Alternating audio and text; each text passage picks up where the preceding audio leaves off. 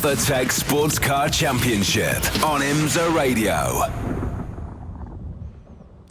Hello everybody and welcome to Daytona International Speedway in Florida. From the Haggerty Global broadcast booth, it's John Hindhaugh and Jeremy Shaw.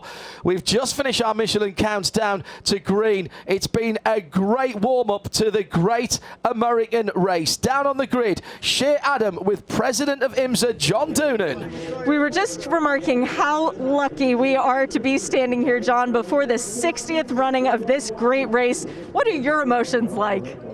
It's absolutely incredible, Shay. You look at the folks that have joined us here on site at Daytona International Speedway. The grid was a massive crowd. Camping is full, parking is full. We got a 61-car grid for the 60th running. It's really unbelievable the momentum that our sport has right now. Super proud of kicking off the 2022 WeatherTech Championship here with the Rolex 24. Looking for an awesome race, great competition, 35 GT cars, 26 prototypes. It's going to be one for the ages. Thank you so much. Enjoy the race. Everybody listening and watching, enjoy it too. It's a phenomenal circuit here. 12 corners, 3.5 miles with the much trickier than it looks infield here at Daytona International. With the kink in particular, and the West Horseshoe actually, a number of incidents at the West Horseshoe over this week because the camera just falls away. The newly named Le Mans chicane on the back straight, no longer the bus stop, a sign of the hands across the water, the cooperation between the ACO, the Automobile Club de l'Ouest, and IMSA and Daytona themselves. The ACO, Pierre Fillon, the president of the ACO, here this weekend, they are reciprocating by naming one of the Mulsanne straight chicanes, the Daytona, Virage Daytona, on that very famous piece of public road. It's a huge crowd. The parking on the outside, the camping on the outside, and of course the whole of the infield absolutely stacked here at Daytona International Speedway. Shea Adam, you just heard from. Jeremy Shaw is in the booth with me. Andrew Marriott. This puts me in mind of 10 years ago. We had a huge crowd for that. We've got a huge crowd and a deep field here, Andrew Marriott, for the 60th running of the Great American Race. Andrew? Well, lost Andrew for the moment. Oh, there you are, Andrew.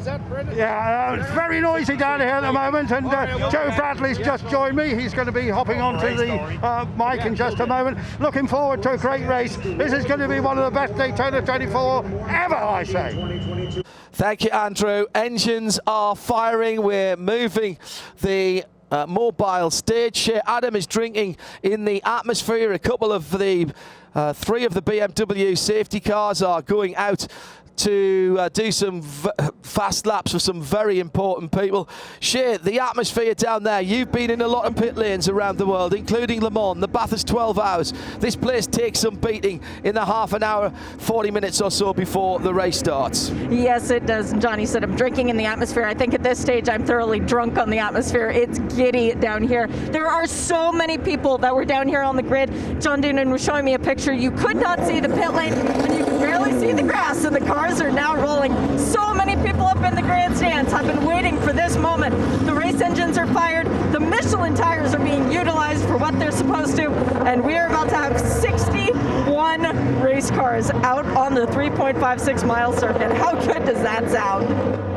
Shea picking up a couple of the storylines, starting in GTD. First of all, a really close qualifying race a couple of weeks ago, and not really that many problems for any of the GTD runners. No, we had some cars that did not finish that qualifying race, whether it was because of an issue that they were more concerned about or an issue that they were just being very precautious about. Everyone's set to take the start of this race, but the other thing I'm hearing, particularly from the GTD and GTD Pro ratings, they're not entirely sure about their setup because the lack of dry running that we've had since the Rolex race week began. Everybody, though, is in the same boat, which is the good news because the GT cars make up, well, more than half of this field. GTD Pro makes its debut, and it's a really strong field, Shea. little bit of controversy. The guys at BMW, RLL and a Corvette had a BOP change. They're not sure that they deserved that. No, and that was a bit of a question mark after the Roar race, because we did see performance from all the cars, and I just saw the number 12 Lexus rolling very slowly off of the grid. Gave me a moment of pause. Frank Montecalvo taking the start of that car for Vassar Sullivan. But there were some BOP adjustments made, and again, nobody really knows how they're going to shake out, because there hasn't been a lot of dry running.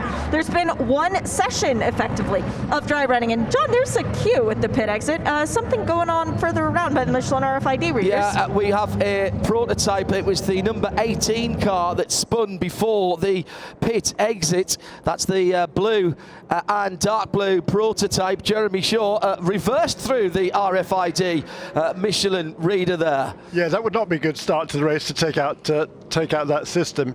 I thought for a moment it was the number 10 car. Yeah. But no, thankfully for the drivers, because they would have to face Wade Taylor when they got back to the pit lane eventually. But no, no harm, no foul. I don't think there was any contact there. He was able to, as you say, reverse through the RFID readers, which is not easy in one of these cars, I would imagine. No reversing. I wonder if we can use the camera. Well, you're not. Yes, yeah, but you're not allowed to reverse in the pit lane, though, are you? So not under power. Is that classified as the pit lane? Still well, that's the pit my lane. point. So yeah, very we'll good have point. to keep an eye. He said that we just heard a note from race control. He may retake his position. Will there be a penalty though? Right, that was Dwight Merriman behind the wheel, by the way. I think it just refers to the working pit lane, but I don't know. We'll see. Pit lane in is the pit lane speed limit at the in, and surely out is at the out, which is beyond those RFIDs. Yeah. It's going to be difficult getting out of that pit lane at various times. If you were listening to our countdown to green, you would have heard Chip Ganassi saying, just let us get out of the pits. That will be good in the cold of the night. And a couple of the team managers have been saying that. No penalty for that Dwight Merriman prototype LMP2. We're hearing from race control. Yeah, I think that's common sense. Formation lap, exactly, and a little bit of discretion there, and that's another great thing about the IMSA WeatherTech SportsCar Championship. That there are rules here, but there's also discretion as well, and that there's no point in giving the guy a penalty for that. We know it's difficult to come out of this pit lane. Over the years, there've been many drivers have hit that wall on the exit, on the sort of that separates the racetrack from the exit of the pit lane, and it's a very tricky corner, and it's always tricky in the wet. It's always tricky. It's going to be tricky tonight in the cold as well.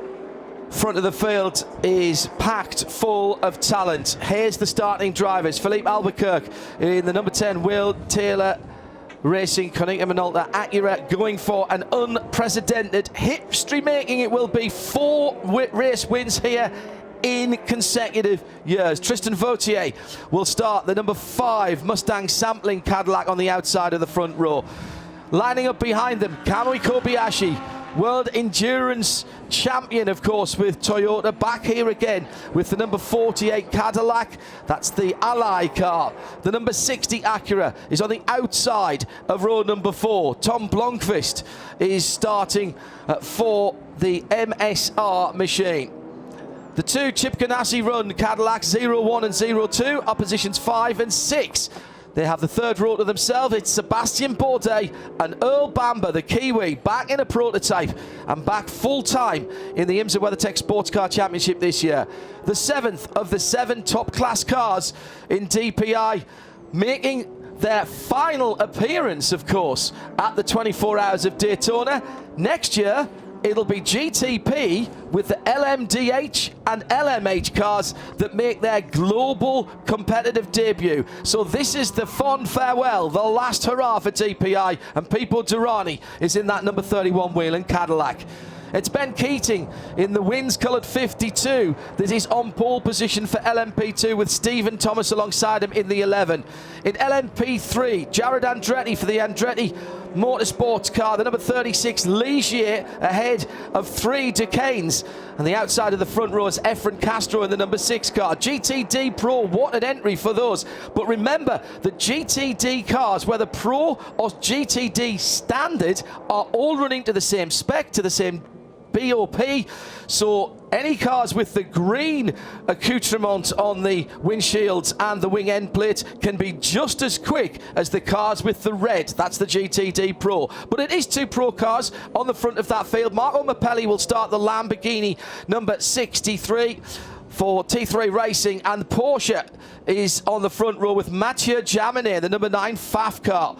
The first 2 of the GTD standards. Russell Ward, fantastic run in qualifying before the race last weekend in the 100-minute qualifier. And the 57 Winward car has John Miller for the McLaren 720S, the number 59 car. Just a quick note about Cooper McNeil. 3 cars for WeatherTech, 1 Porsche and 2 AMG GT3s. Now Cooper is entered in the Porsche and one of the Mercedes.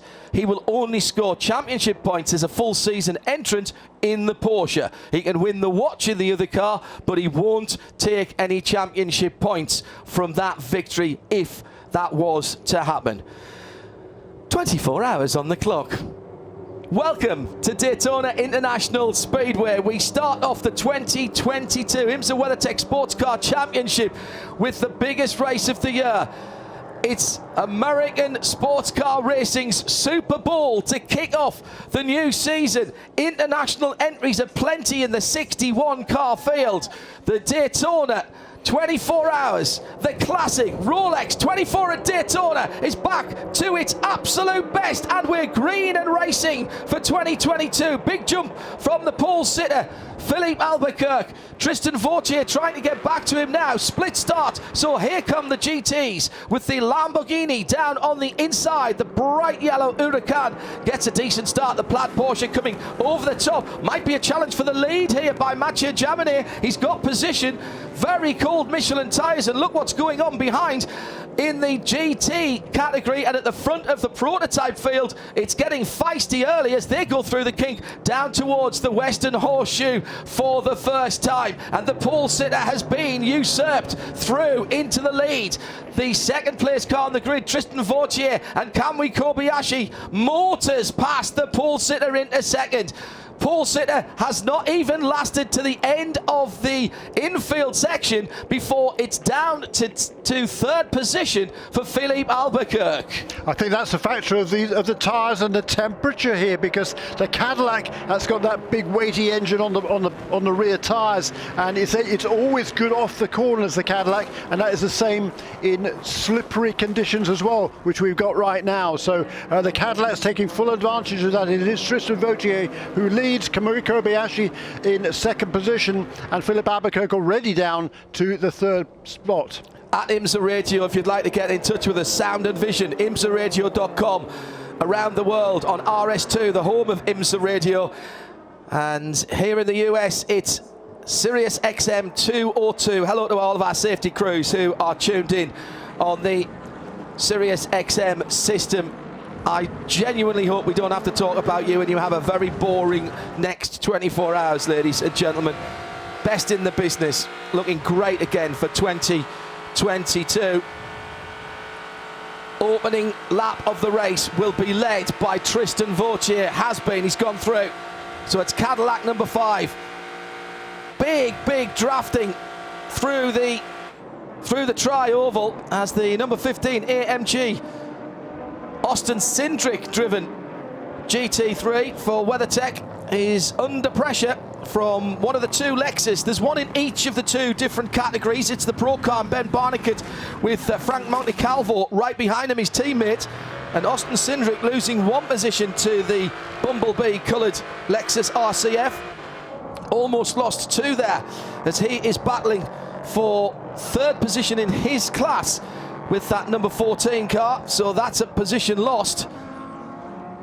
The GTD Pros have the red mirrors, the red sunshade ends and the red rear wing end plates, as well as red door squares on their numbers as well. The standard GTD green for all of the above. Steady start then for the majority of the field, making sure that they get their Michelin tyres up to temperature. So no, oh, huge moment going down to turn 1 as Philippe Albuquerque was drafting up behind Kamui Kobayashi.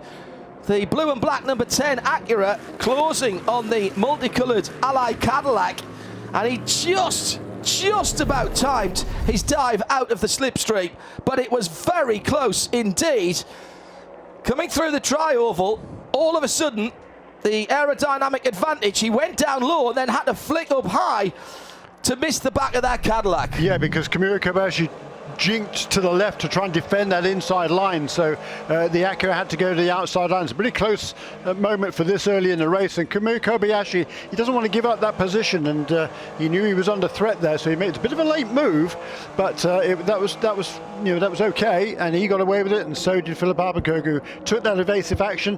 It thwarted his attempt to make a pass, and now he can try again. Good, nice, clean start there. That was great to see. Some of the LMP 2s and 3s were a bit messy there. I'm not so sure that the I think it was number 69 G-Drive racing car, John Falb, he made a tremendous start to jump ahead of from what was 5th position in the class. More than that, 1, 2, 3, 4, 5, 6th or 7th in the class to take the lead on that first lap in the car number 69. There was a fair bit of jockeying for position there. You're not allowed to get out of your line before the start of the race, so no calls on any penalties yet, but he was pushing a bit hard, a bit soon there, I reckon. Already the stream of cars stretching pretty much all the way around the track. The leader, the number 5 Cadillac, coming into the International Horseshoe. The car at the back of the field, they've already gone through 1 or 2 stragglers, but it's the number 64 who he will come across first. Ted Giovannis in the Porsche 911 GT3R. That will be the first car that they come upon. In the pit lane, Shea Adam is down there, and a problem early on for the new re-engineered to GT3 specification, GTD spec number 4 Corvette. Sorry about that, John. It was a miscommunication. Core Autosport is coming down the pit lane. I thought you said the 4. Yeah, too close. Core 4, yeah, all the same. No, it's the 54, which is an LMP3 contender for the championship. Year on year, they were second in points last year. 1 Michelin tire is up on the wall. They do have the fuel probe ready to go. And actually, now that I say that, the rear tire changer is ready as well, but they definitely have a puncture. Which one is it? The air jack goes in.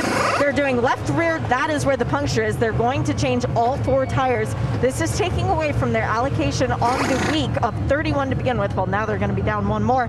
And yeah, that tire is not looking so great. It was the inside shoulder that seemed to come apart for John Bennett, but they're changing all 4 and taking advantage of the opportunity to put some more fuel in. Slower stop has to be said for Core Autosport, and they will be going back out here soon.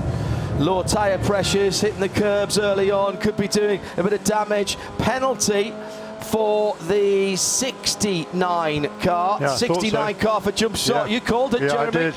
Yeah, he went to the outside, was passing cars very, very early there. The restarts you can pass as soon as the green flag comes out, but not at the start of the race. That's John Falb who was driving that car. He jumped all the way into the lead, as I said a little while ago. He's now going to give that up again, and that's one of the things the European. I mean, John Falb is American and has raced over here, but the last few years he's been racing primarily in Europe. That's exactly what we were talking about before the start of the race.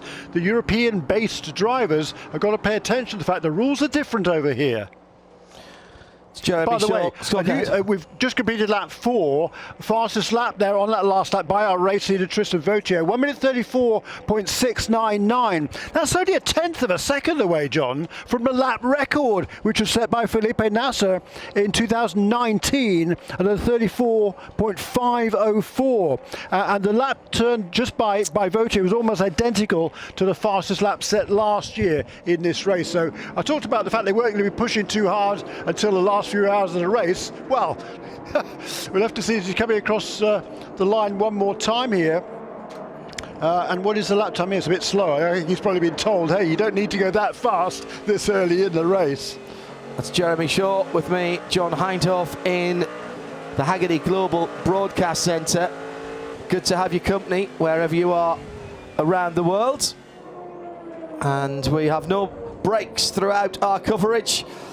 audio for all of you and the international TV feed for those that don't have a national broadcaster taking this race live. Here in the States, of course, NBC is your first choice for this first hour of the race.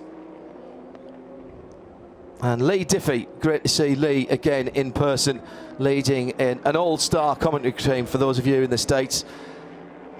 Sirius XM 202 if you're moving around. And also, of course, on imsaradio.com, RS2, around the circuit as well. Joe Bradley, welcome to the pit lane. Hectic start. Tyre problems already for that core Autosport car. Tyre pressures have been a real issue and a subject of discussion, with Michelin mandating the minimum tyre pressures, not just suggesting them for the top prototype class at least, but tyre tactics are going to be part of our Porsche keys to the race, Joe. There's already clues that the teams have got that very much at the forefront of their minds. We talked about the tyres coming up to not so much temperature, but it's getting that optimum pressure in the tyre with the heat. And before that time comes, you've got to be very, very careful. The tyre's a little bit too squishy, if you like, and that can cause damage. A little bit of a tactic I'm spotting here on the pit wall. Majority of the teams have got their tyres in the sun. They're just soaking up a little bit of heat to get them just above that ambient. That's not going to be there in the night, though. A second pit stopper already, and it comes from the LMP3 class. It is the 13 AWA machine. This car came in, did 4 new Michelins. They were reaching into the left side brake ducting. I guess some debris got stuck in there, and a windshield tear off as well coming off that car. Waiting for the time when the 13 can be released, and they're going to make sure that there isn't still something there, because clearly they're seeing something on the data that perhaps there's a bit of an overheating going on, which is a bit ironic on a cold day like this. Don't be fooled by the sunshine here. It is very chilly out there. And Jeremy Shaw for the leaders, and therefore for everyone else now, the traffic has started.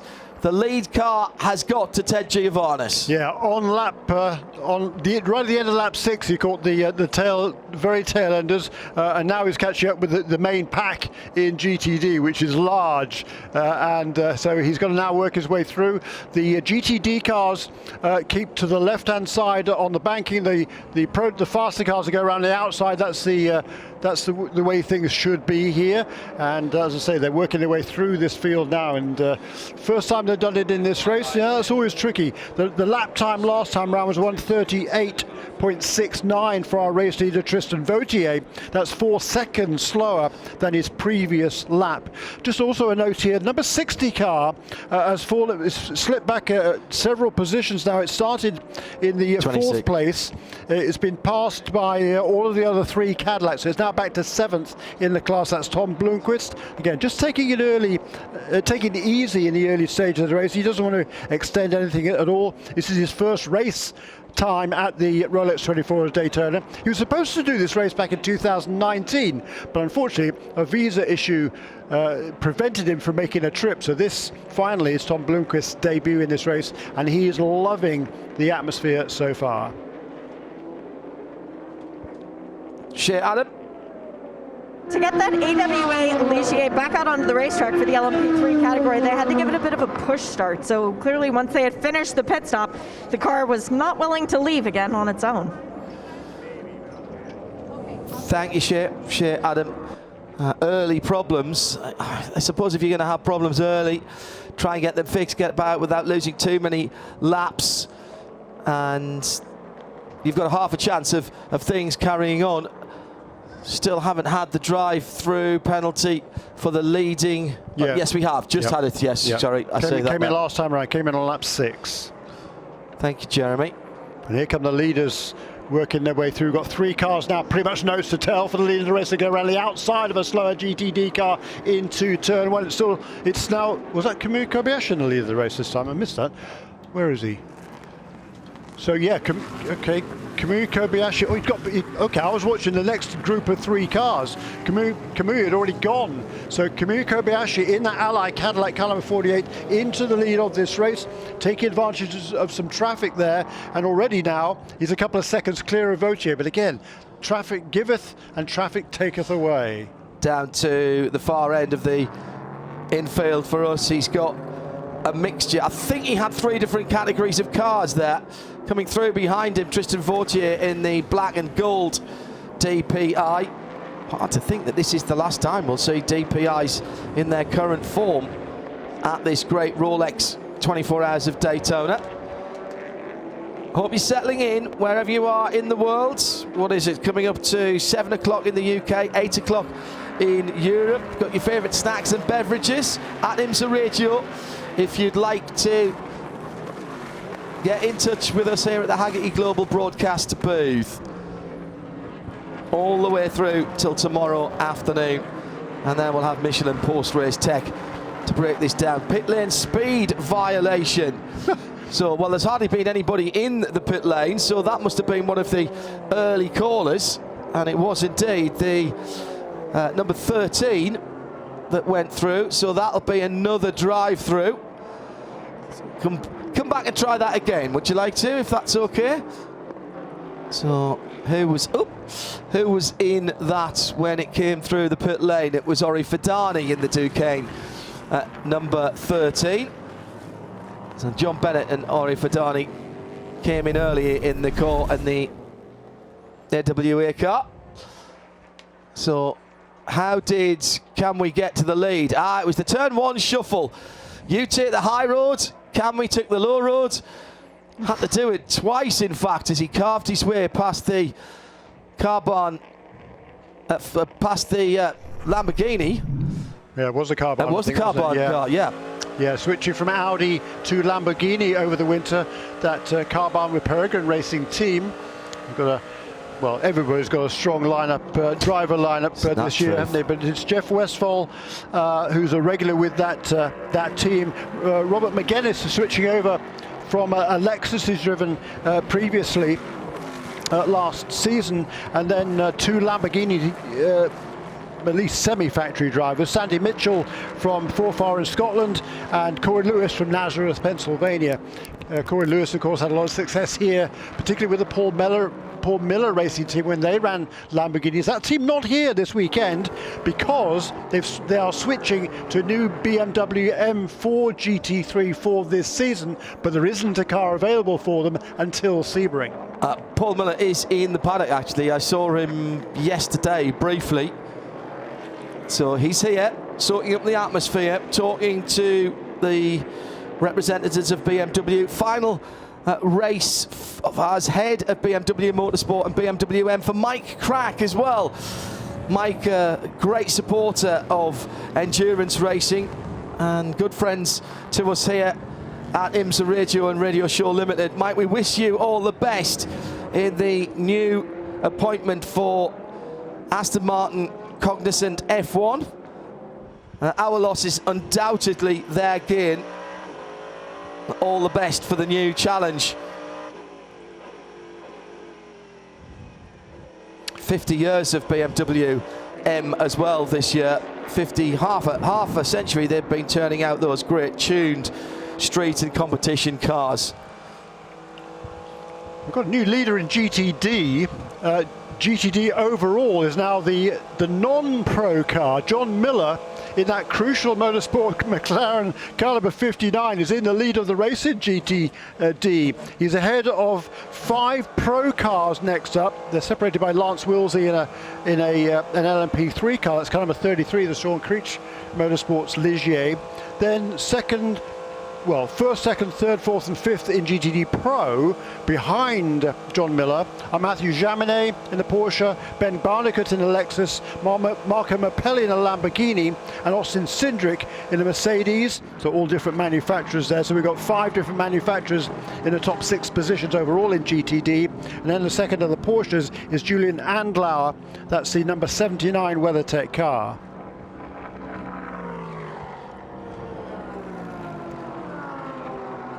So we've almost completed 20 minutes. Faf Motorsport coming to the line now and goes across it and down towards turn 1, being pursued, that Porsche, by the Lexus of Ben Barnicoat. That is a great looking GTD Pro field. And the GTD Pros have cycled through the majority of the GTDs that they were behind, except for John Miller in that number 59 McLaren, Jeremy, that has pulled ahead for Crucial Motorsports. Great looking car, and it's gone well. Oh, it certainly has. And the second of the McLarens, that's the number 70 car for Inception Racing. That's second in GTD Pro. 7th fastest kind of overall, if you like. He's in between the Porsche Julian Andlauer and Ross Gunn in the Heart of Racing Team Aston Martin car number 23, who is next up. That is a pro car. And then 3 non-pro cars behind him. That's the 2 Mercedes of Russell Ward in car number 57 for Winward Racing, Daniel Morad, the number 28 for Allegra Motorsports, Florida-based team, and then Frankie Montecalvo, another non-pro car. That's the number 12 for Vassar Sullivan, the Lexus. And all of those cars, by the way, are nose to tail.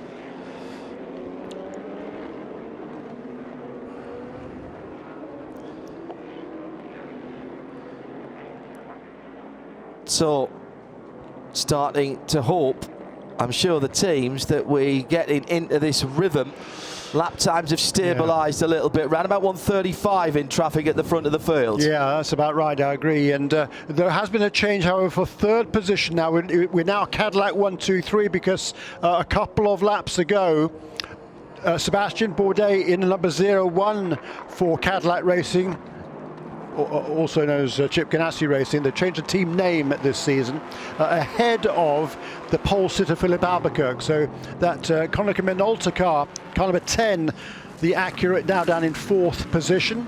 And that Kamui Kobayashi, he's almost 3 seconds clear of that little trio of Vautier, Bourdais and Albuquerque. Then there's about 3 seconds back to the second Ganassi cars. That's Earl Bamber, just ahead of Pipo Derani, and then Tom Blomqvist.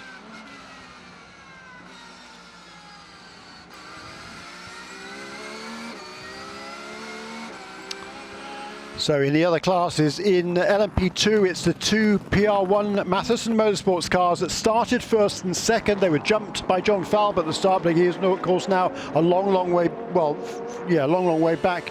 Actually, it's not a long way back. He's only about 40 seconds back, which is about what you lose with a drive-through penalty here. Just driving through the pit lane, you lose about 40 seconds. So John Falb is 9th in LMP2. Is about 30 seconds actually only behind Ben Keating, who leads from Stephen Thomas. Third place is Eric Lux in number 81 Dragon Speed USA entry. He has managed to find a way past Francois Heriot in number 68 car. That's the second of the G Drive Racing with Algarve Pro Racing. Good morning to those of you in Australasia, in the Antipodes. 6 o'clock in parts of Australia, certainly where Jesse Young is. Great start to the race so far. Camwy with ballistic pace. Hello to those of you tuned in on Sky Sports New Zealand, taking the great race as well from here. And when I say the great American race, I am quoting directly from what's been mown into the grass in front of us, which we normally don't see here. But can't imagine they've done that this far out for the 500. Maybe they have. Grassroots motorsport at its best, you could say, potentially. At IMSA Radio, if you'd like to get in touch. Traffic now, if I look at my tracker, pretty much spread out all the way around the track. There's a gap from the new Le Mans chicane, newly renamed in a reciprocal agreement of cooperation between IMSA Daytona and the ACO in Le Mans. So the Le Mans chicane now, the backstraight chicane, and one of the chicanes on the Mulsanne straight will be named the Daytona Virage Daytona. Jeremy, change of position behind Kamui Kobayashi. Yeah, Sebastian Bourdais moving ahead of Tristan Vautier. Those two shared the car last season, the number 5 that Vautier is driving now. But Bourdais back with the Chip Ganassi team, with whom he drove in the Ford GT in GTLM a few years ago, and relishing that opportunity, of course, in that number 01 car, and he's up into 2nd position, and already he's beginning to close in just a little bit on Kamui Kobayashi in the Ally Cadillac car number 48. The gap between those two, 2 seconds right now. Blur Fiend, who's sitting right in front of us here in the Haggerty Global broadcast booth. Jeremy, just asking when we might see teams coming down pit lane for their standard stops. Well, we did find out quite a bit of useful information in the 100-minute qualifier last weekend at the Raw before the Rolex 24, because 1 or 2 teams got caught out with fuel mileage in the DPIs at least. Yeah, and I was talking to Mike Shank about that, and the 2 Acura teams, number 60 and 10, they got together before the start of the race and decided to sort of split their strategies. It's a 100-minute race. They're working together, those 2 teams, which I thought was really interesting. And Mike Shank was, there was a choice of pitting early or late, and Mike Shank said, look, it's a 100-minute race, there's 61 cars, there's going to be cautions. Yeah, I'll go for the early stop. Well, that didn't work out because there were no cautions, so he had to make an extra stop at the end of the race. Really interesting, I thought. They worked together that way. Side-by-side action on the high banks. 2nd and 3rd under dispute with the GTD Pros. Lamborghini Huracan down on the inside going into the new Le Mans chicane. Will just about hold. He's gone through. I thought he was going to have to hold back there, but the very light green Marco Mappelli driven TR3 Lamborghini goes ahead of the Lexus of Ben Barnicoat. So that's a change for 2nd in GTD Pro. And whilst that was going on, Mathieu Jaminet has gone to the front of GTD overall. He's caught and passed John Miller and put about 1.5 seconds into the McLaren. So it is the 9 FAF Porsche and Mathieu Jaminet, Jam, as he's known to the other Porsche drivers, who is ahead of John Miller. We just call him Mr. Miller. 2nd in GTD is a little bit further down. It's another one of the McLarens, actually. It's the Frederick Schandorf machine, the number 70. Yes, but they're all in the train. All of those cars are all in the train. So yes, he's what, 4? There's 4 cars in between himself and John Miller in the other McLaren. McLaren 1-2, as I say, in GTD. But if those 4 pro cars and the 2 non-pro cars are all absolutely together, and yeah, the train behind that, it's all super tight. Great fun. Wonder if we're already seeing some planning. BMW issues. Shea Adams spotted something last time around for one of the Rahal Letterman Lanigan cars. He still hasn't pitted, but Marco Wittmann with some serious back end damage going through turn 1. I noticed that the back of that car was pushed in quite a bit. Now, it could have been an optical illusion. I'm kind of hoping it was. I haven't seen the car come back around since, but that would be a terrible way for Bobby Rahal's organization to start this race. Yeah, well, they weren't very happy at the BOP changes. Nobody is when they feel that change. The weight on the car, wasn't it, for those cars? Yeah, they got a bit of a break after the first race. Just looking at LMP2, we've got a battle going on. No, it's added 10 kilos to the BMWs. Yeah, and they took some rear wing angle off the cars. Yeah, as well. which is causing them a lot of problems apparently. Yeah, the optimal. Oh, down the inside on the tri-oval for the 79 AMG GT3 that is battling for, well, GTD honest. Let's just say that. Ted Giovannis just getting lapped by his class cars as they go through down into the International Horseshoe. This is the battle, and the 75 Kenny Abul car is in that mix as well. That's Julian. That is, where is that 75 car? 75 car. Yeah, where is that car? Oh, so that's getting lapped as well by Kenny Abul. Okay, that's fine. That makes sense. 9th in GTD. Yeah. So he certainly slipped back some. after a stellar run in the qualifying race and qualifying itself in tricky conditions with qualifying. So boy, this is super tight in there. Battle over for the lead now in LMP2. Stephen Thomas, having fallen about 4 seconds behind his teammate Ben Keating, has now closed right up again. Those two were absolutely nose to tail as they came across the line to complete their 16th lap, and they've pulled out about 9 seconds. There they go, because now into turn 1.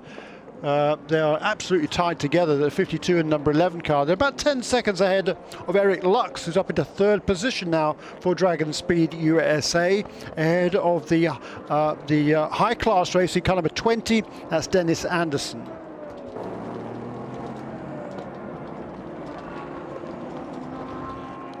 And the overall is still Kamui Kobayashi, just from as they work their way through a whole knot of GTD cars here into turn 1. It's still Kamui Kobayashi who dives down the inside of a couple of cars, then goes to the outside in turn 1. Still holding off Sebastian Bourdais, but now Tristan Vautier is closed right in again. There's then a 5-second gap back to Philip Albuquerque, Il Bamba and Pipo Derani. Tom Blomqvist, he's really taking it cautiously in this early stages. He's another 5 seconds back in 7th place, 12 seconds off the overall lead. But again, no concerns at this stage, just keep it clean. Particularly for someone like Tom Blomqvist, this is his first experience of this many cars in a DPI car and at Daytona. So, you know, the only thing he wants to do is bring that car in for the first pit stop in one piece, completely undamaged. Kobayashi in the thick of traffic going back onto the high banks. We've had half an hour of racing, and it is the 48 Ally Cadillac that leads the race from Sebastian Bourdais, just 0.7 of a second away in the 01 Cadillac. Then it's the 5 Mustang sampling, Tristan Vautier. About another second, so another 0.2 of a second further back. Top 3 then separated by just on 1 second. And you were asking a few minutes ago when would to expect the first round of pit stops, and I would say probably 4 or 5, maybe another couple or 3 laps from now. Can't quite do 40, can they? They can't quite do 40 minutes flat out. No. They can't, and in fact, who's this coming in right now? Is that our race leader? It is. Yes. Race leader into the pit lane then. So there's your answer. Yep. I think this will be a bit early for the first pit stop. Absolutely. Joe Bradley is at pit in and watches Kamui Kobayashi come to a halt. Well, we've got quite a busy pit lane all of a sudden. The number 10 Connington Ronaldo Acura comes in and drives around Kobayashi's car. That's further down the pit lane from me. Looking pretty standard, but pretty much everybody in the DPI field getting ready. I'm right near the 01 Cadillac pit, and they're about to come in also. So it's going to get very busy down here, but all very standard. So that was fuel and tyres for the Ally car, Joe, was it? Fuel and tyres on the Ally car, fuel and tyres on the Connington Minolta car, and they've got tyres ready for the 01. Here's the Connington Minolta Acura in the background there. The 01's getting ready with tyres, brand new tyres on the 01. It was fuel only for the 69 G Drive. What's normally an RS over here, it is an Oreca. Nice sprint up by John Falk, although the tires he was going back out on were the tires he had been out on tracks. There should be no issue with heat in those ones whatsoever. 2 more LMP2s coming down the pit lane, but they're going to Joe's end. I've got the 52 and the number 11 in, just gone beyond me. I'm just going to have a look down the pit lane to see if we are going to take on tyres on that car. The 52 have got the 11 car, which is the PR Matheson Motorsport, doing very well, just hanging in there behind the 52, which has been leading the class, both in the PR Matheson team and leading a team 1-2 at the front of the LMP2 field. And here come the rest of the LMP2 field, and here comes the 01 Cadillac. Let's see if I'm right. They've got the tyres ready for the 01. Yep, it's going to be tyres and fuel. Driver staying put. A little bit further down. Share. A little bit further down, we have Dragon Speed in. This is the car visible from space. It is fuel only for Eric Lux, staying behind the wheel of this car, just waiting on the fuel. Another pit box back behind them, the 29 Racing Team Nederland. That's the Jumbo-sponsored car. It will be new tires for Fritz Van Aert as he is staying behind the wheel and waiting on the fueling to finish. That was the sound of Eric Lux going back out on the track, but the PR1 Matheson cars are gone. Well, we are just over half an hour into this race, Jeremy Shaw, and the pace has been absolutely outstanding. It's sunny, but it's not warm at all. But the fastest lap of the race has already raised some eyebrows. Yeah, it was set on lap 5 of the race. Sebastian Bourdais, 1:34.479. That was while he was chasing after those leading cars, and he'd got it's 1:34.479, the old lap record, a 1:34.504 that was set back in 2019. Yeah, great conditions right now for fast lap times. I mean, the sun is out, the track is fairly warm. It might not be a huge ambient temperature, which is good. I mean, conditions are good right now for ripe for good lap times, but already then a new lap record for Bourdais. Massive disparity in the track temperature, which has had sun on it since the sun came up at 7 o'clock this morning, and track temperature and air temperature. Air temperature in Fahrenheit is a chilly 46 degrees Fahrenheit. 88 Fahrenheit on the track, Jeremy. So cool air going into the engines, fat air as the drag races used to call it. That'll help with the power delivery, and warmth on the track. That's going to change markedly when the sun goes down at around about 6 o'clock this evening. Sunset officially 6 o'clock, and it gets dark pretty quickly after that. Sunrise 7:14 in the morning. Do the arithmetic, 13 hours and 14 minutes between those two times, just by 3 minutes, the second longest amount of time between sunset and sunrise of any race that we cover here on the Radio Show Limited network of channels. Bahrain and the 24 hours a couple of weeks ago was 3 minutes longer on that particular measurement. Not Bahrain, sorry, Dubai and the 24 hours a couple of weeks ago. Kobayashi then with the new set of Michelin tyres. 38 sets, I think, Shea, wasn't it, that were allocated to the DPIs, and that was helped by the fact that we had some wet running. It didn't help. Oh, touch for the leader there, passing traffic, and a big sideways moment coming out of the international horseshoe for Kamui Kobayashi. That will have woken up the Japanese driver if he wasn't already alert. Those little moments, our countdown to green and the Porsche keys to the race, just talking about the concentration levels needed in traffic, and almost the two Chip Ganassi Cadillacs coming together in third and fourth position as they go through onto Speedway Turn 1, and sitting right in behind them there, that will be Philippe Albuquerque, who started on pole position. So second, third and fourth, fifth and sixth rather, absolutely together. What's happened with the two? So Vautier's actually got past Bourdais, I think, in all of that, because at one stage, in fact, I think Vautier's got through, because I thought I saw the two Chip Ganassi cars nose to tail in third and fourth. Yeah, what happened there?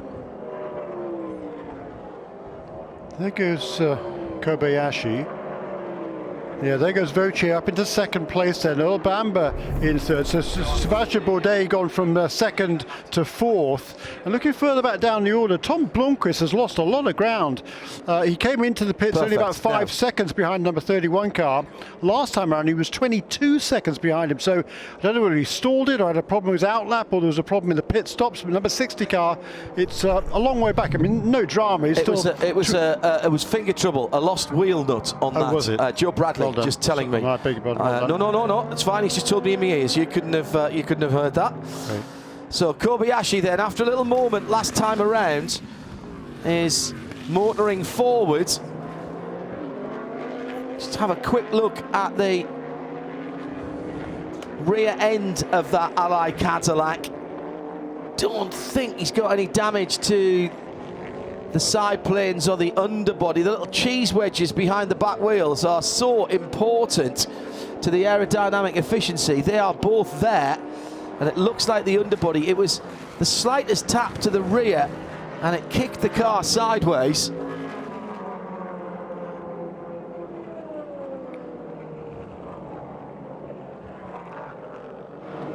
So first pit stops at the front of the field for the prototypes in P1 and P2, all completed. Yet to see the LMP3 cars and the GTDs to come into the pit lane. Live from the World Centre of Racing, Daytona International Speedway, Florida, under blue skies but chilly conditions. Track temperature is great, air temperature chilly if you're out there, but lovely for the internal combustion engines. It's the 60th running of the Rolex 24 Hours at Daytona. Haggerty Global broadcast booth with Jeremy Shaw and John Hindhaugh, and it's Shea Adam and Joe Bradley for the first part of the race down in the pit lane. Andrew Marriott was with us for our Michelin Countdown to Green, and we'll be back later on. And other voices that you'll hear through our uninterrupted broadcast. Johnny Palmer and Bruce Jones, and Peter Mackay making his Rolex 24 debut. 40 minutes about to be ticked over. Just looking at the two Corvettes running in the 8th and 9th positions in GTD Pro, and pretty much in the game there. I mean, they're not far behind the class leader, within 12 seconds of the class leader, with 21 laps in the books already. We saw those cars not showing an awful lot of pace last weekend or through any of the practice sessions. But they're certainly running where they would like to be running, I think, at this stage in the race. Not far off the pace, right in contention. 23 laps completed by Kumiko Kobayashi, and all of a sudden now he's stretched that lead out again to 3.5 seconds it was last time across the line over Tristan Vautier up into second place, and then the two Ganassi cars with Earl Bamber now ahead of Sebastian Bourdais. Two GTD categories for the first time in the 24 hours here. Red number panels for the pros.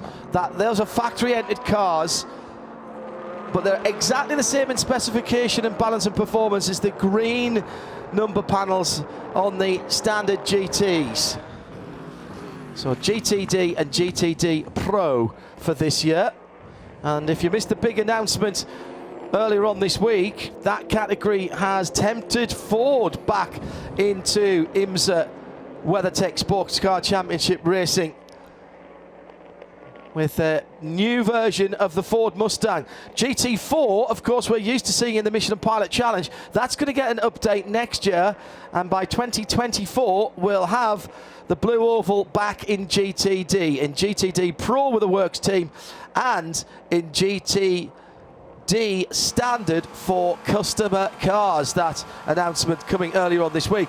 And in our Michelin Countdown to Green, Shea Adam catching up with Laura Wantrum-Klausner, who's program manager of Corvette and Cadillac Racing, so Chevrolet and Cadillac Racing, and she absolutely delighted that we're going to revive the old muscle car, pony car wars, and promised that there will be a bespoke GT3 Corvette by 2024.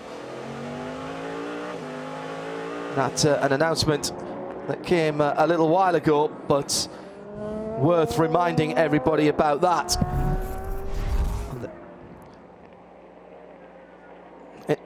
In fairness, as Shea's just said to me, she didn't actually say it would be a Corvette, so it could be a Camaro or something else. We've seen GT3 Cadillacs in the past, of course, with CTSVs and such like. We know that Cadillac are going on into what will be GTP here next year, taking the LMDH route into the new GTP category. Time a big change here in IMSA, but change that is built on success and the stability that the last few years have brought to North American sports car racing. Could have easily been that this year would have been would have been a holding pattern year. Far from it. Teams getting experience for the new regulations, getting ready for new challenges in 2023 when the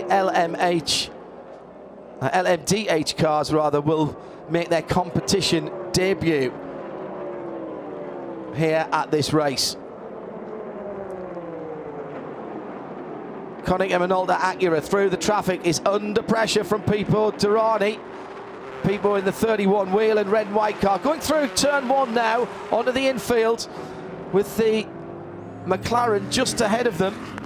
It's the Inception cars. They go down to the International Horseshoe. Pipo tries the wider entry. That was really smart driving from Pipo Derani. Got on the power a wee bit early. Might get a run on the black and blue car ahead of him, but wasn't quite close enough as they go through the kinky. Falls back into line. Next up, Frederick Scharndorf in the Lexus, and ahead of that, the other McLaren. That's John Miller in the copper-coloured car, and it's one either side. Pipo Derani tries to go for the position. It's 5th he's trying to take. Big bump on the inside of 6th that I haven't really noticed when you're tight to that curbing there. And that was an uncomfortable ride for the number 10 of Philippe Albuquerque. Derani cuts through traffic and tries to get into the draft, going down to the Le Mans chicane on the back straight. Getting close, but not close enough, with more traffic ahead of them. These two feisty competitors on the Speedway's turns at 3 and 4 at the moment. If anything, I'd say Albuquerque has just pulled out a wee bit. As we click over 45 minutes completed. They complete another lap underneath us. The race leader is already heading towards the International Horseshoe. Dive down the inside at turn 1.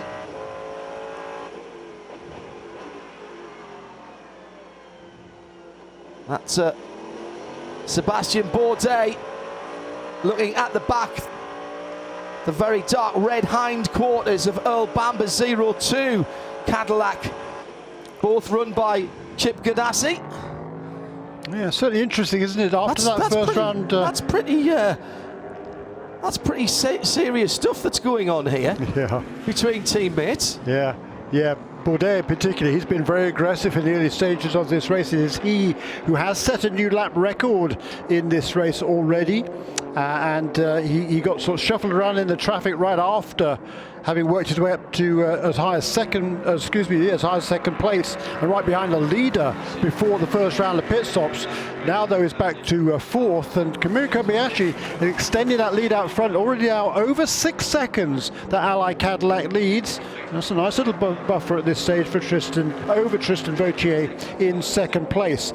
Ben Keating and Stephen Thomas still lead in the LMP2 category, and the second of those cars, Stephen Thomas, has just been lapped for the first time by the overall race leader. He's about 7 seconds behind his teammate. Eric Lux is about 20 seconds back in the 3rd position in car number 81. That's for Dragon Speed USA. And then behind him are the number 68 car, Francois Heriot, Dennis Anderson in the high-class racing car number 20. And then up into 6th now, John Falb in that number 69 G Drive with APR. That is the car that served the drive-through penalty early on in this race. It's just running through another lap then. A lot of questions coming in. It's been a bit hectic here, as you can imagine, so let's try and catch up with a few of your notes to us here at IMSA Radio. Hello to Sean with the great setup that he's just tweeted some pictures of at IMSA Radio. Tom Davies asking what the tyre stint's going to be like for each class with the cold weather. It's a very good question. The Michelin tyre engineers that have been scratching their heads about that and trying to trying to work that one out themselves. They simply don't have the data for the kind of temperatures. Oh, huge incident. This is the Aero Motorsport prototype. It's down at turn 6, coming back onto just before the apex of turn 6. Full course yellow is out immediately with 23 hours and 12 minutes to go. That car has nosed into the wall fairly comprehensively. Now, is there another car involved in that? There's damage, severe damage to the front of that car, and debris right next to the marshal's post. I think, well, it looks like the wheels are still pointing in the right direction, but the front bodywork at least has been torn off. Remarkably, it seems that it isn't too badly. This is Dwight Merriman, who spun on the outlap. Hang on, Andrew. We've got an incident. Stand by. Spun on the outlap and had to reverse out of the pit lane. Now, can he get that car mobile again? We've got the safety truck, one of the EMR. Yes, he can. He can. There's one of the marshals trying to stop him from moving it. He was in, okay, he lost it behind another prototype. So that's interesting. What was going on there? Did he just lose concentration and over brake, or did he get too close to the back of the car ahead of him?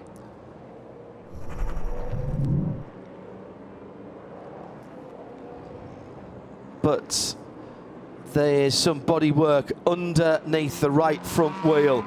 All right, let's pick up a couple of reports from the pit lane. Start with BMW and the number 24 car that had problems with rear damage earlier on. Joe Bradley, what's the score? Well, 24 came in, took on fuel and tyres, and now that number 24, Team RLL BMW, has gone behind the wall. The engine was ticking over, so I'm going to have to find out what that problem is for that 24 BMW.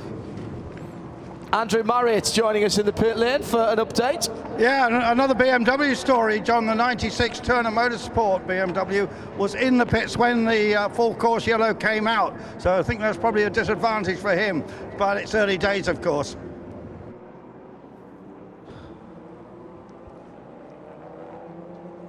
So the clear up begins for this first full course yellow, Jeremy. Yeah, and the pits are going to get busy in a moment. The GT cars haven't yet made their first pit stop, but everybody will be in once the pits are open. So for those of you not familiar with the way things work here in IMSA, the safety car is called, the full course caution is called, the safety car gets out on the racetrack, it picks up the overall race leader. Then any cars that are in between the safety car and each of the class leaders can cycle past any other cars that are ahead of them, past the safety car, and go back around to catch up at the back of the field. That is what is happening right now. So these are all cars that in their respective classes had not been lapped by their respective class leaders. Once they've all caught up, the pits will be opened. Initially, the prototype cars can come onto the pit lane, then the have an opportunity to go onto the pit lane if they so desire, and it'll be pretty busy. And then the following lap, all the GT cars can come in and make pit stops. I was trying to answer a question from Tom Davis on At IMSA Radio about the tyres. The Michelin tyre engineer is just saying they simply don't have data for the kind of cold temperatures, sub-zero temperatures that have been on some of the forecasts. So there's a little bit of a move into the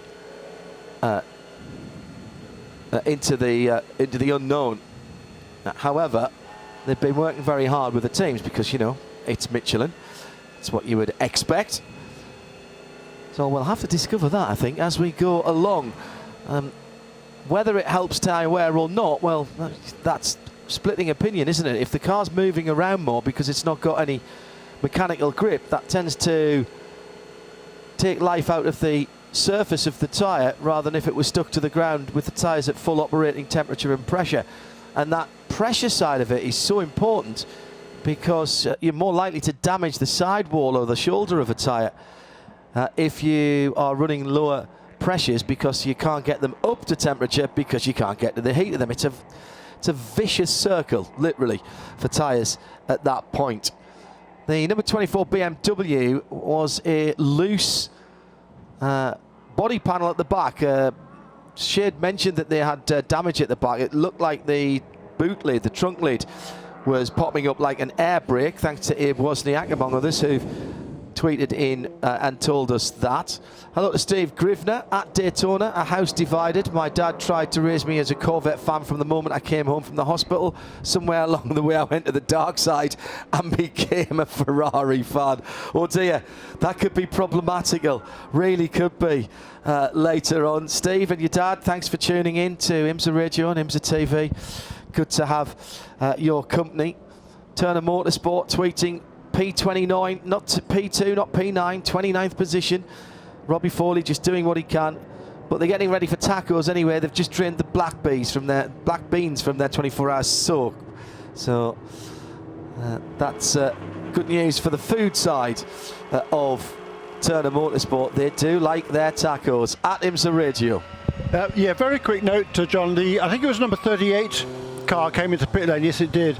It was running in the top 5 or so. It's fifth place I think in LMP3.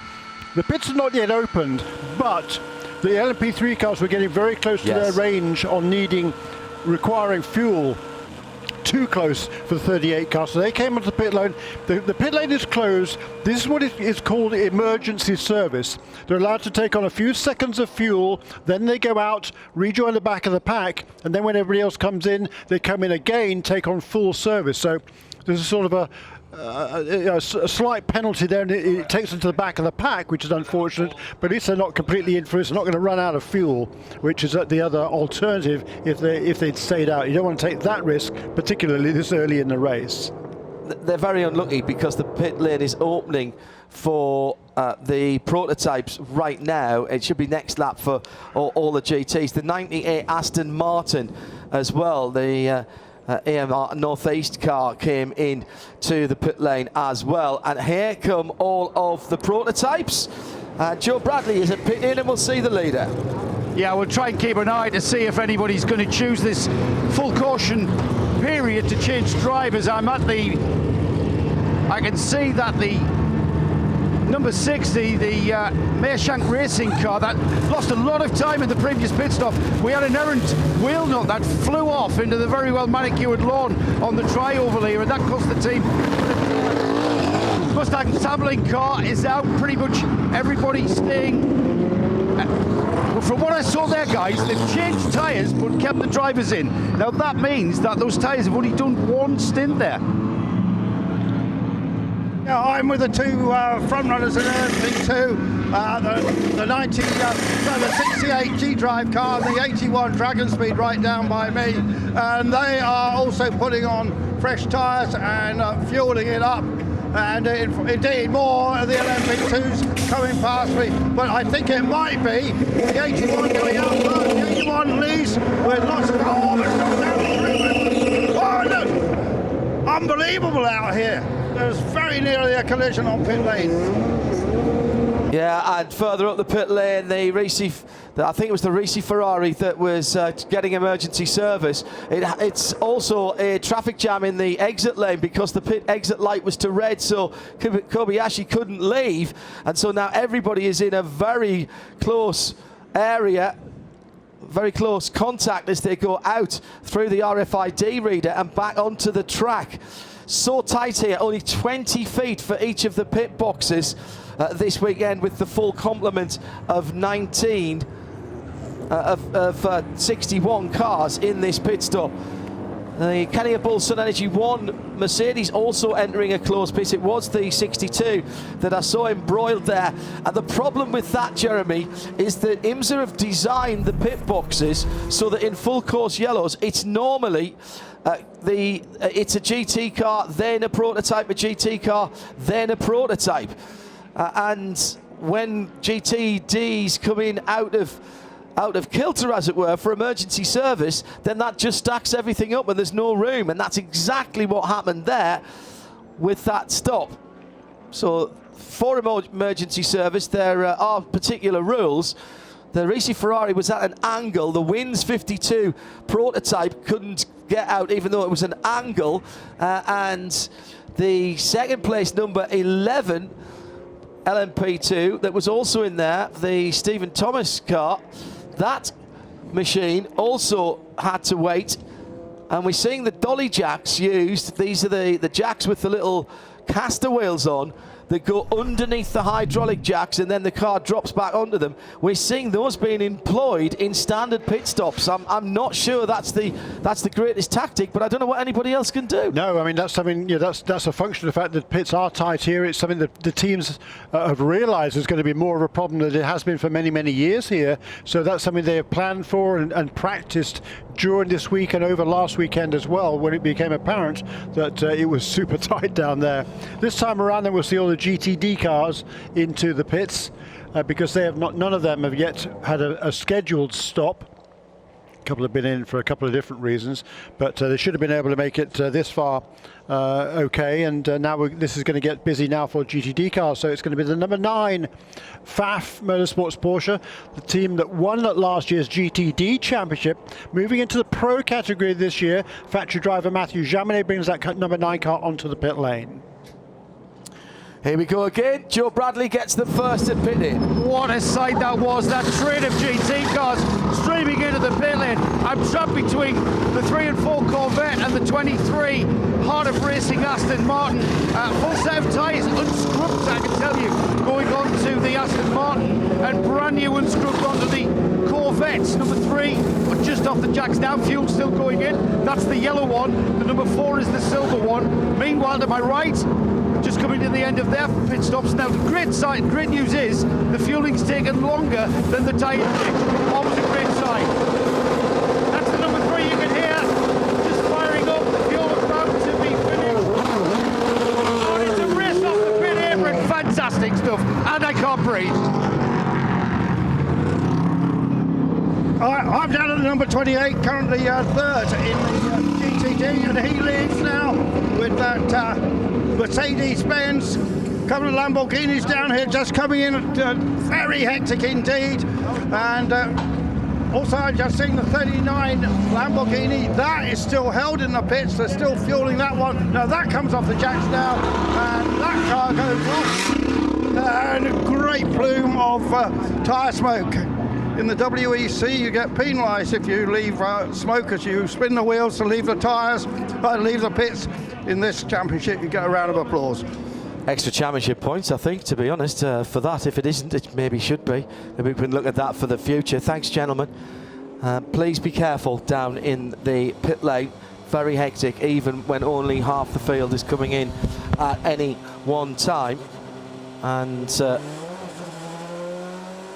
pit crews having to have their wits about them and their heads on stalks to see what is going on. After all of that, with our first full course yellow caused by Dwight Merriman, it looks like Kamui Kobayashi has held the lead for the number 48 Ally Cadillac. The GTs that came in, being the GT Ferrari, the number 62 car for Racing Competizione, and the 75. Now, they entered a closed pit, Jeremy, so they could only take, I think, emergency service. Now, I've just had a good look through the binoculars at the 75 car. I think they may have new tyres on that, so they might actually get a more stringent penalty on that. But if you do need fuel, and some of those cars would have needed fuel, we talked about the LMP3s particularly, that's allowed for. You come in, you take a short amount of fuel, 5 seconds, and then what happens after that? Because clearly you're not going to be able to carry on very much longer. What's any other sanction that goes on for entering the closed pit for emergency service? Yeah, you have to come in again and serve another take on your full service, so that takes you to the back of the pack. But back of you, the class cars that are on the same lap at least. Final wave by is ongoing at the moment. And again, that is once the pit stops have taken place, if then there are any cars in between the safety car and the class leader, then they can go past everybody else and take up position at the back of the field if they can catch the back of the field. And that is what gives teams an opportunity not to come in with everybody else in their class. If you're a lap down and you don't come in with everybody else, if you stay out, you're going to go past all of those cars that are coming into the pit lane. You're then going to be behind the safety car and ahead of the class leaders before we go back to green. That is what is happening right now. The cars can then go past, take up the position at the back of the field. I think it's a great rule. It gives you an opportunity, if you've had a problem for whatever reason it might be, to get a lap back and get yourself back in the race.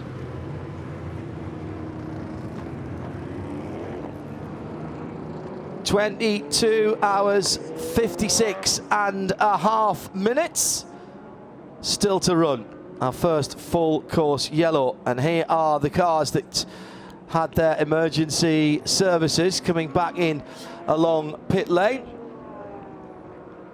And they have a red light at the end of pit lane at the moment, so they have to pause. Well, they've just driven through, so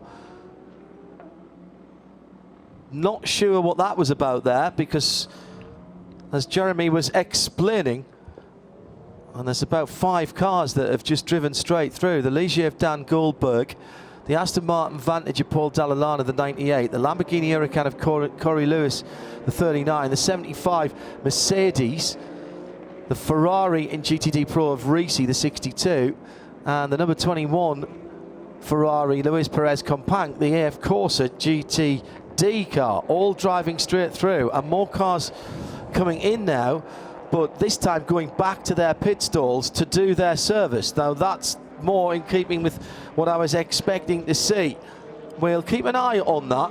Write those numbers down that I've just mentioned, because there may be sanction for those cars in a moment or two. The DPIs are going to the front of the field.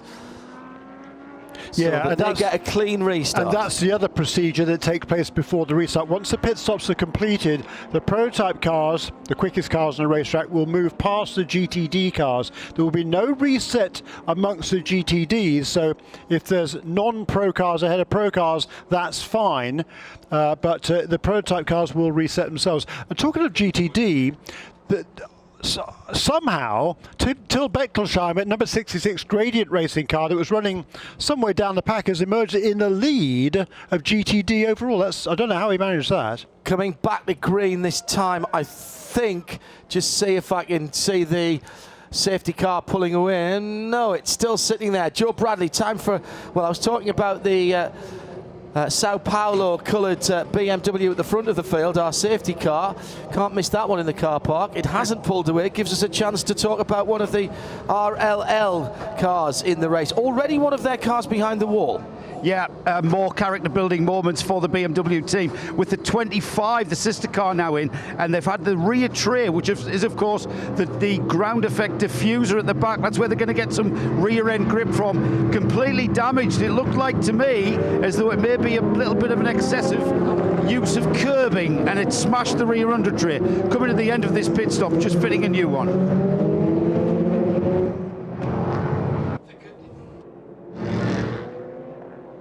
The good news is, see if I can get the right buttons to press, they're not losing as much time as if we were under full race conditions, of course, with the field circulating in about 3.5 minutes, rather than the 1.5 minutes that the front of the field are normally doing. So that is at least a little bit of a help. Just waiting for the field to pack up, I think, but as Joe mentioned, some quite extensive work going on to the back of that number 25 car. This is the red, black and off-white car.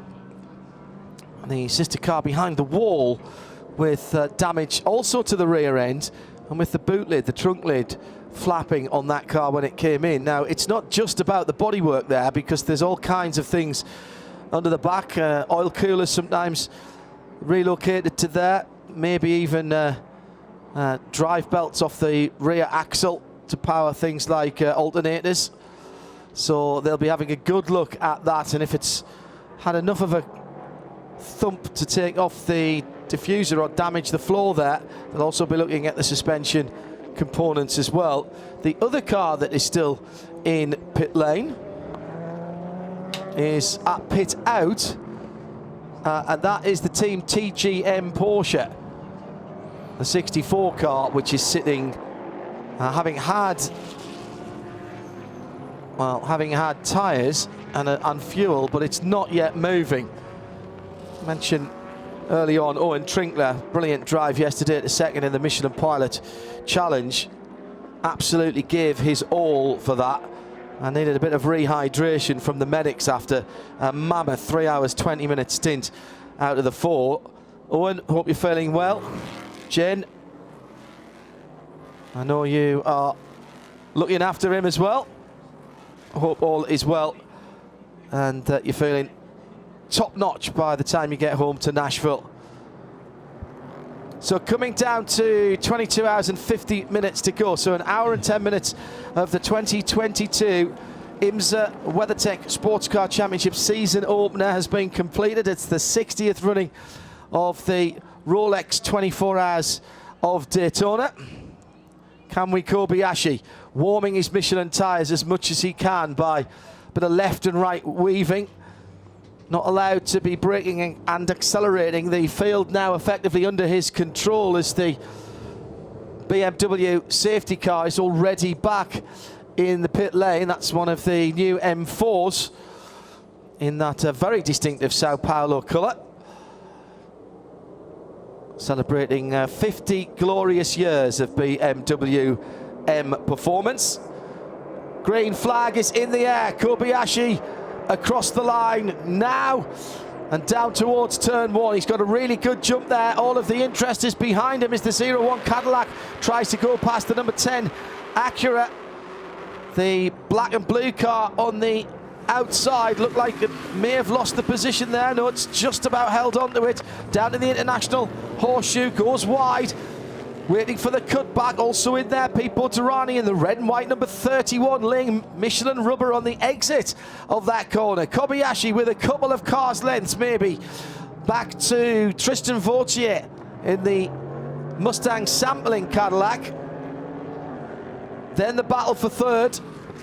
And it's eyes on the mirrors for Albuquerque as he goes down to turn 6. Stayed right in the middle of the road there, has drifted a little bit wide, maybe a car's length wide out of turn 6, and here comes that 01 Cadillac with Sebastian Bourdais. He's in the draft. The Acura is on the low side, hugging the yellow lines. They'll straighten out and head down towards the newly named Le Mans chicane. Yeah, and once again, the traction of the Cadillac is definitely superior to the Acuras. Once they get onto the straight, though, the Acura can kind of keep pace. So I think he's probably going to be able to hold off the Cadillac going into the Le Mans chicane on this lap. I think he was able to do that, but certainly something we're going to be watching through this race, especially overnight once it gets even cooler, whether when the cars come out of the pits, the Acura performance against the Cadillacs on cold tyres. Actually, Albuquerque got past Bourdais, didn't he, at that restart? So up into third position then for the pole sitter, car number 10. Bourdais down to fourth, ahead of Vautier, ahead of Derani, Blomqvist and Bamba. Vautier running in second place. So the other Acura, Tom Blomqvist, did go past Earl Bamba. Oh, there's Jim Maguire. Jim Maguire in the United Autosport number 22. That's the LMP2 car.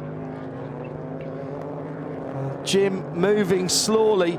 Right, we've got penalties, and they are numerous. First of all, car number 8, the John Ferrano Tower Motorsport, running the light at pit exit. That's the same as effectively ignoring a flag, and that is taking a dim view of. That'll be a stop plus 60 confirmed, yes.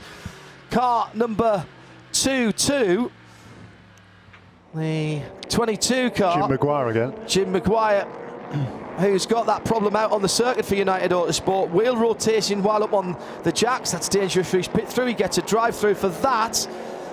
And also, third penalty from that pit stop rotation for the number 38 Ligier.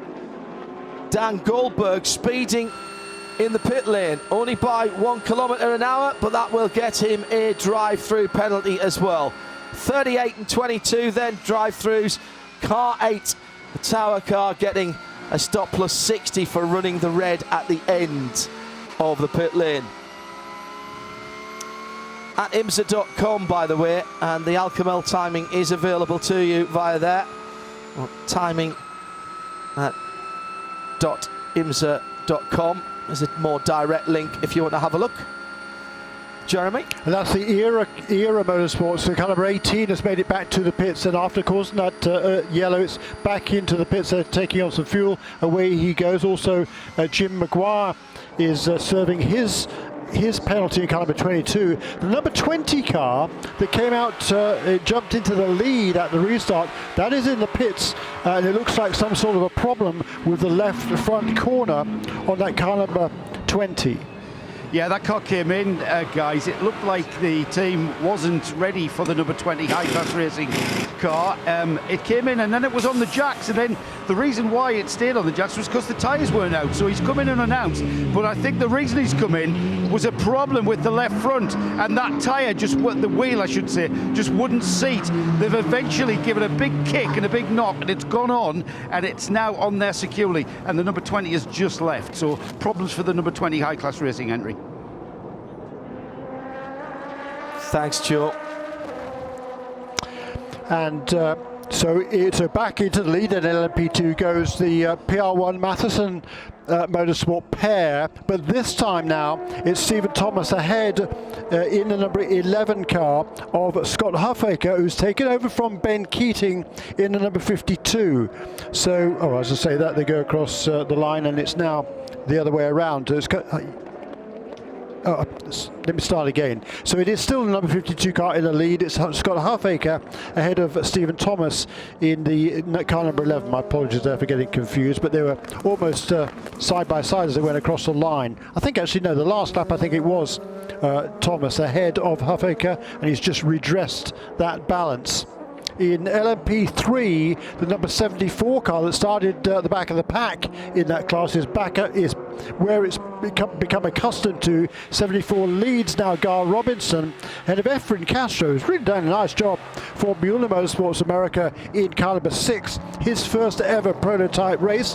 Efren Castro from the Dominican Republic has a lot of followers from the Caribbean, and he is now running an excellent second place. He won the Pro-Am category in last year's Porsche Carrera Cup North America, and now making his prototype debut. Absolutely loving it and doing a very nice job in second place in that class.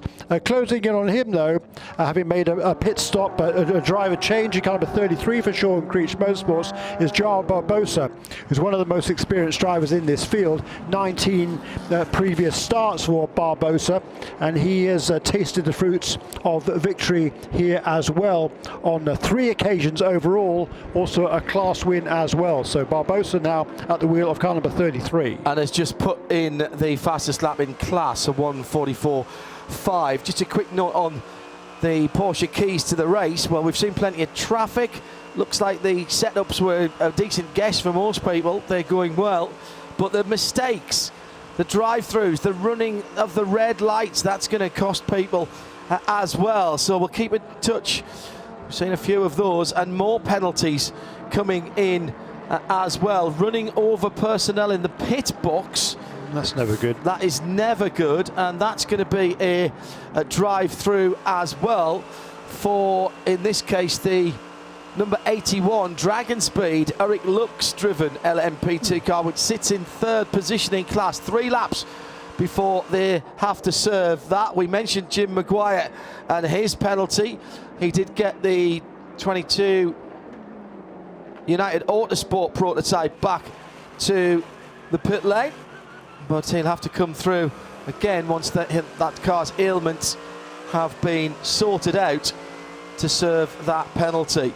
Kobayashi by a 1.5 seconds at the front of the field. Let's head into GTD, where the battles are fast and furious. Russell Ward, who started on pole, finds himself in 7th position at the moment.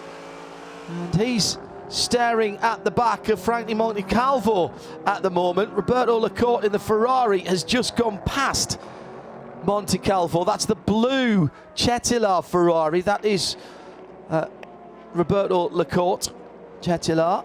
And the tricolore across the bonnet and the roof of that car looks fantastic in blue. And what's interesting to me is all of a sudden we have GTD Pro cars, the top 9 in GTD. All of a sudden, isn't that a surprise? And then we've got a whole string of non-pro cars. So it's Julian Andlauer that leads in the number 79 Porsche from the number 9 of Matthew Jaminet. The Lexus of Ben Barnicat right there in 3rd position. Then Patrick Pilet in the Porsche. And then in 5th position is Nick Tandy in the struggling, quote-unquote, in practice and qualifying Corvette, right there in the early stages, up into 5th position, ahead of Austin Cindric for Mercedes in 6th position, then the Aston Martin of Ross Gunn, and the pole-sitting Lamborghini, now driven, car number 63, by Rolf Ineischen.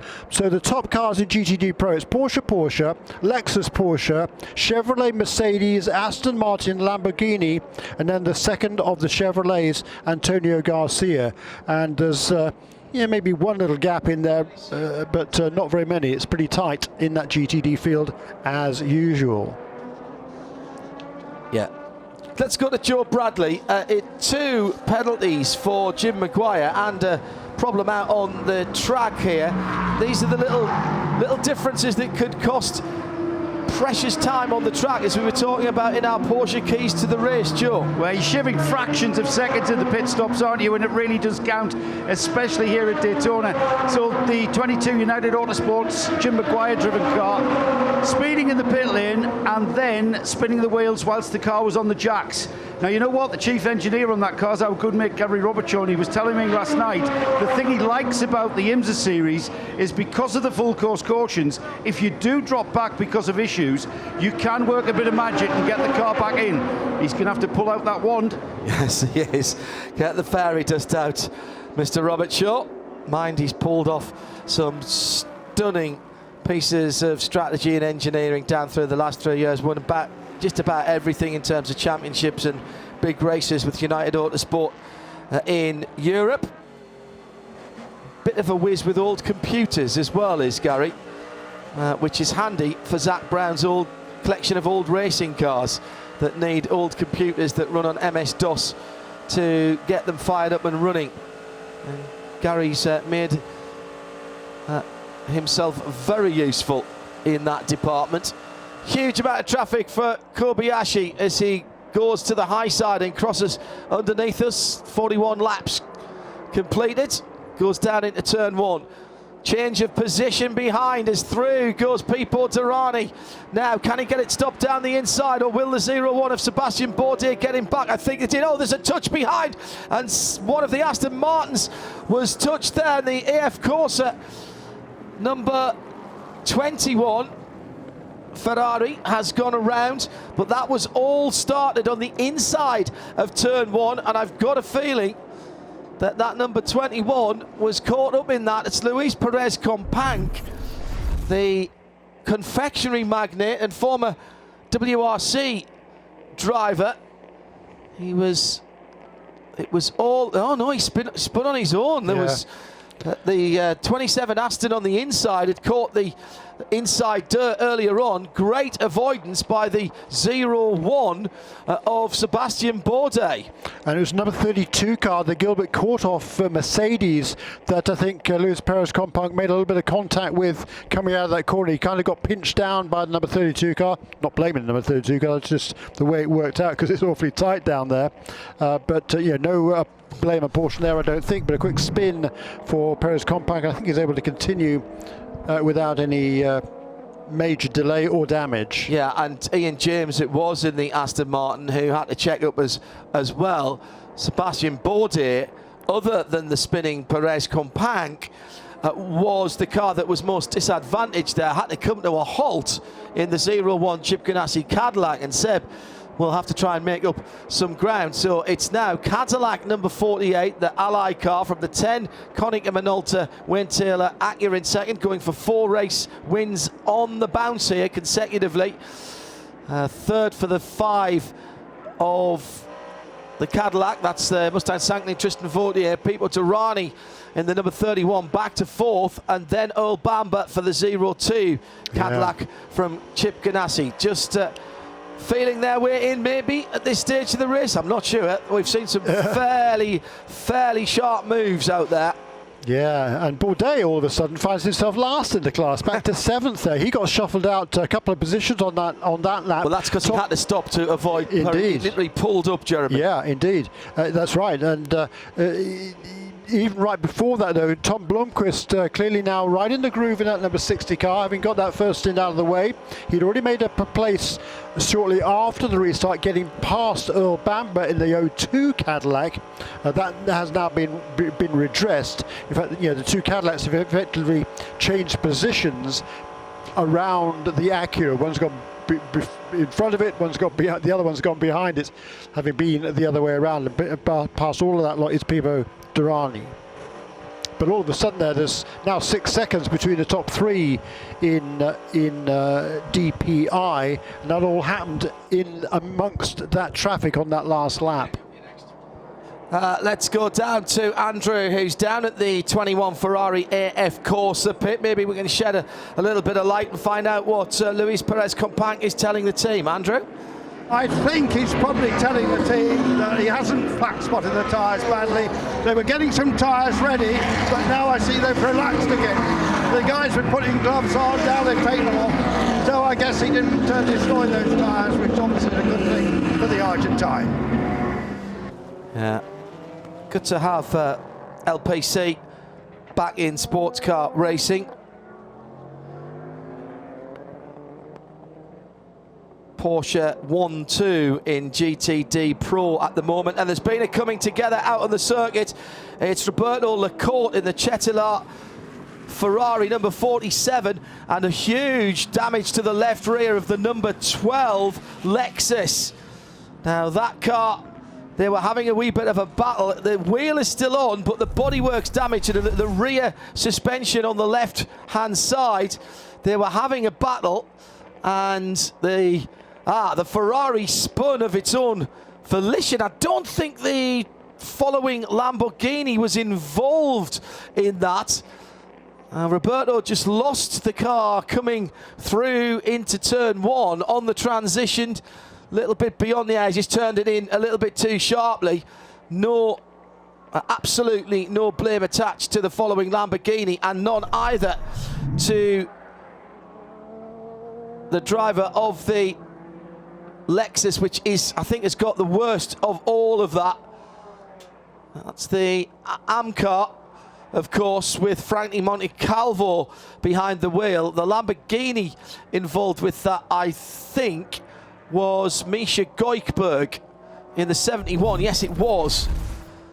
But there's rear suspension damage on the Lexus, and that looks pretty substantial. He just clipped the spinning Ferrari with his left rear Michelin tyre, and that's done bodywork damage. Well, you can get away with that, but the suspension damage is what's going to take the time to get that car fixed. They run a lot of camber on the car, but not as much as that one is running at the moment. Rear light cluster is falling out, and Lacorte's got issues as well with the left rear of his car, because he'd spun around completely. So it was left rear to left rear. So something was pointing in the right direction, and the answer to that was it was the Lacorte Cetilar Ferrari. Yeah, and pretty major damage, I think, to both of those cars. Probably more to the Lexus, perhaps more to the Lexus than the Ferrari, but they're both at much reduced pace and trying to get themselves back to the pit lane. Well, Joe Bradley is at Vassar Sullivan for the Lexus, and I think it'll be the Ferrari that gets back first, but they've got a very long way to go. We've stayed green on this, and fair play to race control. They're both down on the apron. They're not shedding bodywork, if that makes sense. Neither of them look in particularly good condition, particularly the left rear of the Sealmaster Vassar Sullivan number 12 GTD Standard. Just a tiny mistake by Roberto as he turned into the second part of turn 1. The back end just breaking away. Misha Goikberg in the Lamborghini misses him, but left rear to left rear and bodywork flying, suspension damaged. Joe Bradley, you were expecting to see the 47 go past you and towards Andrew. It's not going to make it up to Andrew. No, it's taken the first opportunity and went straight into and behind the wall into the paddock. First opportunity, first entrance, which is at pit in.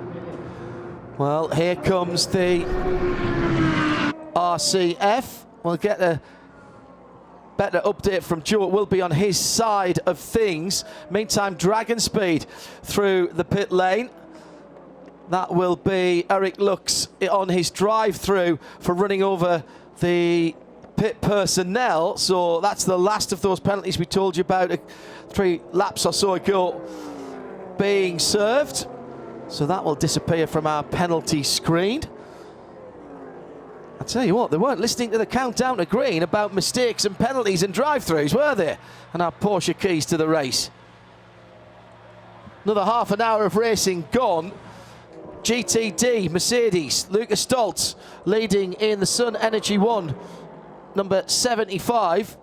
In GTD Pro, Julian Andlau for WeatherTech Racing 79 Porsche. Gar Robinson, Riley Motorsport. And that's the 74 LMP3. LMP2, Scott Huffaker is the leader there with a PR1 Matheson 1-2, the 52 from the number 11. And at the top of the shop by about a second, the Ally Cadillac DPI of Kamui Kobayashi, who's been in since the start. The pole sitting Felipe Albuquerque, Konica Minolta Acura, which dropped down, I think, to 6th or 7th in the class, is now back up to 2nd position and beginning to challenge again. Joe Bradley, do you get the opportunity to report on the Lexus? No, because that one's turned immediate left. The number 12, Vassar Sullivan Lexus. You know what? It didn't look too bad. But then again, I could only see the right-hand side of the car, and I think the problem's on the left, isn't it? It is entirely on the left-hand side. Putting that on Auto Trader on Monday. Take the picture from the right. I suspect there might be some fairly heavy-duty banging and crashing going on by the time you get there, Joe, if you take a wander into the paddock. So our 4 class leaders then. Meantime, Gradient, you mentioned earlier on for the Acura, Till Bechtelsheimer in that car, and he's been putting some strong times in. He's just come into the pits, actually. Yeah, he left the pits early, which is how he got himself to the lead, and then had to come in after that. So they short-fueled that. Oh, sorry. I think so. Right. Okay. Let me check for that. I'll see. I didn't see a penalty called for that, but. Well, maybe he didn't get a drive-through, but he needed to come in for fuel in any case. Right. Maybe that was. Yeah, I think it was a second stop was necessary because he was gone before he should have been.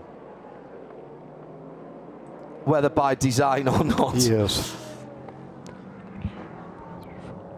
Joe Bradley is checking in on the walking wounded in the garage area. Joe? Yeah, I'm not sure if my mic's going to stretch this far. Excellent. I'm in the garage now, and it doesn't look too bad. Bit bodywork damage on the left. New doors been ready to put on the car. A little bit of suspension damage. It's the number 12 Vassar Sullivan Lexus that I'm with, and I've got now I've just spotted that. It's a full rear suspension component, drive shaft and all, about to be ready to put on the car. So you know what? We've got an absolute swarm of Vassar Sullivan mechanics, literally all over the car. The left-hand side, front and rear, is getting attention, and it looks like damage both front and rear suspension-wise.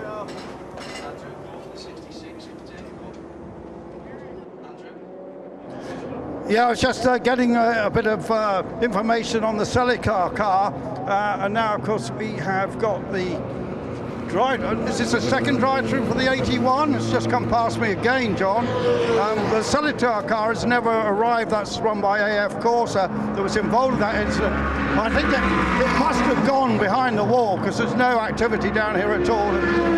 Dirt for mechanics as well, so it must have done. Yes, Andrew, the Chatillard car did indeed go behind the wall, and it was a pit lane speeding violation for the Dragon Racing that brought them back in for their second. Remember, they had made contact with pit lane personnel, which was the first drive-through, and then presumably while serving that drive-through, they were over the speed limit. Let's hear some news from the Vassar Sullivan pit and the Lexus car, and Joe's gone right to the top for the update. Jimmy, you probably haven't had a chance to look at the car, but I'm going to use the term character building, but that's an overused term in racing, isn't it? Shit. So early, it's really unfortunate, you know. Frankie really didn't have anywhere to go. Looking, he was trying to avoid it, and you know, it's a lot of GT cars out there, pretty close quarters so early. It's just so unfortunate. I suppose the only consolation, Jimmy, is that it has happened early, and if we get the car repaired, we can, you know, there's a chance of coming back and problems belying other competitors. That's all we can hope for. Hopefully we can get this thing back out there and start chipping away and getting laps back. Thanks, Jimmy. Bad luck. Jimmy Vassar with Joe Bradley down there in the pit lane, and he was absolutely right. No blame at all on Frankie Montecalvo with the spinning Roberto Lacorte blue Chetillard Ferrari basically appearing in front of him as Misha Goikberg avoided him in the Lamborghini. So he'd been staring at the back of the Lamborghini thinking about how he could get past, and then all of a sudden was looking at the front of a stationary Ferrari. Two things wrong with that. One, it was stopped. Two, it was pointing in the wrong direction and barely clipped the left rear with his left rear. That's enough to do that damage to the back end of the car. Just had a little spin out at turn number 6, and that was Francois Hérault in the APR, the Algarve Pro Racing Oreca. Was 4th in his class and about 8 seconds ahead of Fritz van Aert in the Racing Team Netherlands number 29 Oreca. I'll try and see if he's lost a position there. Didn't see the Netherlands team car go through. Check them as they come across the line next time around. That class being led by Scott Huffaker for PR1 Matheson Motorsport by almost 20 seconds now from Stephen Thomas, his teammate. Let's go to Andrew, who's down at Gradient Racing. Till Bechtelsheimer, who led the class and was been putting in some very good times, just in and out for an off-strategy pit call. Andrew? Yeah, I just thought we should confirm that they did short fuel it. Indeed, the team have told me that was the case. So, well, they got a bit of glory, didn't they, for a while? Yeah, if you do the same thing as everybody else, you'll get the same results. Might have paid off if there'd been a full course caution in the interim time, but it does give them an opportunity to open up that window of strategy now. They'll be going longer than the cars around them. The stop was under caution, so slightly odd thing to do at that stage in the game. Don't really see the point in that when you've got a track position. Well, yeah, but he's lost that all now, and a lot more by coming in under green flag conditions. So that's a bit of an odd one. That'll and you know, has he got a lap down in the class? I think so. Maybe not quite. Apologies for the language from Jimmy Vassar in that pit report with Joe Bradley there. You're listening to Radio Show Limited's IMSA radio coverage of the 60th running of the 24 hours here at Daytona. The Rolex 24 back to its absolute best. International entries, international drivers. The infield looking an absolute picture. The manufacturer Midway stacked with exhibits and a lot of people camping here. Clearly some people making a late decision to come this morning. Very decent lines of cars decent sized lines of cars waiting to come in, even at 8 AM this morning when we were coming in for the team briefing. And this event is back to its absolute best. In the final race for the DPIs, of course, we go to GTP next year. If you missed that announcement earlier this week, IMSA have acquired HSR and will be taking greater interest in their past and linking it to the future with the reawakening of the GTP category. That's going to be the top class of prototypes in IMSA next year. So whether you bring a LMH, a Le Mans hypercar, or an LMDH, the IMSA version of the global prototype top class, it will all be grouped as GTP from this race next year. And Andrew Marriott has some pit callers. Andrew? Yeah, well, this seems a bit out of sequence, but the 69G Drive LMP2 car has just come in. We've got a driver change, fuel is going in. There's a man up kneeling, of course, on the front of the car, and he's polishing the windscreen. Quite a bit of rubber coming out, John, already. That's pulled out of the front, and that car is just about to go back on the pit lane, but I'm going to dive in there in a minute. Our fuel's still going in.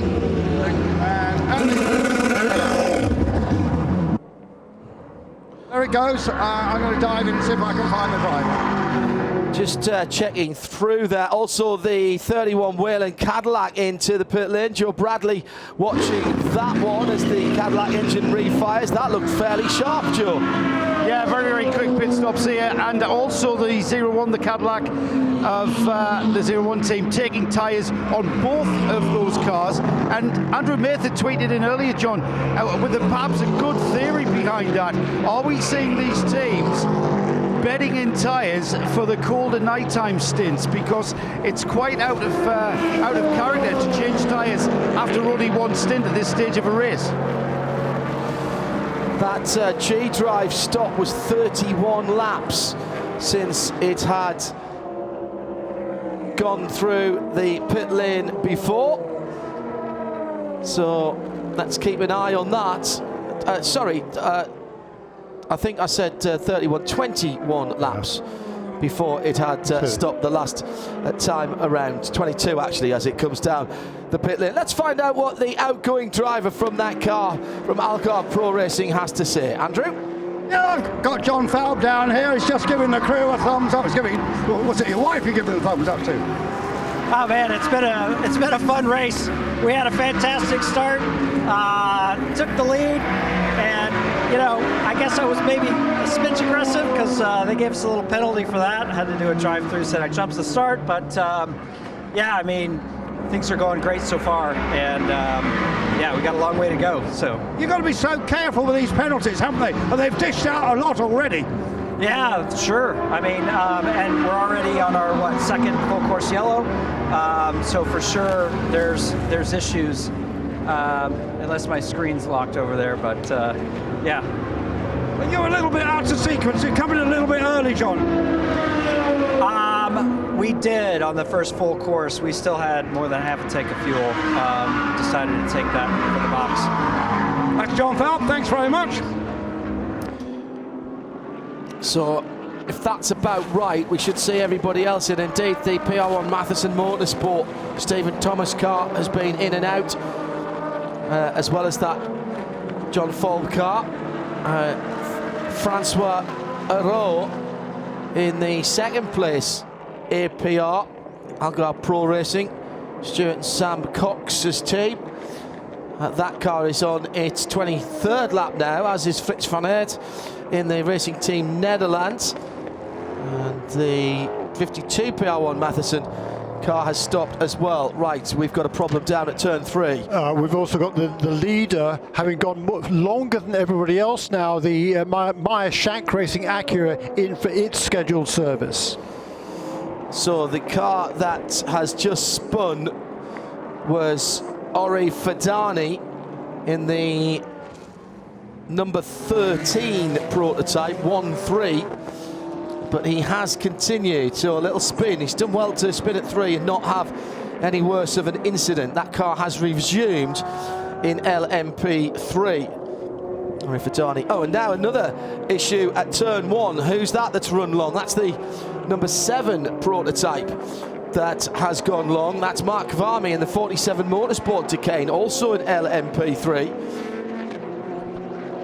And if they're coming to the end of their tyre life there. It was James Allen, by the way, that replaced John Falb in the Algarve Pro Racing number 69. Youngest driver in the race. Has now been in the race. He's in now for PR1 Matheson Motorsport. That's Josh Pearson.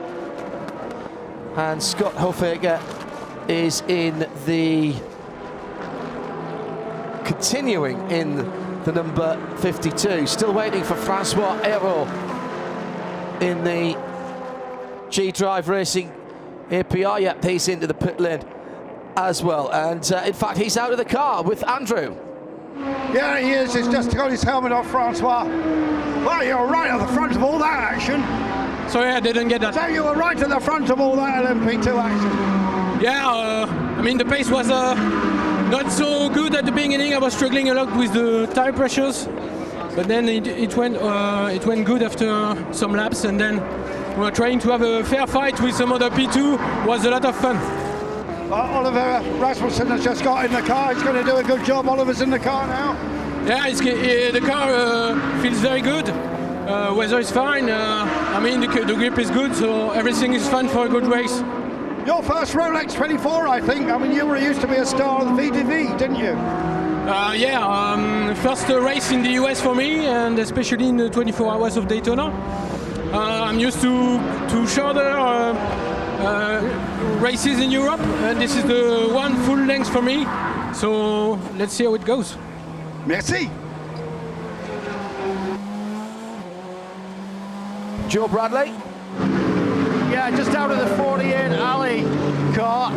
Kamui, I know it's very, very loud here. Shall we call it back? Guys, it's very loud. I'm going to go to the back of the... It's the number 48 Ally car that I'm in their pit now. It's so loud out front that Kamui just could not hear. Kamui, I think we can hear one another. That looked like you were having a lot of fun out there. Yeah, I mean, car felt good. Sometimes I had a bad luck on the traffic, but you know, I think this is race. It's a long way to go. Just come down, try to manage the car, keep green, and I think we're on the good pace. So let's see. It's a long way to go. I think so far we still need adjustment in the car, and I think track evolution is going to be changed in the late afternoon. You know, I think so far we're good, and we see what's going to happen. Kamui, we noticed one slight little bit of contact we saw out there. We noticed. Was there any more? Not much. Just when I just into the I tried to not overtake, but just try to close. But I think actually he was cooled the tires, and he had slowed down more. And then just I had contact, but I think car is okay. I had on the pace. We noticed you change tyres for every refuel. Is that sort of planning ahead into the cold of the night? Or how good are the tyres at the end of that 30 minutes? Well, actually, my last stint was used tyres. All right. Yeah. Okay. Thanks, Kamui. Yeah, with 38 sets, I think they'll be fine if they want a single stint through the race. Particularly as they're quite but close. Yeah, but they're not going to have to double and treble stint. Jeremy they're not going to have to treble stint sets of tyres, given the amount of wets they used earlier in the week. They're not going to have to, but they might choose to, yes. just because it's so cold out there. Yeah, it's fair going to be interesting to monitor that. Just look at the front now. It's Jose Maria Lopez then at the wheel of the race-leading car. His first time in an IMSA race and first time at Daytona. For those of you who are familiar with racing in general. He almost drove for the American team that didn't happen in Formula One, what, 10 or 15 years ago, whenever that was, USF1. It came to naught in the end, but he was lined up to drive that car, was Jose Maria Lopez. He had a huge amount of success in all sorts of different cars, including for the last couple of years he's been a World Endurance Championship winner for Toyota. So he knows all about driving fast cars, and he's leading this race for the first time. Philip Albuquerque remains at the wheel of the number 10 Konica Minolta Acura in second position. Pipo Derani up to third now, last year's champion, still at the wheel, number 31 Whelen Engineering Cadillac. Sebastian Bourdais for Cadillac Racing, the Chip Ganassi team in 01 is fourth. Elio Castroneves has taken over from Tom Blomqvist, running in fifth position. That car, we'll have to keep an eye on this, went longer than everybody else during that last. It came in a lap later than the 48, the number 10, number 5 and the number 02 cars. And then at the behind Castroneves is Alex Lynn, who's taken over the number 202 car from Earl Bamber. And then bringing up the tail in DPI, Ben Keating, having done the first couple of stints of the race in the LMP2 leading car, is now at the wheel of the number 5. So Ben Keating is making his DPI debut. He's got very few laps in this car for a variety of reasons. He was planning on running that car more yesterday, but they were still working on the setup, so Ben Keating was happy not to drive that car yesterday. He's pretty confident. He told me this morning, if I can stay within a second or so of the leading pace, that's my job. I know what my job is to keep this car clean and hand it over to the pro guys at the end. He's looking for an overall win to add to his Rolex collection. Delighted to be able to report that Owen Treacler has tweeted us at IMSA Radio. Owen, great to hear from you. Much better today to the rehydration yesterday after that sterling Ironman 3-hour and 20-minute stint in the Michelin Pilot Challenge, which netted him eventually second position after leading for so long. Ready for his stints coming up later tonight in the TGM Wright Racing Porsche. And also earlier on, when we had that first caution with the prototype in the barriers at turn 6, might have noticed that one of the corner workers was knocked over during that incident. He has been taken to local hospital for evaluation, but stable vital signs and was awake and alert at the point that at the point of the AMR safety crews getting to him. Haven't had a name on that yet for obvious reasons, but we wish them well. Our volunteer army of corner workers, marshals, call them what you will, simply couldn't go motor racing without them, and sometimes they are in the firing line. As for that incident earlier on here at Daytona, all the best to all of our marshals. Take a quick LMP2 update from Andrew. Yeah, we just had the number 20 high-class racing car in. No driver change there, interestingly. And I also saw the 18 make its pit stop. And now we got even a third car joining. Yeah, it's the United Autosport has also just come in. So lots of LMP2 action here, but some drivers double stinting even if the tyres aren't. Thanks, Andrew. I just mentioned Ben Keating a few moments ago. He's effectively running 7th and 8th in this race, because he's in 7th position in a DPI Cadillac right now. That's car number 5 that he is driving. And the car behind him in terms of position is the LMP2 class leader. That is Scott Huffaker in the car that Ben exited about, 20 minutes or so ago. The sister PR1 Matheson Motorsports car remains in second position now in LMP2. It's Josh Pearson, the 15-year-old, at the wheel of that car. He got a special dispensation to race this weekend, and doing a super job too. And Tijman van der Helm, who has celebrated a birthday this week, he is driving the number 69 G-Drive car in the 3rd position in class, and he is a little way ahead of his teammate Oliver Rasmussen in car number 68. History question for you, Jeremy, because you were probably here for that. We get GTP back next year. What was the last winner in GTP here in Daytona? That requires a bit of looking up. Been suggested to me that it might have been a Toyota. Now we've got a huge part of under tray that has been dislodged and left, fortunately, off the track in the runoff area into what is now the Le Mans chicane. This partnership between the ACO, IMSA, Le Mans and Daytona being underlined by the fact that the bus stop has been renamed Le Mans chicane, and one of the chicanes on the Mulsanne Straight will be the Virage Daytona. I wonder if that was the 68 Algarve Pro Racing car that looks like a left rear puncture has done some damage, and that's taken the under tray off, comes to a halt pretty much in front of us, and Andrew is there. Yeah, John, I'm just running up to the car now. Well, first they're obviously fueling it and putting on a new set of tyres, and then I think they're going to... Yeah. Well, they're just checking the underneath. They say it's all right, so just the one, just having a look at this tyre, yeah, certainly punctured. Just trying to see if there's any damage on the wheel, which I don't see. So, yeah, that's a little bit of a concern, but yeah, in for a puncture, and that's put them out of sequence a bit. They're having such a good run, Stuart and the team here down at G-Drive. Hadn't they just been in that car a couple of 3 laps ago? Both of the Algarve Pro Racing cars had made their regular pit stops. So again, this could be low temperatures and low pressures and hitting curbs, doing damage to either the inside sidewall or the shoulder of that car. I don't think that had been out very, very long at all. Maybe 8 laps. So, Andrew?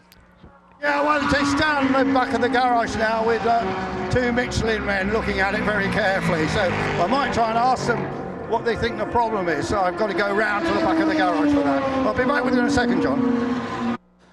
Thank you, Andrew. Jeremy? Yeah, I can answer your question. GTP, the last year of GTP was 1993, and indeed the All-American Racers Eagle Mark III won the race that year.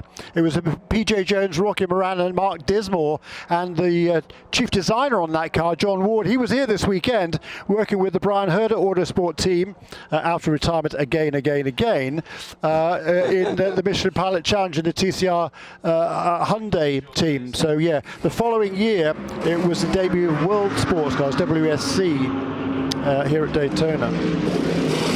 Leader in GTD Pro into the pits for a full service, and by full service I mean fuel, tyres, even had a rip off. The number 2 Porsche has now got a change of driver also. I didn't see who got in, but we'll check on that very soon.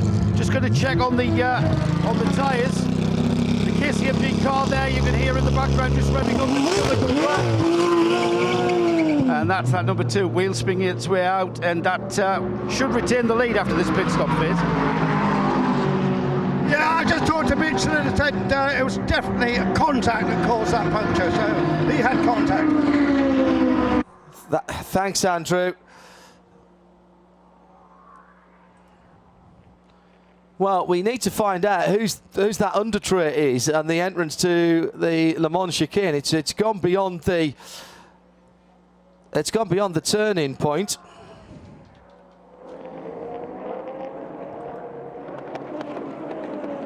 Not G-Drive's under tray or the APR car. Spin for Milner Motorsport, 5th. Which one? In their class. Well, that would be the 6 car. The 6 car, correct. Efren Castro. Yeah, he was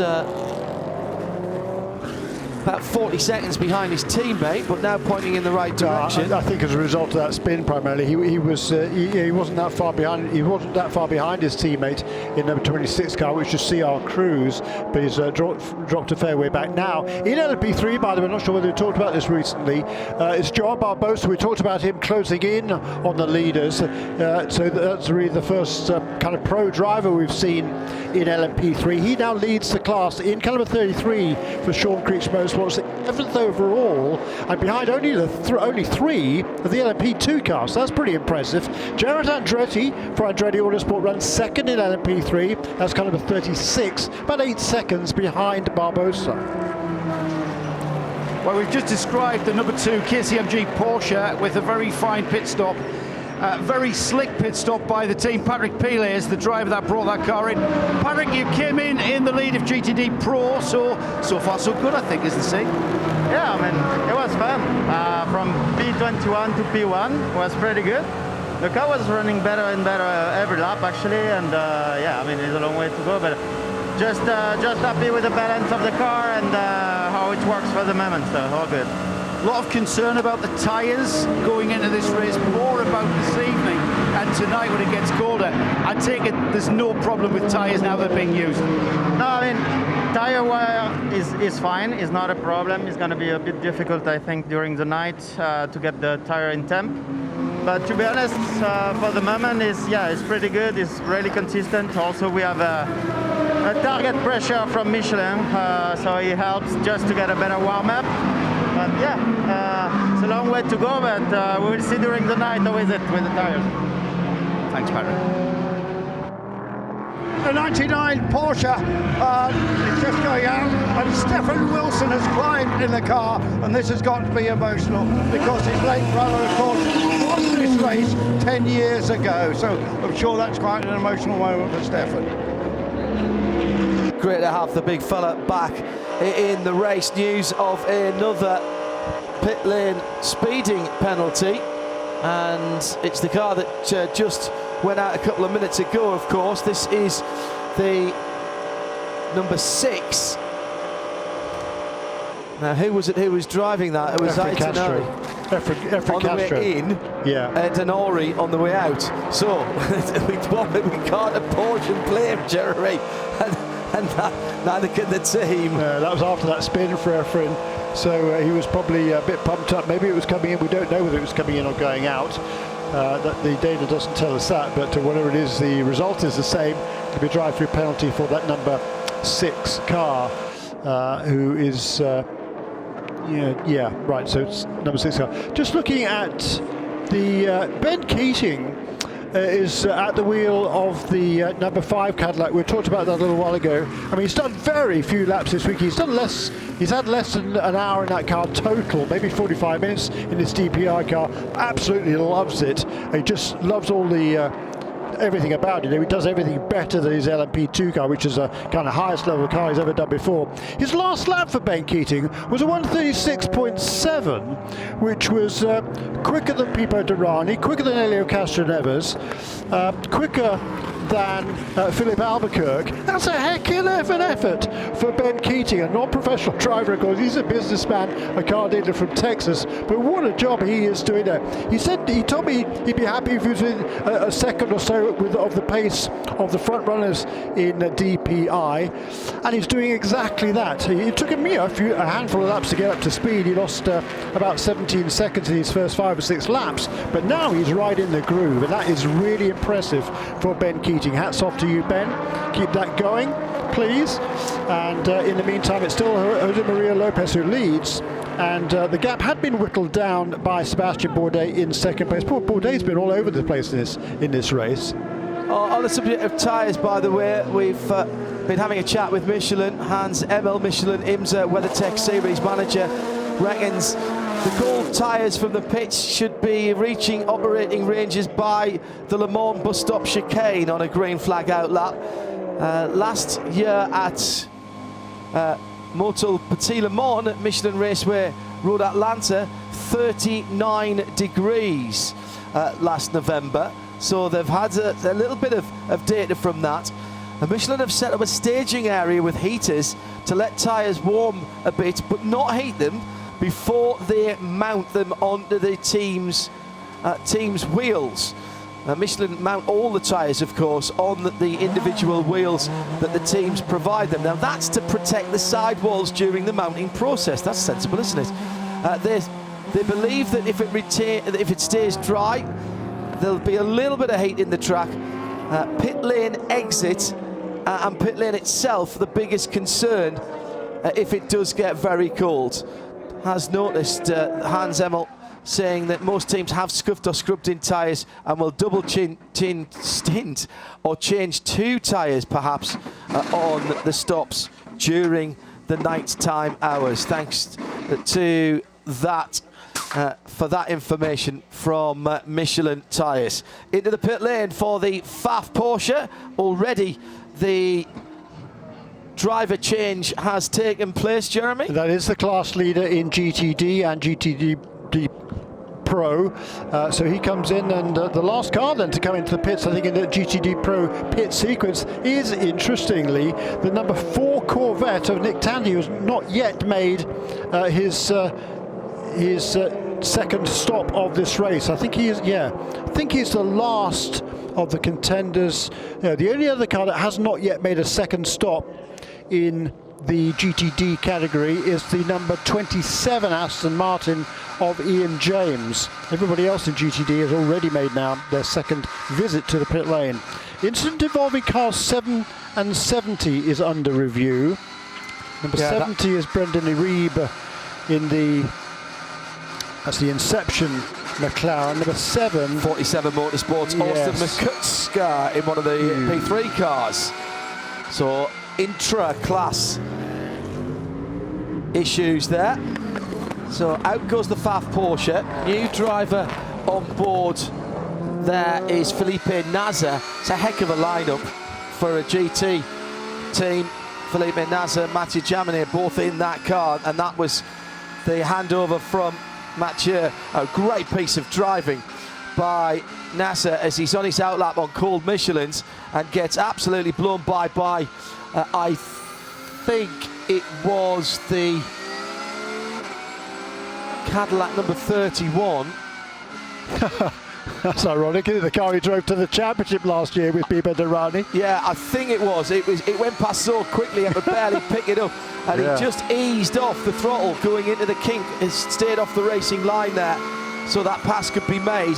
Very, very sensible heads-up driving, even though it's just his outlap. And if you're wondering why, if you're not particularly familiar with the sport, you're wondering why last year's DPI champion Felipe Nasr from Brazil is driving now in the lowest class of car in this race. That's the GTD Pro. It's because he signed a contract over the winter with Porsche. He will be driving the new Porsche prototype next season. So as a contracted Porsche driver, he was given the opportunity to come here to Daytona again and in the Pfaff Motorsports team. He grabbed that opportunity, and he's still kind of getting him up to speed in this sort of car. He's never driven this sort of car before, a GTD car, but he's Felipe Nasr. He's a star. He'll learn quickly. I'm sure if we asked him, he'd say it has 4 wheels and a steering wheel and an engine, and the engine's still behind me, so you know it's not that much of a change. It's a bit heavier, but I'm getting used to it. That's exactly what he would say. That's the sort of guy he is.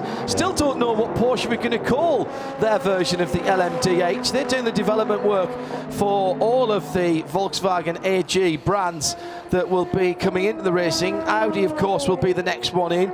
They're working on their bodywork kit, the aero kit for that, but the chassis and the engine. Found a little bit more about the engine recently. We saw the car running at Weissach for some PR photos under camouflage, but now Porsche telling us it will be a, and I quote, large capacity V8. Not sure how large that may be. Defined large, yes. But they did say it was road car based, not a bespoke racing engine as such. So there's a 4-litre engine. I've heard people talk about 3.9s, stroke down engines and various things that have been in Porsches in the past. Andrew is down in the pit lane with one of the real stalwarts of IMSA racing over the last few years, John Bennett. Absolutely, John Bennett. John, how was that session for you? It was pretty hectic, wasn't it? People spinning all over the place. Yeah, I mean, okay, here we are at Rolex 24. Super bad luck.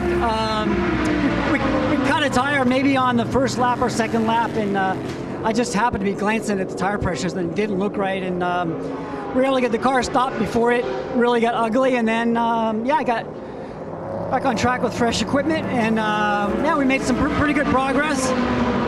Last season, of course, you finished just second in LMP3. How are you taking to these LMP spec cars? Yeah, I love it. I love being outside of BOP racing. We're all racing every minute of every lap, and at times it's good fun dicing with the GTD cars as well. So far so good. Are you also thinking of running Porsches again? Of course, you ran the factory squad for a while. Oh, you never know. Porsche is a brand that's very near and dear to my heart, and we enjoyed running the factory team. But next year with prototype racing, it's going to be pretty cutthroat, and I'm looking forward to watching. Thanks very much, John. Who's in the car now? Sorry? Who's in the car now? I believe George Kurtz is in the car. Thank you very much. That's John Bennett, a boss of Core Sport and a very good amateur driver. Not sure how long it will be before the private teams get a chance to put their order in for whatever Porsche we're going to call their LMDH to run in GTP over here. 920, 921, 922, I don't know. That I'm not sure what project number Porsche are up to now for their racing cars.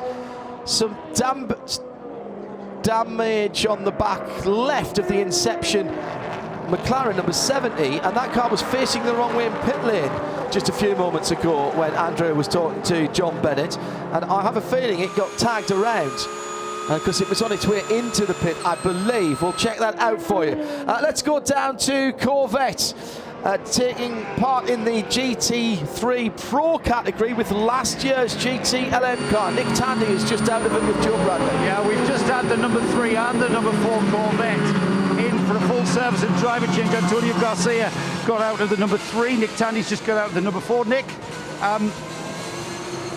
what can I say? It's the car that was in GTLM spec last year. Here it is, downsized. What's the major differences from a driver's perspective? I mean, we're going a bit slower, really. The car feels really nice. We just have, compared to last year, the car is heavier. We have less power. We have less kind of trick gearbox stuff going on, which we were allowed with the GTLM car, and just some different tyres. So, to drive, the car feels pretty similar.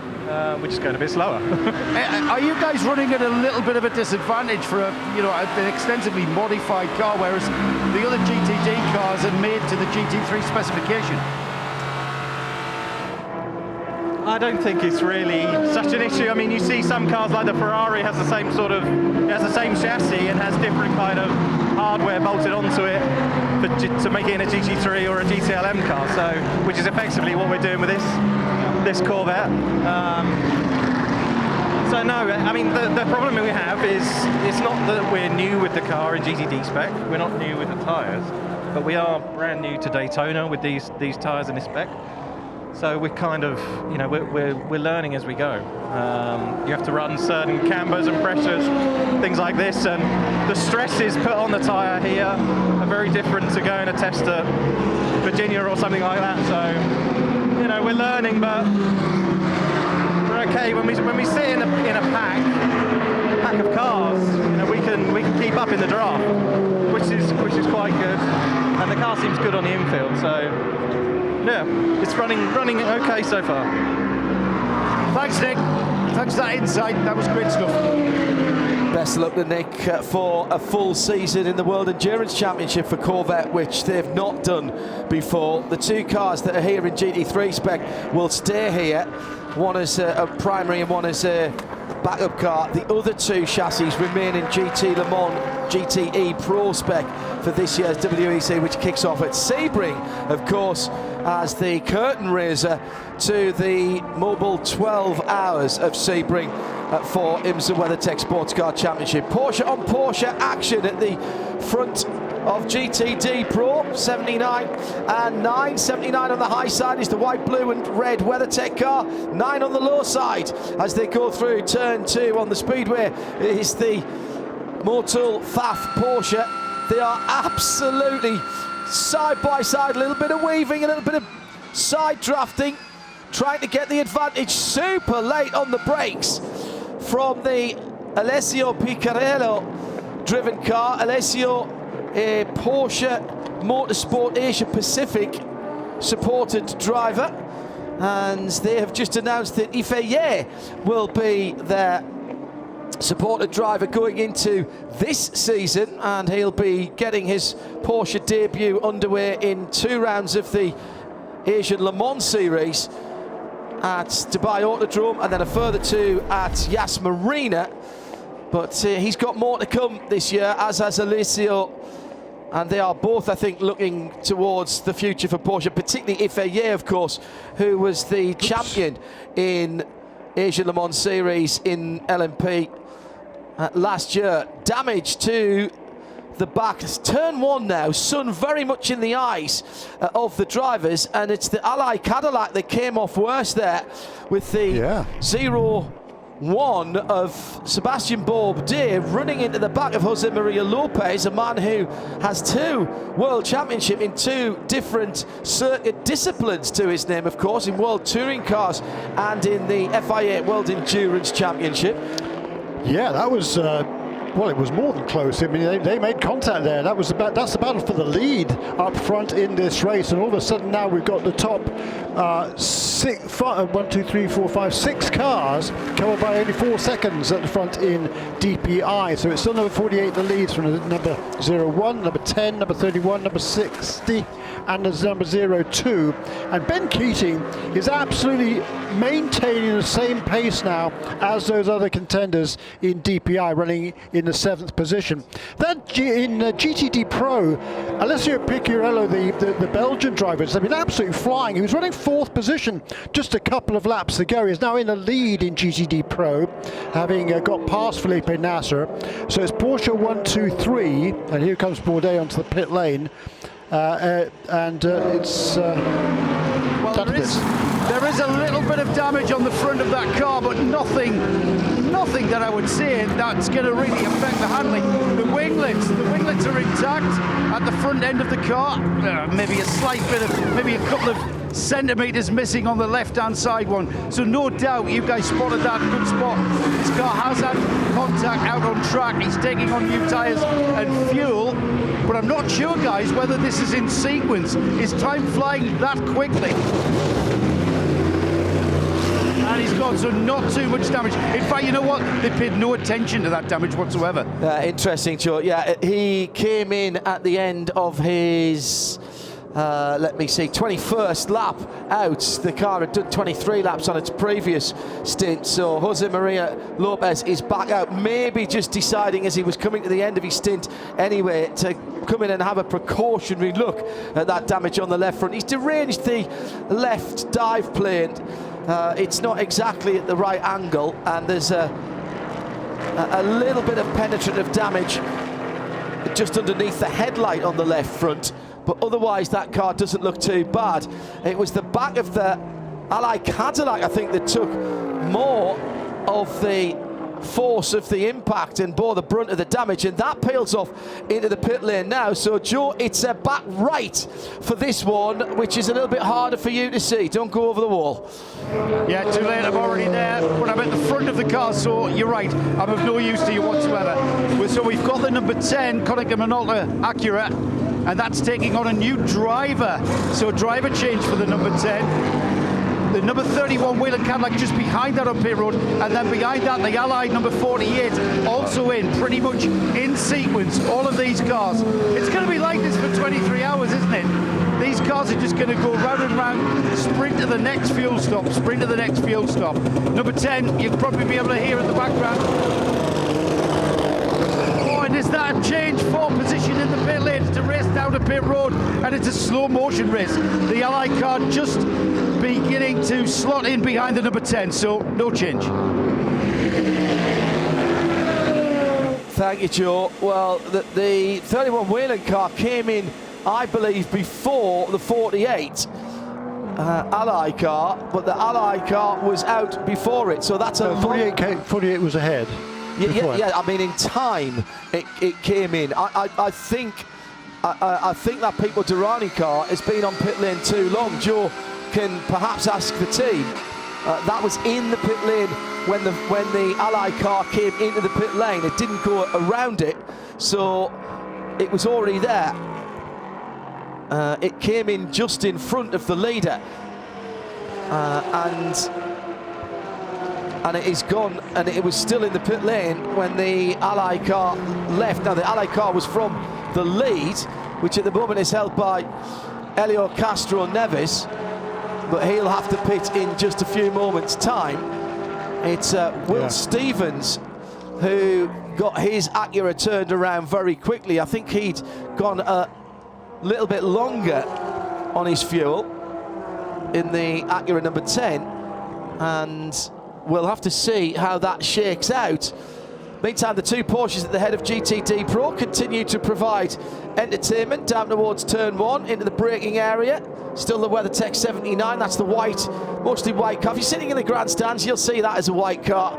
Behind it, the red and silver car is what you'll see. It's actually the plaid of Canada, heading towards the horseshoe. Spin for the car that was leading until a few moments ago for that pit stop.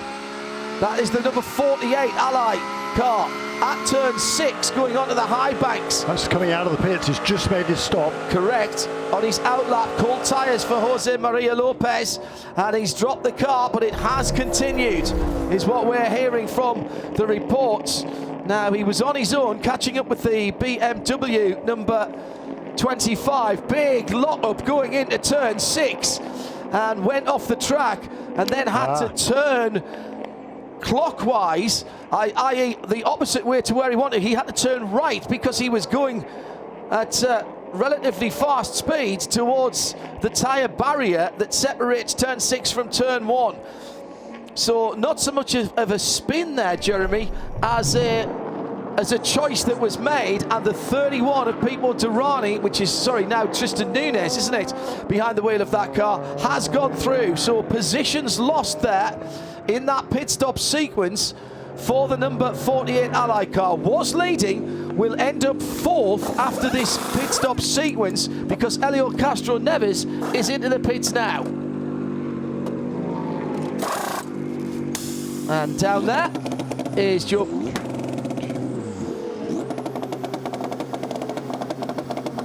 Well, Joe Bradley not able to give us that report. Acura engine just ticking over. Little squeal of the Michelin tyres, and it's back in 33 seconds. That car was stationary, and that was the time that the fuel probe was in as well. 22 laps then for that stint for Helio Castro Neves, and a couple of quick laps just before. I'm going to have to see where he comes out of the pits. He was running in the 5th position before the pit stop sequence, and he was therefore leading, having stayed out there. I'm going to get back up to speed again.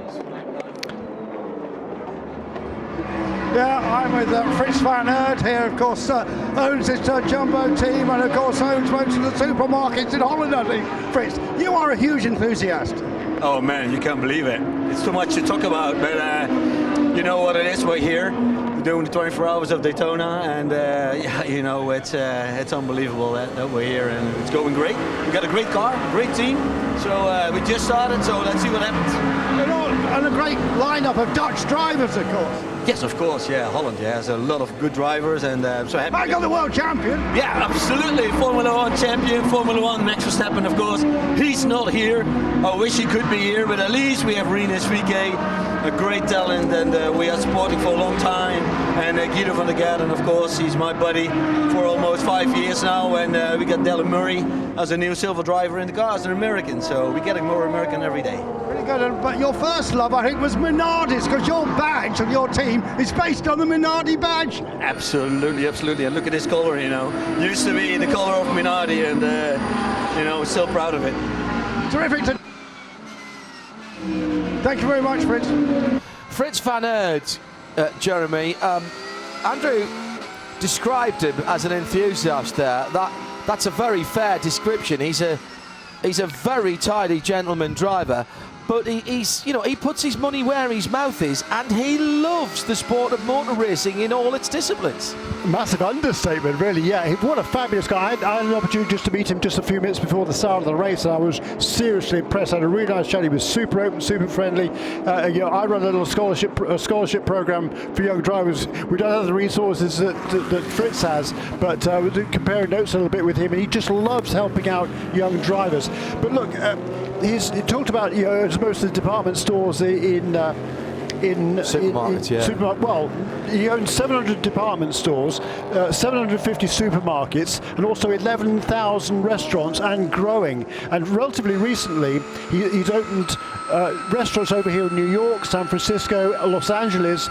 That's where he's really growing. Under what name, and he says, for the restaurants? What are the restaurants? La Place. La Place. La Okay. Place, yeah. So if you see that, and you know, I like to support people who support motor racing, then you know, let that be part of your choice. Absolutely. And what was interesting was he said, he only started the business in 1996. I feel a massive underachiever. You know, that's only already. 25 years. To build it up that big, in that period of time, is astonishing. And he says his businesses wouldn't be anything like as successful as they are, he said, if he was not in motor racing. Because in motor racing, it's all about teamwork. It's all about getting everything into place with the right combination of ingredients, if you like, to have success. Exactly the same, he says, in business.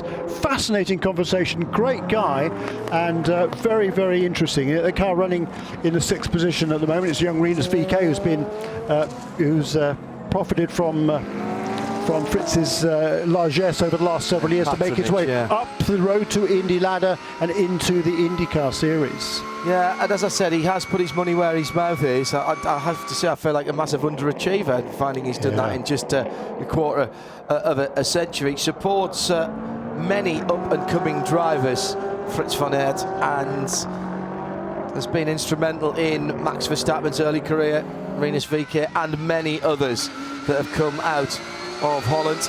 Let's go back to this Porsche battle at the head of GTD Pro. It's 24th and 25th. It's still the WeatherTech car on the high banks at turn 2, ahead of the FAF Porsche. They're trying to get by the critical McLaren at the moment, the 59 car, and they can't.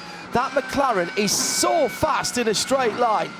The copper-coloured machine glinting in the afternoon sun now as we're a couple of hours away from sunset, and it's just got between them, the McLaren I'm talking about here.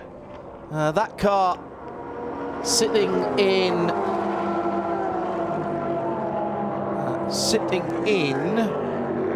16th positioning class, 17th positioning class actually. Both the McLarens are together.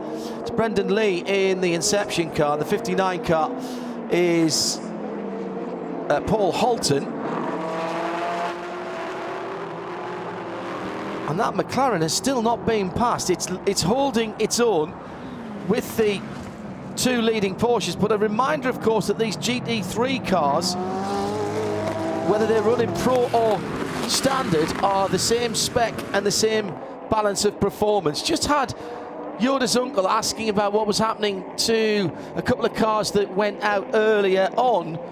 The Ferrari, Cetilar Ferrari number 47. Well, Roberto Lacorte has just brought that car back out from behind the wall, and Era Motorsports with their prototype, Paul-Loup Chaton's back on the pit lane in the number 18. That was the car that hit the wall where the Marshall was in the firing line, the corner worker. But no sign yet of the Lexus RCF GT3 in standard GT3 with Frankie Montecalvo, who took that into the pit lane. We never found out who the under tray came from, so let's bring Shea Adam back into the fold and say good afternoon, almost good evening to you, Shea. Temperature dropping, sun still out on the pit lane, which is quite nice. Whose was that under tray then? You've been doing some detective work whilst you were out of the lane. Hello. Hello. Yes, I have been. If you look closely at the back of the 24 BMW, and I promise I am looking at other cars throughout the field, I'm not just noticing all the faults on that one car, you would notice that there are some cables hanging down, and where a large diffuser normally is housed, there is nada. I am currently standing behind the Radiant Racing Acura, which has just come down the pit lane. It is a driver change, still Bechtelsheimer out. I will definitely be grabbing a word with him. And Super Mario Farnbacher is about to get behind the wheel of an Acura at Daytona. Yes, we've seen this play out before. It's 4 tires and fuel for Gradient, all smooth sailing down here. Yeah, I got Ryan DL down here. Ryan, I think you've got a bit of work to do. It wouldn't be the first time, but no, I think we were 5 or 6 laps down at one point last year, so, you know, something's going to happen. You're about to have it happen early. Shouldn't have happened. You know, Dwight got caught out. Mistakes happen, but, you know, we had 4 wheels and 4 tires and air in the tires, and we should have been able to drive it back, so instead of losing 1 or 2 laps, we lost about 10 laps trying to get it back to the pits, so we got a bit more work than we should have had to do. Yeah, well, you have the ERA motorsport car, and I got the team owner, Kyle Tilley, here, who a lot of people probably think is American because you've made all your motor racing career here, Kyle, but actually you're from the UK. Yeah, no, definitely not American. Loving living over here, but still proud to be very English. Yeah, I mean, it's interesting that you can come over here and really make a career, which is doing so difficult in the UK. Yeah, I think America is such a massive country. The opportunity over here is so vast compared to back home. And it's the one thing, if any of the young drivers ever come and ask me what they should do, the first thing I tell them is move to America. Yeah, of course you've had tremendous success with what is a relatively new team last year, and now, of course, you're on the back foot today. Yeah, I think on the back foot is being a little kind. It's just unfortunate that, well, I guess fortunate and unfortunate that it happened. It's good if it's going to happen, it happened so early.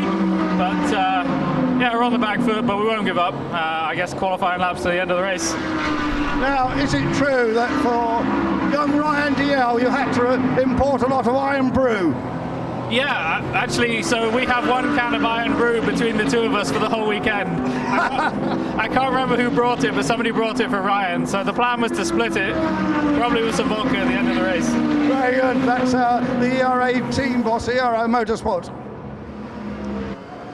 Well, it was a great stint from Till Bechtelsheimer. First ever time driving in the Rolex 24 Hours of Daytona. How much fun was that? I was loving it. I got a ton of time there in the first stint. We obviously had a bit of a mistake in the pit stop there, so I had to go longer than planned, but I really kind of found my rhythm and some clean air, and yeah, I would have stayed in if they'd have let me. Well, the good news is you get to get back in the car because 24-hour race. Are you excited for the night conditions when it gets a bit more slippery out there? Yeah, I think driving Daytona at night is what it's all about. So I've been told I'll probably be in the car around 1 in the morning. So yeah, as weird as it sounds, I can't wait for that. Well, hey, congrats. Wind down a little bit. Good luck back out there. Love it. Thank you very much. Hello there, Dave Monks out in Bavaria. Kids are in bed.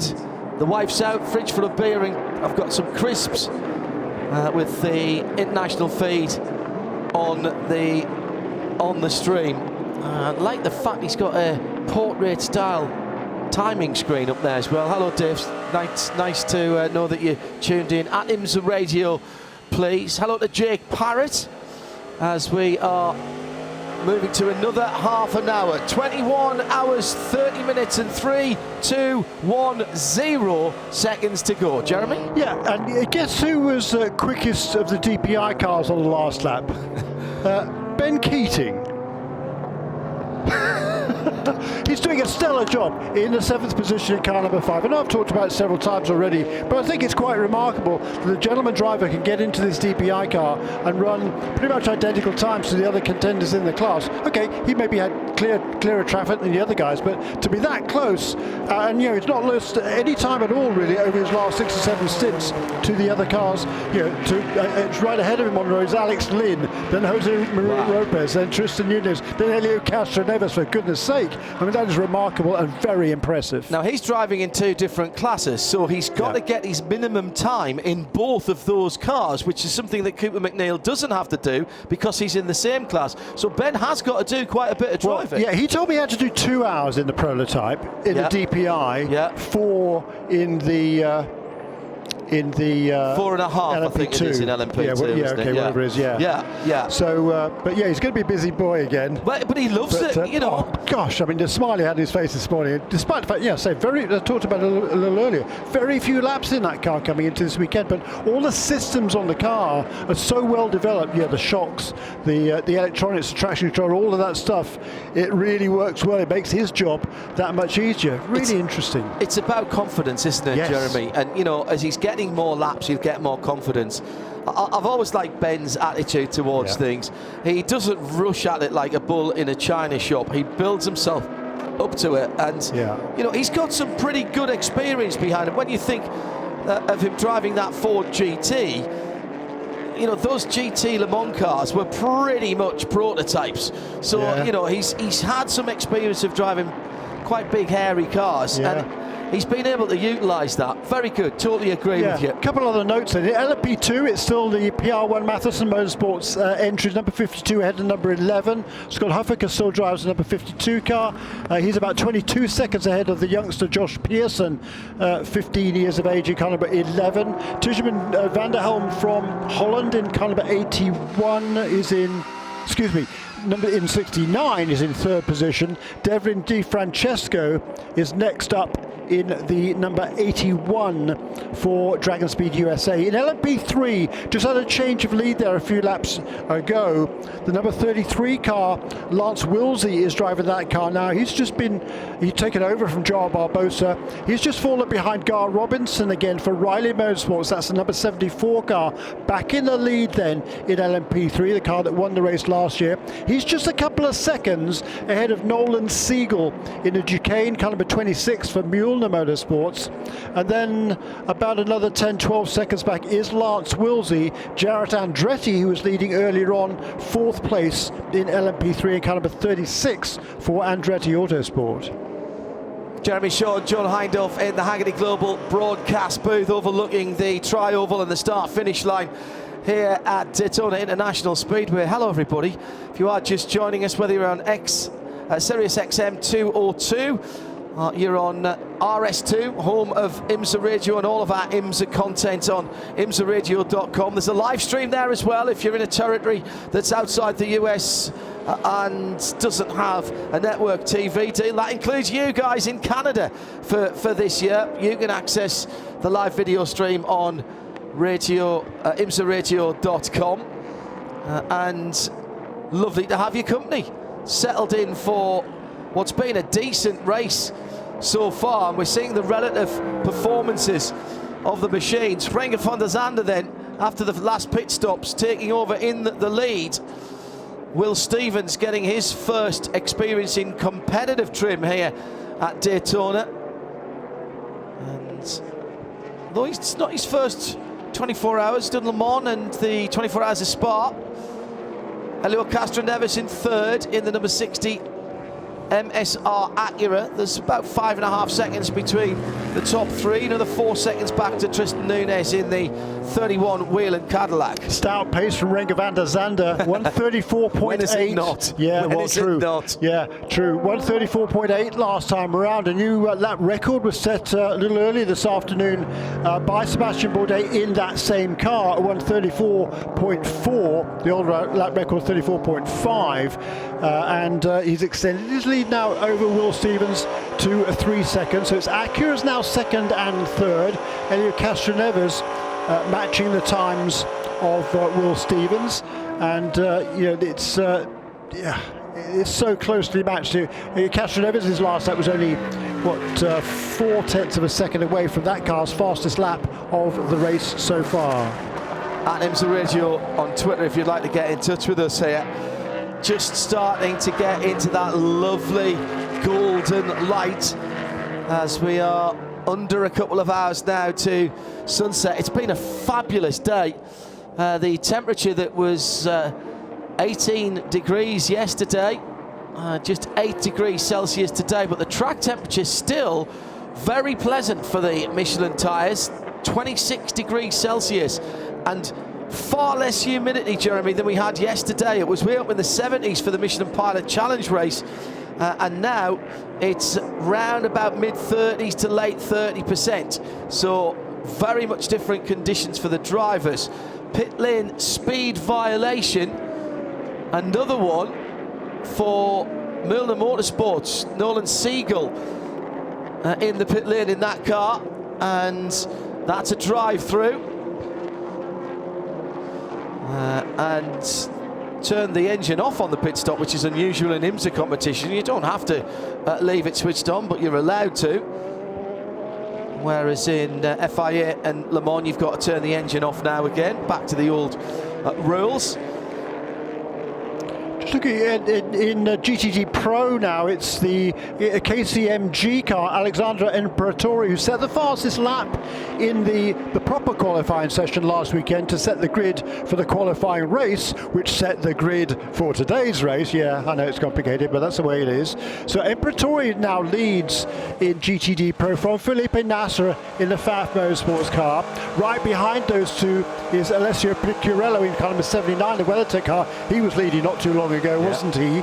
Right behind him, interestingly, is the Ferrari car number 62. That's James Calado. He's worked his way all the way through the field in GTD Pro because he had to make a pit stop right as the caution period was coming out, right. And that was an emergency service stop, so he had to come in again and top off with fuel before we went back to green. He didn't lose that much time. He lost a lot of positions, but that Risi Competizione Ferrari is now right in the thick of things. All those top 4 cars are running together. They're about a second ahead of Kyle Kirkwood in number 14, Vasser Sullivan Lexus, and Dirk Müller in the number 15 WeatherTech Mercedes. And then a couple of seconds behind them, the 2 Corvettes running in lockstep. The number 4 and ahead of number 3, Tommy Milner and Jordan Taylor, 7th and 8th in GTD Pro. We've now got GTD Pro, the top 10 cars, followed by the leading GTD regular, which is now Sandy Mitchell in car number 39. That's the Lamborghini in the position overall, 34th position overall. That's a car barn with Peregrine Racing Lamborghini, so that team has taken no time at all to get used to what is them is a new car. Behind that Lamborghini are 4 GTD Mercedes, number 57, number 75, number 28, number 32. There's a little bit of time between each of those, so they're not as nearly close at this stage as are the GTD Pro cars, John. And for those who still work on the Fahrenheit scale, that's 79 degrees on the track, 46 in the air. Wow. Down to pit, that's a big spread there, but we have had the sun on the track since it came up at 7 a.m. this morning, or thereabouts, 2 minutes before 7 a.m. this morning. In through traffic, second place, Will Stevens, earning his money here as he gains experience. It's the battle for the lead, separated by just a second across the line. And is that Elio Castro Neves? No, that was another prototype in there. The number 10 in second place. An extraordinary run at this race for Wayne Taylor Racing and his Conningham and Alta Racing team. Not even a change of manufacturer could stop the winning streak. Now stands at 3. The go for 4 this weekend, and it's 4 consecutive wins back to back to back at the moment, and they want to add one more. Will Stevens had a good chat with him on Wednesday evening at the Rolex 24 preview over at One Daytona. What a great facility that is as well. Great car show there last night, and some fantastic eateries and hostelries in that area. A real fantastic addition to just behind the racetrack. I mean, you could walk across there. There's a walk over bridge, in fact, so that you don't even have to cross the road. So at the moment, Renger van der Zande just pulling out a tiny bit that lap as traffic is playing its part. Still leading in LMP2, the number 52, Scott Huffaker in the PR1 Matheson Motorsport. Still 1-2 for their two Oreggers, with Josh Pearson about 28, 30 seconds further back, 27 seconds if as the timing screen updates. Now, Tiemann van der Helm is in the APR 69 car in third in LMP2. In LMP3, Gar Robinson for Riley. 74 car leads Lance Wilsey by about 26 seconds in the Sean Creech Motorsport at Ligier. That's 74 from 33. And Jared Andretti for Andretti Autosports, another 3 seconds further back in Pro. It's KCMG's number 2, Alexandra Imperatori, in the number 2 black, blue and white Porsche. From the 9 plaid Porsche of Faf and Felipe Nasr and Alessio Piccarello for the WeatherTech Racing. It's a top 3 of Porsches there, 29 and 79. And in GTD, Lamborghini, Sandy Mitchell leads from Michael Grenier by about 1.5 seconds. And it's another AMG GT3, Kenny Abulla in the very distinctive 75 Sun Energy One, the copper car with the flames on the front. I think Van der Zande might have just had the best of the traffic there as they came through a couple of little knots of GTD cars as they were battling away. But you can understand this is Will's first time here, and the last thing he wants to do is bring the go for 4 to an end at this stage of the game. Yeah, of course, Renger van der Zande, he knows what it's like to gain success for Wayne Taylor. Look, he's a master at working his way through traffic in these cars, or become one over the last few years. So, Will Stevens is quite happy at this stage in the game. The gap between those top 4 cars, or even top 5 cars, has stretched out over the course of the last half dozen laps quite significantly. But again, I just point that out. It's not nothing significant in that, I don't think. Elio Castroneva's running in the 3rd position, so Acura's still 2nd and 3rd, breaking up that Cadillac stronghold. But Renger van der Zande, super consistent at the front, even with working his way through the traffic. So, hats off to van der Zande. A couple of seconds between the top 2 at this stage. John. Yeah, Steve Tadman brings up a good point about Wayne Taylor Racing. He said, we look at their success over the last 3 events, but don't forget how many heartaches they had prior to winning for the first time. So much bad luck, but then they've turned that around. They've used that, and Wayne Taylor is, it is a family style of team. Sean Creech Motorsport have gone around the 33 401 machine in the Stars and Stripes colours, and that was Lance Wilsey, who was in 3rd position. Yeah, Dr. Lance Wilsey. Yeah, turn 1 incident, just went a little bit wide. I fancy came in a bit fast and got onto the dusty piece of the outside of the circuit, and not much grip out there. Not much grip at all out there. Actually did a very sensible thing in getting off the brakes. He would have flat spotted those tyres doing that. It was a fairly lazy spin up the inside of him at the western end of the infield. Tristan Nunez in the number 31. That's the Cadillac of Whelen Engineering, and he's battling at the moment with Alex Lee for that position. And there were Alex Lee, and he's right in his wheel tracks as they go up onto the high banks at turns 1 and 2. Just starting to get a bit of shadow in the tri-oval and down at turn 1 and 2 as the Whelen car breaks for the new name for the backstage chicane is now Le Mans. They've got traffic again. It was one of the Heart of Racing Astons, I think they've just gone through. Oh, here comes the Chip Ganassi Cadillac. Alex Lynn car gaining Gaining. Is there an opportunity for a pass going to the high side as they come underneath us? Gets to the rear three-quarter on the right-hand side. There's traffic. It's the AF Corsa Ferrari, I think, that's right in front of them. My goodness, that was very close as they go around turn 1, and the pass is made. The pass is made, and it was indeed the 21 AF Ferrari. So a change in position there as Alex Lynn goes up into 4th position, using the traffic expertly. Now further up the field, Renger van der Zande is now in traffic. Yeah, but again, remarkable pace, Renger van der Zande.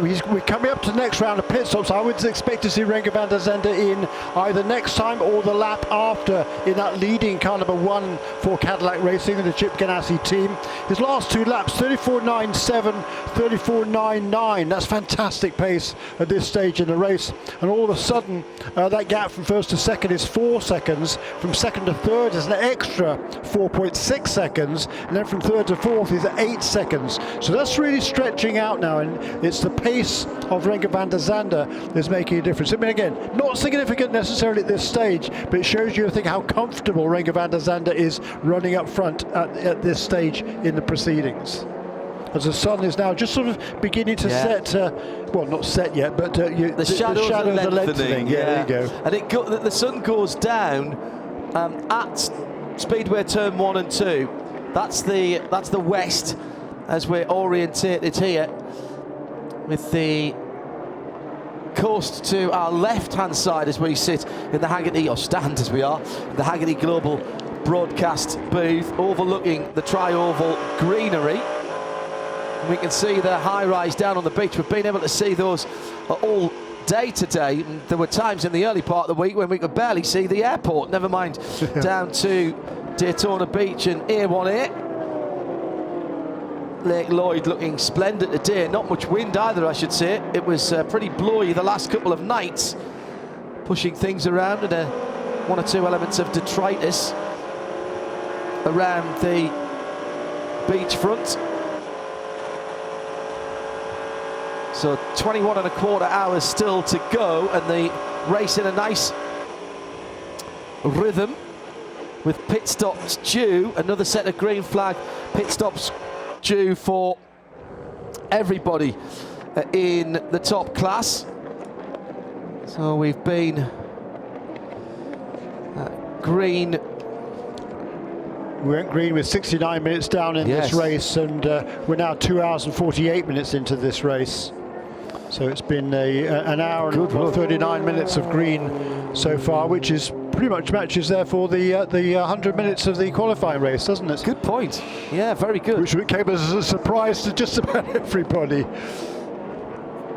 It's hashtag blame Jeremy. Okay, so, yeah. Hashtag blame Jeremy, by the way.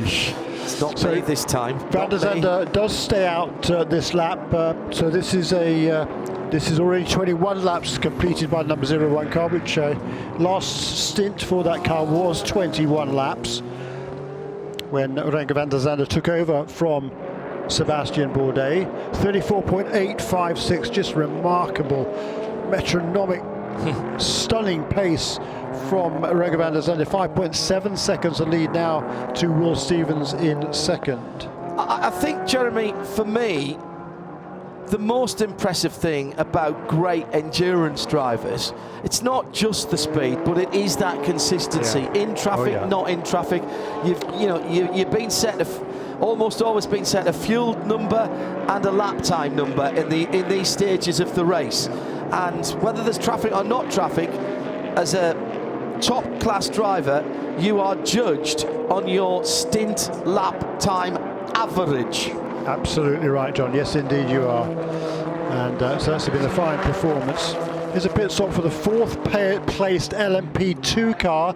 Devlin Di Francesco gives up a position then to Rinus VeeKay, fellow IndyCar driver, at the wheel of the Jumbo car number 29. He moves up into 4th position.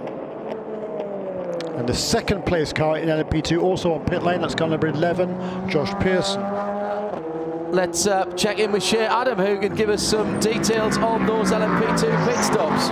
For the LMP2 class, the number 81 comes in. That is the Dragon Speed car. It is fuel and a water bottle actually handed into the car to Devlin DeFrancesco. Good old-fashioned plastic water bottle. He squeezes it with a straw under his helmet, shakes in some water, and that will be it. So it's no tires for this car. We've also got the 28 Allegra Motorsport Mercedes in. Again, fuel and tires for that one. No driver change. Yeah, we've had the 01 just about to leave the pit. The 02 is right at my feet. And Maxton just climbed out. So this is Marcus Ericsson that's in the car now. And the fuel's still going in. It is off the jacks. More fuel. And there he goes. Cadillac Moto driving him out. Like Cadillac had just come past me on the pit lane, so he's got all happening at once, Yeah, and that's exactly what we'd expect, because they all pitted within a lap or two of each other last time around, and there's not that much difference between the fuel numbers between those different engines. Meantime, JDC in the pit lane, Jeremy. Yeah, I think that'll probably be a driver change. Spin number 19. The Lamborghini, who is in that car. It is John McGuire, I think, that was in... John McGrew, John McGrew, excuse me, that is in that car. That's the Pilotti-sponsored car. Ferrari Challenge driver normally, right in the middle of the track and the pack. He'd just been passed by the number 79, he was hit by the number 79 Porsche. Ooh. Now, who is driving car. that? That's the third place car. It's Alessio Piccarello. That's an uncharacteristic error by Piccarello. He came down the inside from a very long way back. That's not John's fault at all there. That actually might draw a penalty for the WeatherTech 79 car. Let's hear from some drivers after those pit stops. Here's Andrew. Yes, indeed, I've got Alex Lynn. A little bit of perspiration, but you're looking pretty fit and tidy. Yeah, no, it was just a nice little first stint in the car, really. I think within the team, we're just trying to keep our weapons sharp and, just trying to stay alive and not make any mistakes and keep our fast car in one piece. Yeah, because a couple of your arch rivals there did have a bit of contact earlier on. Yeah, exactly. I mean, I think we're in a nice position where we feel like we've got a really fast car on the 01 and the 02. So honestly, we don't need to do anything silly. We just play it by ear and wait till the morning and see where we are. Absolutely, that is the right thing to do. But you're managed by Dario Franchitti these days. Is he here with us? No, he's in South. Oh no, he's commentating, of course, on Formula E. Bless him. Yeah, no, he is. So we've been in touch quite a lot over the phone. So he's a good geezer to have by your side. You've done Formula E. Sorry. You've done Formula E. Yeah, no. It's this much more exciting. They're both exciting in their own right, to be honest with you. I love both, and I love being a racing driver. And honestly, right now, I'm having the time of my life at Chip Ganassi Racing. What a team! And I haven't stopped smiling since I joined this team, to be honest. Excellent. Well, that's Alex Lynn. Hasn't stopped smiling since she joined the team. What a lovely quote. Incident down at turn 5, and it's brought out the full course yellow. The Porsche number 34 with Kyle Washington at the wheel is looking very un-Porsche-like at the front end of that car.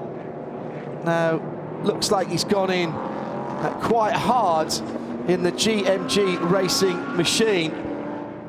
Just after the kink on the way down to turn 5, that is going to be an ex-Porsche. I'm afraid the hood is up, the door is open, and the EMR safety crew already there with full course yellows around the circuit, double waved. That incident between the Lamborghini number 19 and the 79 WeatherTech Porsche at the International Horseshoe under review. The good news is that although the car is damaged, Kyle Washington has just extricated himself from the car without any need for assistance from our excellent EMR safety crew. I know they tune in and listen, keeping up with the racing all massive race enthusiasts, but here to do a very, very important job. Called into action for the second time today after the Aero Motorsport car hit the wall quite heavily on the run to turn number 6.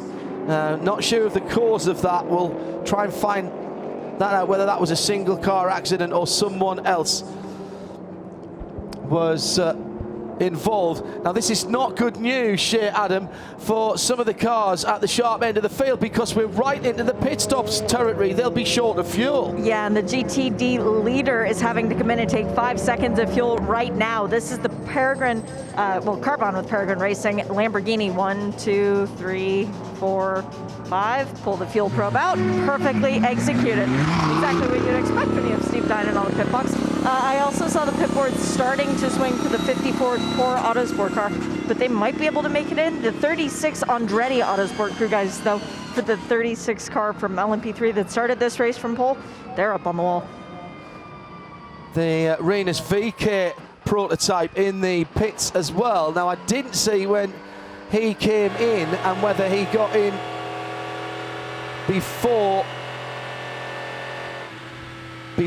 the full course yellow. Actually, he's in and out, but one car that isn't is the Duquesne of Austin McCusker, the 47 Motorsport number 7. That car is being worked on in the pit lane at the moment. So full course yellow number 2, as it stands, Helio Castroneves leads the motor race, but has not yet made the stop that everyone behind him has already done. Just 4 times down the pit lane for the number 60 MSR Acura.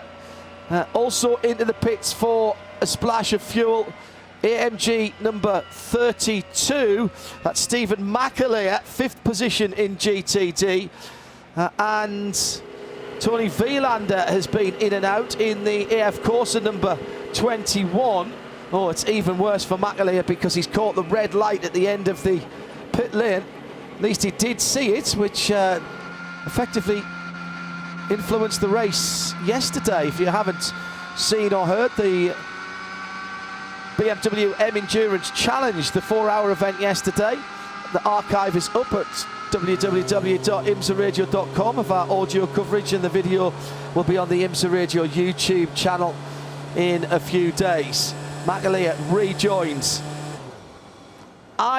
Ironic that both of the full course cautions have come right at the end of fuel runs for some of the major players. Andrew is down at the Konica Minolta pit with Wayne Taylor. Yeah, Wayne's just in a conversation at the moment, see if I can get his attention now. And Wayne. Yes. What's up, mate? You're usually on the pit perch. Here you are in an overcoat with a beautiful scarf on, and you're a Grand Steward, which probably means you get free lunches. I do. How are you? Really good. The other day I was watching that in-car camera on the Ferrari that you did with me at Le Mans 98. It was terrific. Well, that's history. Yeah. This is now. Yeah. How's it going? Have you stopped going on the management role then, and you're just the big boss now? Well, I don't really know what I do. I do a lot of talking and try and communicate to everybody, and really all these guys behind me are the ones that do the job. Our relationship with HPD and Acura and all our partners have made my life a lot easier. And honestly, there's the drivers that we've been able to put together is first class. So I'm not that stressed as usual. I'll be back on the stand in a while. All right. Now, one of the things about being a Grand Marshal is that you spent some time with Mario Andretti, and that's special. Well, it really was. It was very humbling, to be in his company, and Hurley Hayward and Scott Pruitt, and of course Bobby Rahal. What was really good about it was Hurley and I drove at Le Mans together twice, and so finally after all these years, we can sit afterwards and start talking about our days, and it was really good fun. Last question, your new boy, doing a pretty good job, younger Will Stevens, eh? Yeah, he is. You know, that's one of the things that we spend a lot of time on, is deciding who our fourth driver is going to be. And because LMDH is coming along, we felt that we need to find a youngish driver that's got good experience. He's very good in Europe. He's the test driver for McLaren, and both the F1 car and the simulator. And, you know, this is his first time in real race. We've given him probably 5 laps in practice, and he's out there running up front. So very lucky and very happy. Brilliant stuff. I'm sure we'll be talking to you later. Okay. Can you make it 5 out of 6? That's what we're going for. I checked in with GMG Racing regarding Kyle Washington. They said he has reported to them that he is okay. The car, not so much. So they are done for today. But the most important thing, their driver has walked away from that incident, and Porsche has built a very strong race car. Into the pit lane for emergency service comes the 75 Sun Energy 1. That is Kenny Habul's team, and runs the red light at pit exit. Oh, stops just beyond it. That was so close. I'm sure IMSA will give him a bit of a pass for that one, because he is stopped before the second white line. We also have Performance Tech into the pits for the 38 Ligier. Oh no, he reversed on the pit. Well, oh gosh, that's a careless mistake. And the 15 WeatherTech car, by the way, is also into the pit lane. That is the Proton USA entered car. It was Dirk Mueller driving it earlier. Light has gone green. Let's hope that the 75 is engaged to forward gear. Yes, he did. He did not back into the competition. Yeah, that would have been the trifecta there. For that. In our Porsche keys to the race, we talked about traffic. It's been stunning to watch, and we've been talking about the tyres, particularly in the cold weather, but the track hasn't been that cold, hovering around about the mid to high 40s no, a bit more than that in Fahrenheit. 22 degrees Celsius is where it is at the moment. Flexible strategy, well, that hasn't come into play yet, because the full course yellows have fallen at the end of runs for most people, perhaps a little too close to the end for some. But no mistakes, Jeremy. We are still seeing people making, I mean, it's the first race of the year. Maybe people are still knocking the rust off. And at this stage, a drive-through perhaps isn't the worst thing, but a stop in 60, and we've seen a few of those for running the pit light, for other infractions, that is going to hurt you if it takes you off the lead lap in class. Yeah, that's the thing, and currently the timing of this caution period is not good news, unfortunately, for Meyer Shank Racing, running out front here, stretching their fuel load, and it's going to bite them, because they're going to fall back. What's interesting about the timing of this full caution, with the number 60 car not having been on pit lane, the number 48 and the number 5 are currently 1 lap down, and there was not a driver change, by the way. Number 5, Ben Keating, did stay aboard, doing an excellent job as well. Those 2 cars, 48 and 5, are a lap down, but when the number 60 comes into the pits, when the pits are open, when all this wave around has been completed with those cars on the same lap as their class leader, are able to cycle past the overall leader, then the number 60 car will come onto pit lane. They must be very, very, very close to requiring emergency service. So they're stretching it out as much as they can, and hopefully, aren't terribly inconvenienced. But when they do make that stop, they're going to fall behind those other 4 cars that are on the lead lap. The number 10, number 01, number 31, number 02, that did make their pit stops before this caution period.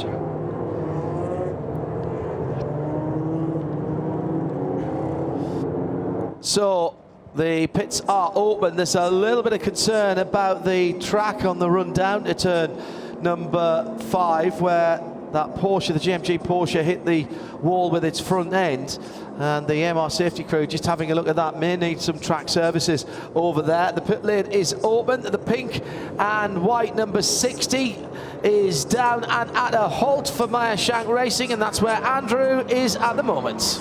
Yes, I am here and seeing the new set of Michelin going in. No driver change here.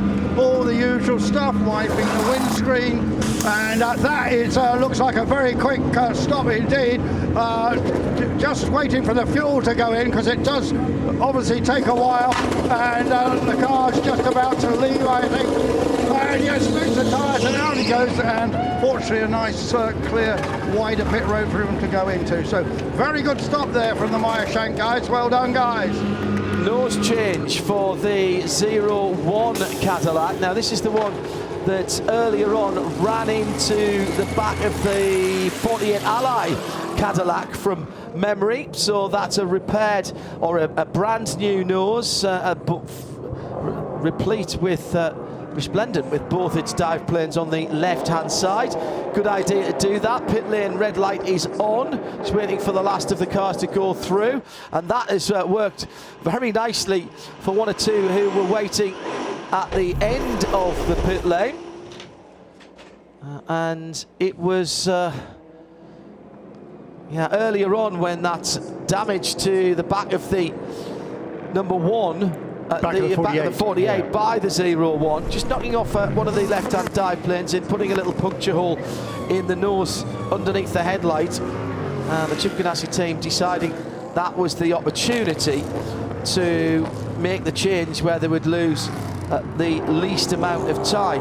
So Helio Castro Neves there, having gone long, Jeremy, needed to put a lot of fuel in that car, and that will have hurt. That's what you were saying was hurting him. Even though the other cars had only been out 4 and 5 laps at the front of the field, they all came in as well. So it's by no means as bad as it could have been for MSR.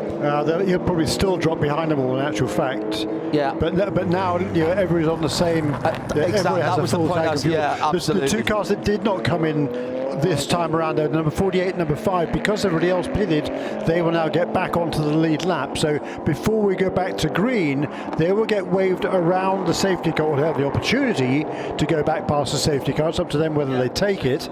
And then they will be able to run around, catch up with the field, and possibly even have time to make a pit stop before we go back to green and get back on sequence with the other DPI contenders. So this time around, the pits will be open for GTs, and it will be Felipe Nasr in the FAF Porsche who comes in with Kyle Kirkwood behind him. And then the two Corvettes, 4 and 3, in 3rd and 4th position. Now, has this worked nicely for those guys? Yeah, they're right there in the 30s. They're all in the early 30s. The only car that has stopped recently is the 79 WeatherTech Racing Porsche. Alessio Picciarello has only been out there for a couple of laps. In GTD standard, the leader is Winward Racing, 32 laps under the Michelin tyres of that car. Sandy Mitchell stopped not too long ago in second in the Carbon car, 4 laps ago, and the Proton USA Mercedes was in a couple of laps ago as well. Andrew, we've got GT cars with you.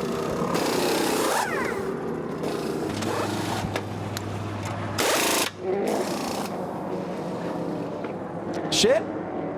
Down here at Pit Out, it's getting very busy with lots of GTD competitors. We've got the 57 Winward Racing Mercedes in. This is fuel and tires only. But down a bit further in Ferrari world, it is a driver change that's going to be happening for the 21 Ferrari for A. Of course, it is Tony Villander out, and it is Simon Mann getting in fuel and tires for this car as well.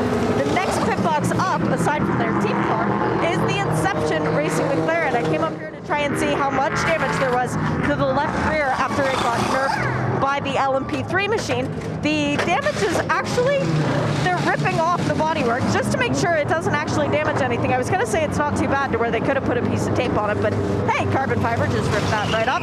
Fuel tires and a driver change as Ollie Milroy is now welcome to IMSA, finally. He had to wait. It was Motul Petit Le Mans that we were expecting to see him on the initial entry list, and then, of course, more important matters kept him from racing in that, but he is about to take to the high banks of Daytona International Speedway for the first time. There goes the McLaren, back out and running, just ahead of the Ferrari. Yeah, relatively new parent then, Ollie Milroy. That's what kept him away at Motul Petit Le Mans up in Atlanta. Still cars in the pits. The number 71 Lamborghini is going to have to be pushed back, I think, to be able to get out of its pit, because the 59 Crucial McLaren is right ahead of them. But that has worked out, I think, okay for the T3 Motorsport North America Lamborghini. Matteo Carrera brought that car in, and I didn't see if he jumped out, if I'm honest. I'll find out in a second. As he goes out of the pit lane, he did stay in. So Matteo staying in there. Will Stevens in the Konica Minolta Acura. So at the front of the field, a couple of cars staying out, as Jeremy described. Mike Rockenfeller for the Ally Cadillac DPI, and Ben Keating, who's been stellar today in the JDC Miller Motorsports Cadillac DPI. Ben doing double duty in a DPI and an LMP2. So that's the pit stops completed. We'll do a quick reset on the track. Still waiting for the call from race control on the WeatherTech Porsche versus Ferrari incident at the International Horseshoe a couple of laps ago. You're listening to live coverage from trackside as the sun starts to head for the horizon.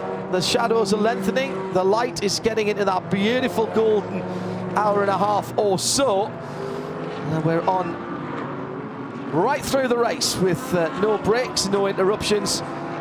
If you're so equipped, Sirius XM 202 RS2 at radiolemans.com. And we've got sound and vision there at radiolemans.com and at IMSA TV if you're outside the US, and if you don't have a network TV coverage deal for this race, then you can follow along with our sound from here at trackside. Another racing hour not too far away here at Daytona International Speedway.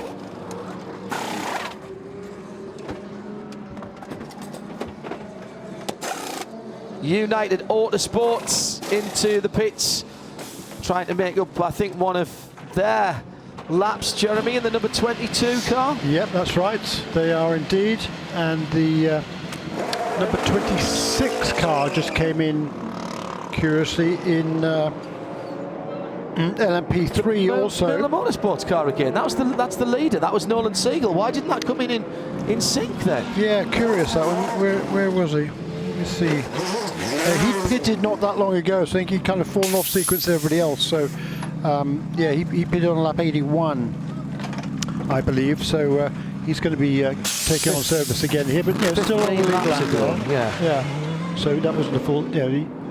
So in what was I going to say? Oh, I tell you what I was going to talk about. The number 62 Ricci Competizione Ferrari that now is shown as being the leader. That came into the pits right before the caution period came out.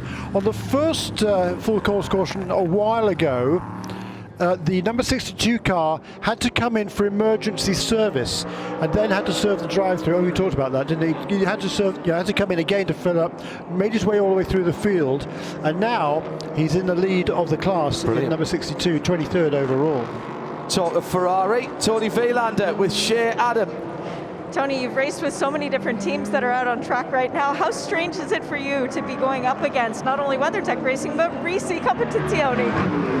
No, it's just super fun to be out there. I was almost sliding to retirement, and then Amato called me back, now fully committed to this program, and I feel really motivated. I mean, everything is in the right place. Of course, it's the team where I started. I believe we have a very well-handling car. We are not the quickest on the straight line, but over the stint, it didn't look so bad. Twice unlucky with the cautions. We had to do the emergency stop, but in the 24 hours at one point it needs to turn around. So really happy to be out there. Some hard racing, prototypes for now, they're behaving really well, and let's just move forward. Now, Peter Mann was standing on the pit wall during your stop, and he insisted that he is not as fast as his son. Do you believe that?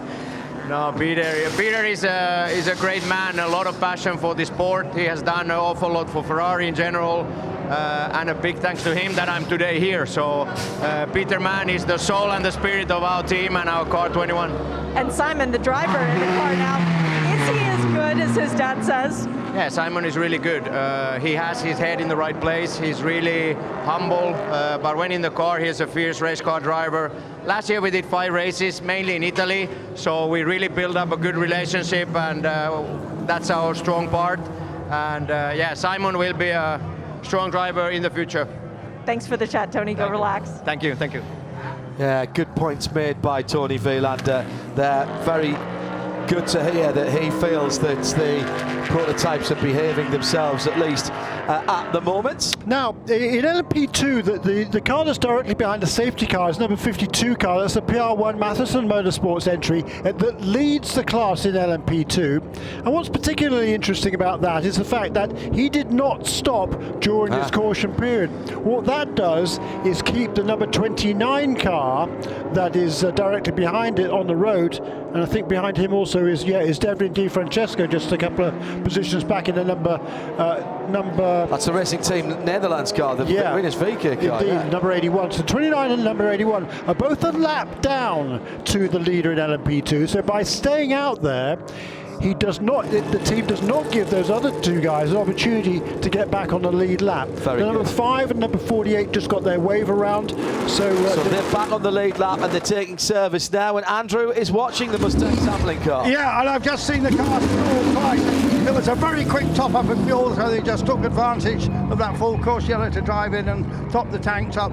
I can't believe more than about 10 gallons went in actually. But as I said, red lights are on. There's been an incident at turn 1. Oh, red lights are on. Red lights are on. They won't be allowed to leave right now. There's stationary cars at turn 1. And that was because under the yellow at turn 2, we had a spin for the wins number 52. Prototype, that's the leader in LMP2, Mikkel Jensen in that car. Looped it. That was the car Jeremy was talking about, sitting directly behind the safety car and just missed the wall. So Mikkel Jensen, the team deciding to play a tactical game to keep a couple of its major competitors from getting the lead lap back, and Mikkel's just looped it coming out of turn 1, just missed hitting the front of the car on the wall as he came round. I think he was just trying to warm the tyres up a little bit. Did he get a tap from behind? Oh, he may have. No, I don't think he did. It was very close with the next prototype behind there. But Mikkel was hard on the brakes and just managed to stop the car from hitting the wall. It would have been the left rear possibly, or the right rear of that car that got hit. There was no sign of any damage as we have a good look at it, courtesy of our camera operators from NASCAR Productions. Thank you, ladies and gentlemen. Please wrap up warm tonight. Ray is going to be on the roof, Ray Wenzel Jr.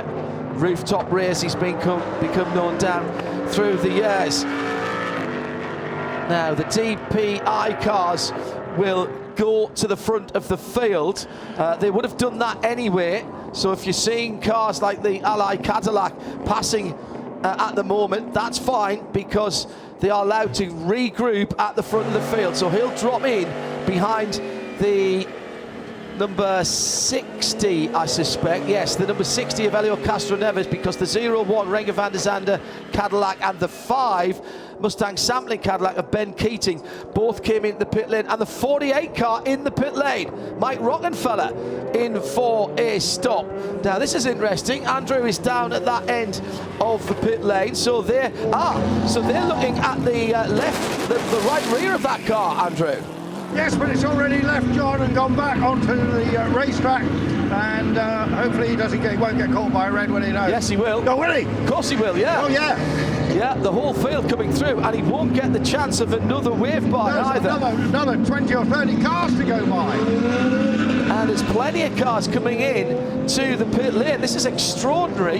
The DPI class split is just started, and we're going to have a queue of cars, the 52. So after not pitting there, Jeremy, to keep the two competitor cars off the lead lap, the Dragon Speed car and what was the other one that you mentioned in LMP2? It was Dragon Speed and Racing Team Netherlands, wasn't it? Well, Mikkel Jensen's been called in after he looped the car behind the safety car. So they've decided that they might as well now, having allowed those two cars back onto the lead lap, to bring in Mikkel and refuel that PR1 Matheson Motorsport. Fuel only, Shea Adam telling me, down in the pit lane. So a mistake by Jensen, but they've tried to turn it into a plus point there, Jeremy. That's your flexible strategy we were talking about before, and the Porsche keys to the race. Yeah, there's not a lot of pluses there, except the fact he does now have a full tank of fuel. Of course, the year is still going to be... The incident is under review. But there's only one car number, and that's Mikkel's car number. Could he? Does he get sanctioned for spinning under safety car? Point. Fair comment. So that has, I think, probably extended the safety car by another lap, which allowed everybody to make the stop. Not sure why the Ally Cadillac would have needed. In fact, it really didn't need to come in. It had only been in 9 laps before for Mike Rockenfeller. Rocky stayed in the car, but again, that puts them back on the same strategy as everybody else. Yeah, that's right. I mean, they got the wave around. What they didn't do was come in on the same lap number 5 came in. For some reason, they came in a lap later than that. But with this extended caution period, they're going to get away with that one. So that was... he's still being waved around. So the split has still gone on.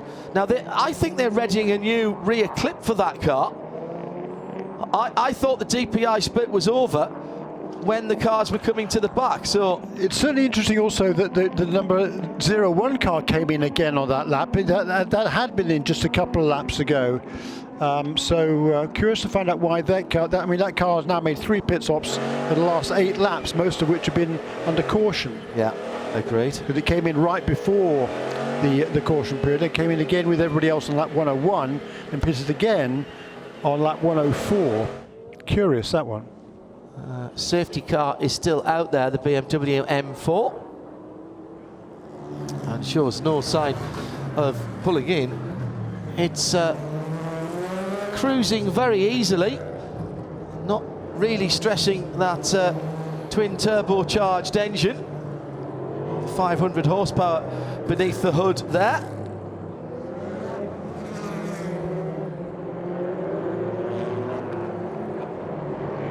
So that spin then for Mikkel Jensen, who'd taken over from Scott Huffaker, puts the G drive with APR entry, car number 69, Tijman van der Helm, in the lead of the class now, ahead of Josh Pearson in car number 11. That was the car that had pitted right before the caution period, but he still remains in second position, Josh Pearson in car number 11 for PR1. Then the second G drive car is third in class. That is Oliver Rasmussen in number 68. Mikkel Jensen resumes in 4th position then in number 52.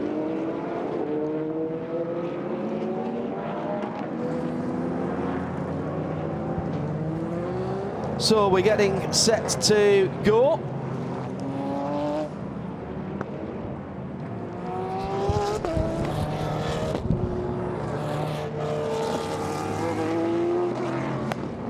And this is taking rather longer than I'd anticipated. I think possibly race control had anticipated as well. Peter Mackay has joined us in the Haggerty Global broadcast booth. Good evening, Peter. Good evening, John. Good evening, Jeremy. It's, well, what a beautiful day this is here in Daytona Beach, Florida as well, albeit a bit chilly, but bright and breezy, bright and sunny, and some fantastic motorsport so far in the first opening hours. What do you make of it? This has been your first opportunity to be up here in the Haggerty Global broadcast booth. We've got a good view up here. You've been up on the management level in the early part of the race. Well, it's I've just been able to get a chance to go trackside actually as well, and you look at particularly the GTD Pro battle particularly, and that is exactly it's like the old GTLM days, just with a slightly different specification, and it's same drivers, same brand of cars. Corvette are in there as well, which is great to see as well, and being up here, this view from the grandstand area of the Daytona International Speedway, you see every inch of the track, and for us as commentators, that's we're a bit spoiled up here. So the BMW pace car is now sped up significantly and will be coming in, John, so it looks like we're going back to green in just a moment. Thank you, Peter. Stay with us for the next couple of hours or so as Jeremy Shaw takes a wee break. And welcome along if you are just joining us. RS2 is IMSA Radio, www.imsaradio.com. Sirius XM 202, and of course with sound and vision on imsaradio.com and on imsa.tv. So coming to the line, here's the restart, and it's Will Stevens who will lead a lap. And this is his first restart at Daytona. Rookie this year, goes down into turn one. Big move by the MSR Acura. Helio Castroneves trying to make up a couple of positions there. He was very wide into turn one. Did he pull that off? I think he might have made up one position. He was looking for a little more return on his investment around the outside there.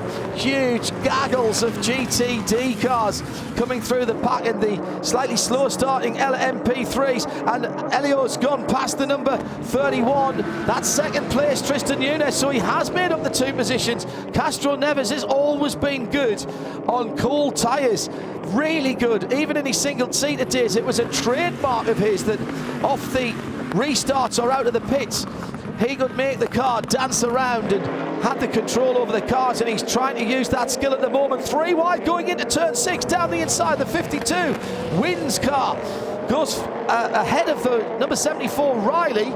Now I think that was a pass full position on the restart. That was a lap car in there, so Mikkel Jensen trying to make up for his error on the spin that he had behind the BMW M4 safety car. Gar Robinson leading in LMP3 was the car that he went under the inside. I think we had Rinus VK right in there as well. There was plenty going on. Still 20 and a half hours to go, and these restarts are outstanding. And here's the battle for the lead. Helio Castroneves has really got the Michelins switched on, and he goes to the lead. He goes round the outside into turn one. Cetilar Ferrari is off, and Team TGM is off as well. That's the 47 Ferrari and the TGM Porsche, both with difficulties there. The Le Mans chicane. At the newly named Le Mans chicane, absolutely. Going very slow on the apron now as well, but they are on the apron, so they're at a safe distance there, so we should stay green here as well. But what a start from Helio Castroneves, the 4-time Indianapolis 500 winner of this race, last time out in an Acura, but in a different colour, of course, and a different team. It was Roberto Lacorte in the Cetilar car, and Matt Plum in the Team TGM car. These restarts, very good opportunity to make up positions, but of course the problem is you can easily make mistakes and lose them as well. Heart of Racing Aston Martin, and its driver in the number 27 is Roman De Angelis, and he's staring at the back of the number 96 BMW. No, he's not. That's 2 cars further ahead. It's the WeatherTech 79 that's right ahead of him. And Shea Adam, you've just had a pit caller. What? I didn't even see that car. Where's it gone? It was the 68G drive. It went straight behind the wall for the LMP2 Oreca. TGM has made it in. There is no Michelin left on the left rear, only the rim, and the 47 Ferrari, I feel like I've said this before, into the pit lane and straight behind the wall. So both of the cars involved in the schmozzle on the back there, Peter, into the pit lane. TGM have stopped at their box. Roberto Lacorte back behind the wall there after an incident in the mid-pack of GTT. As well, of course, a regular in the World Endurance Championship, got his first pole in World Endurance at Bahrain.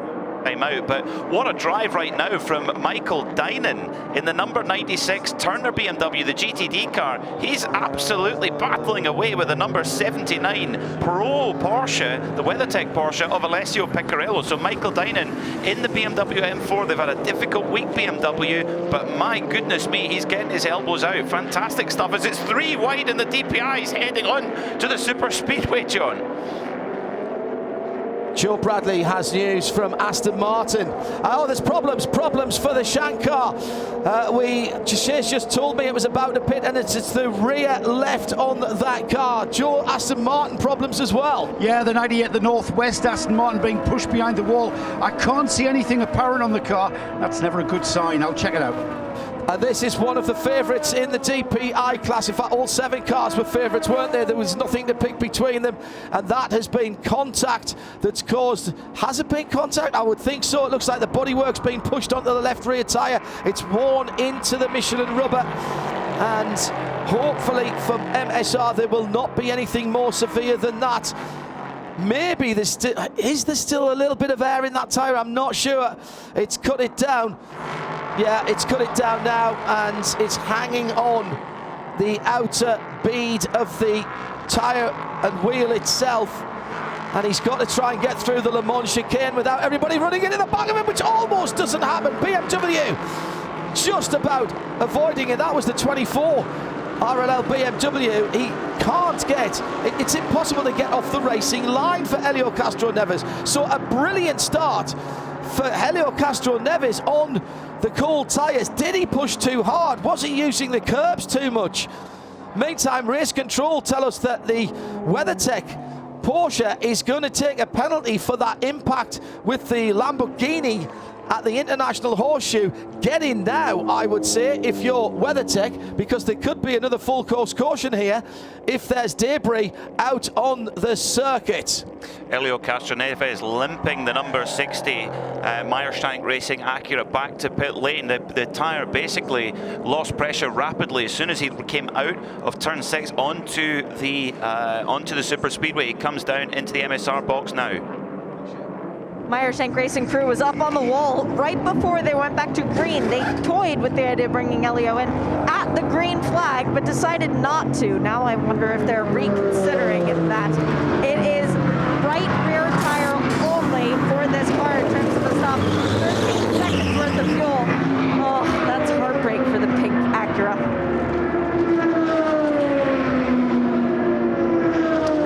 Heartbreak indeed, but 20 hours and 27 minutes to go, and this could be a race where we see a lot of yellow flag safety car intervention, and that'll give this Meyershank Racing crew a time to get back. And oh, big wreck for the number 23 Heart of Racing Aston Martin. Oh, right in the wall, and it is full force yellow. I did say if I'd been on the WeatherTech wall, I'd have got that car in straight away. It's Alec Riberas, one of the principals of Heart of Racing. They were running 8th in GTD Pro, and that car has got major damage to the rear right. It looks like the rear right wheel has been pulled off. There's another car in there, and that's Kenny Bull's car. It's the 75 Sun Energy 1, and that's got right rear damage as well. So has there been a spin and somebody run into one of the others? We're under full course yellow. Some pit lane speed violations to come as well as we pick the bones out of this for the number 38. That's 3-8. So that was the last time through the pit lane for that car. That'll be another drive through. These pit lane penalties are beginning to stack up. I wonder if we just haven't had people sorting out the pit lane speed limit. And also involved, we think the Mulner number 6 prototype was in 6th position. Lamborghini 39 has a problem as well. So this has been a multi-car incident that has brought out the full course yellow. The 6 Mulner car, and the Mulner cars have been involved in 1 or 2. That's Eitan Ori involved in this, and the Lamborghini that was involved was the... I wonder if that was some debris from the 60 from Helio Castroneves. Shea Adams saw that car come into the pit lane, Shea? Yeah, it looks like that is just a tire. Thankfully, it hasn't torn away at any of the other bodywork, but it did look a bit like a snowmobile when it was coming past me. So the 98 Northwest Aston Martin we saw being pushed behind the wall. News from the team is gear selection problems. They have no idea what, that's why it's behind the wall. Oh dear. Right opposite us, we have the number 39 Lamborghini. That's the carbon car, and that looked like a relatively standard stop. That had tyre damage as well. It shouldn't have been in terms of any kind of fuel, but three cars into the wall. How close was the 97 Mercedes from WeatherTech? And that was coming out onto the speedway at turn 2. It all happened very, very quickly. And the speed there, you're gathering speed very quickly. So one prototype and 2 GT Daytonas there. Oh, and a big swipe, a secondary impact of Riberas in the heart of racing car. That's what's pulled the rear wheel off that car. So 75 Sun Energy AMG GT3, the heart of racing 23 car, and at least one prototype, the Molnar car, the number 6. We also had damage for the Lamborghini of carbon, which has been interchange a tyre, but then I think they've got away with just that. Peter? The number 7 Duquesne of Austin McCusker has gone back behind the wall as well, so maybe putting two together, they could have been involved in that incident perhaps, but big drama here at the Rolex 24, and a dejected Alex Riberas just leant against the wall looking at one very unhappy looking Aston Martin. The 97 WeatherTech, GTD Pro WeatherTech Mercedes of Maro Engel. Maro having to rely on all his experience there. I actually don't think he moved the wheel. There was nothing he could do there. If either of those cars had bounced down a tiny little bit, he gets through, but the Molnar car coming through did not, and clipped the right rear wheel of the stationary Aston with the right rear wheel of the Molnar prototype. The sun's going down in that area of the circuit as well, Peter, so the sun is in the driver's eyes as they're going back up onto the banking. A plethora of rescue vehicles, including the AMR safety team, are there, and this is going to be a long clear up. The safety barriers, the safer barriers doing their job. The cars are being asked by race control to use the apron at turn 6 rather than going up on the banking, but I'm not sure if it played a part, but the sun is in the eyes of the drivers, right in the eyes as they're going up onto the high banks there. Yeah, I mean, Alessio Pecorello right now at the wheel of the 79 Porsche, of course, he's got a drive-through penalty. He's actually doing the Ari Vatanen hand to block the sun out, taking one hand off the wheel. I wonder, John, if this is an important warning towards the teams that remain in the race, because we are still with a reasonable, we're still in daylight when we go into the night, and if we have a restart, the tyres clearly need a lot of time to get up to temperature, to get up to pressure, and I think that caught out not only the 2 cars involved in that incident, the 23 Heart Racing Aston Martin and the 75 Sun Energy Mercedes, but not only that, it definitely caught out the 60 Acura as well, I think, the Mershank racing car of Helio Castroneves.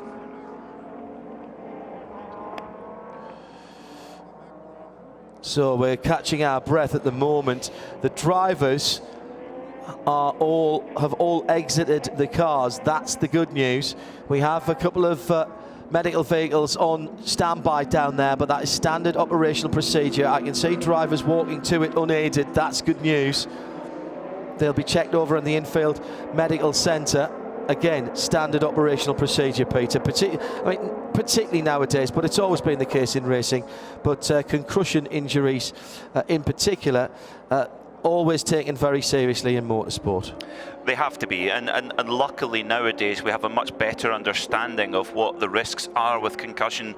A lot of the work's been done in other sports. There's a good cross-pollination of intel on that, and the speeds that these cars can go and the potential impacts are huge. Luckily, we have some very clever people designing these cars. Now, just a point on the number 10 Wayne Taylor Racing Acura, Will Stevens. set he was just getting into his groove there. We had a very short period of green flag running, but in that period of time, when everyone else is struggling to get up to pace, he actually set that car's best lap of the race so far. So Will Stevens really impressing on his Rolex 24 debut. Got to learn quick. Got to learn quick around here. Wayne Taylor knows how to pick them, doesn't he? Well, I thought it was a good interview earlier on, actually, when Wayne was talking about it. If I'm honest, that he was sort of saying, look, you know, the fourth driver is really, really important. It's difficult for the fourth driver. You don't always get a lot of seat time and the opportunity to get comfortable in the car, Peter. No, you don't. No, I remember speaking to Andy Lally about this when he drove for Dyson Racing in the Porsche RS Spider, and he said, you know, when you're the third driver, you've got to be plug and play, is what he said.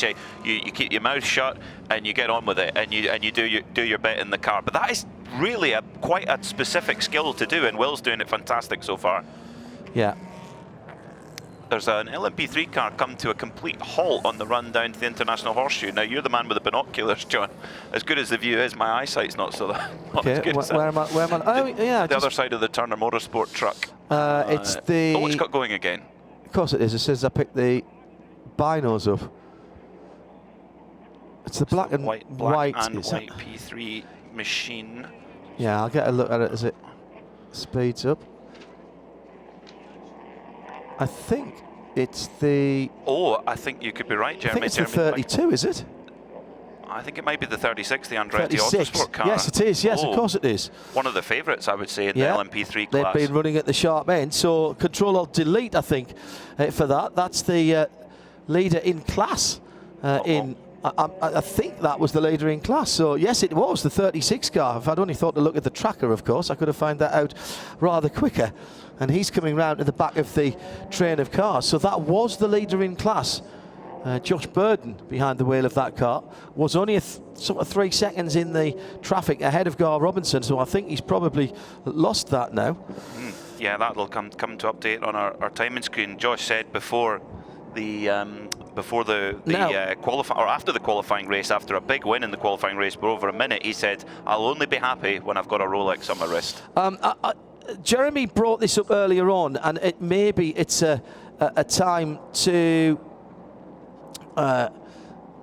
remind ourselves of this, that you can't brake and throttle at the same time on those cars. It cuts the engine out. It's one of the fail-safes on the cars. Happens on some street cars as well. And I wonder if that's what Josh was doing, trying to keep energy in the brakes and therefore heating the tyres. Sorry, Shea, go ahead. I think Josh has a lot of LMP3 experience, particularly in Asia, though. So surely he would have learned that lesson before now, unless you don't need to get heat into the tires in Asia because it's not as cold as it is here. That's an excellent point, Shea. I did notice when we came back to the restart, there was a lot of people locking up into turn one. Now that could be two things. That could be tyre temperature and pressure, but it could also be braking. Of course, a lot of these cars have got carbon brakes, so you're having to. If they go cold, it can be really, really tricky to get that pedal feel. So it's easy to. Well, actually, Renger van de Zande locked up quite significantly coming into to turn one as well. But we remain under caution for now. 20 hours and 60 minutes to go. The safety crew is doing really a super job, because to look after the drivers, to look after the machinery, get the track back to racing condition, that's a huge amount of work. And it always amazes me, John, how quick they get it done in these situations, because if that was an incident on the road, the road would be shut for hours. Well, we owe them an awful lot of gratitude and thanks. It's Peter Mackay and John Hindhoff in the Haggerty Global Broadcast Centre, as we are in at the moment our third full course yellow. It's already totaled more than an hour though, 16 laps for just over an hour and 4 minutes and counting. Let's take the opportunity to speak to some drivers. Joe Bradley is at Winward Racing, and Russell Ward, who had a great Raw weekend, qualified very well up towards the front in the standard qualifying session, and then of course won the 100-minute race and started from pole earlier on today, Joe. Russell, I want to ask you a question, Russell. There's lots of speculation about just what these cold temperatures are doing out there on those restarts. So the pressure goes out of the tyre reduces temp. What's happening out there? Yeah, look, I mean, it's really dicey out there on the first couple of laps, and you can see, I mean, we pitted, when we swapped out to Mick, we were in 6th place. We managed to, stretch about 3 more laps than the rest of the competition, and we went from 6th to 1st because the outlaps were so terrible. Mick was able to, keep the speed up, and he kept the lead. So, now we're back in a really good spot, but you just got to be really careful out there and keep the car clean. So what exactly happens when the cars are going round behind the safety car? Is it really that drastic a drop off in temperature? Yeah, it is. It is for sure. I mean, you got to go slow, and really as well. I mean, you want to try to save a little bit of fuel too, because when you come into pit lane, if you have to take a liter less than everybody, then then you might be half a second quicker in the pit stop. So it's really important, it's a fine balance of maintaining tire temperature and saving fuel, but. It's tricky out there, especially with these cold temperatures, and it's just going to get worse. Is anything you can do, anything whatsoever you can do from behind from in the driver's seat, so to speak? Yeah, for sure. I mean, you got to be dragging the brake. Try to get those temperatures, through the brake drum into the wheel, into the tire. So you're dragging the brake and weaving as much as you can. But with the pass-around procedures and things like that, you got to be really careful.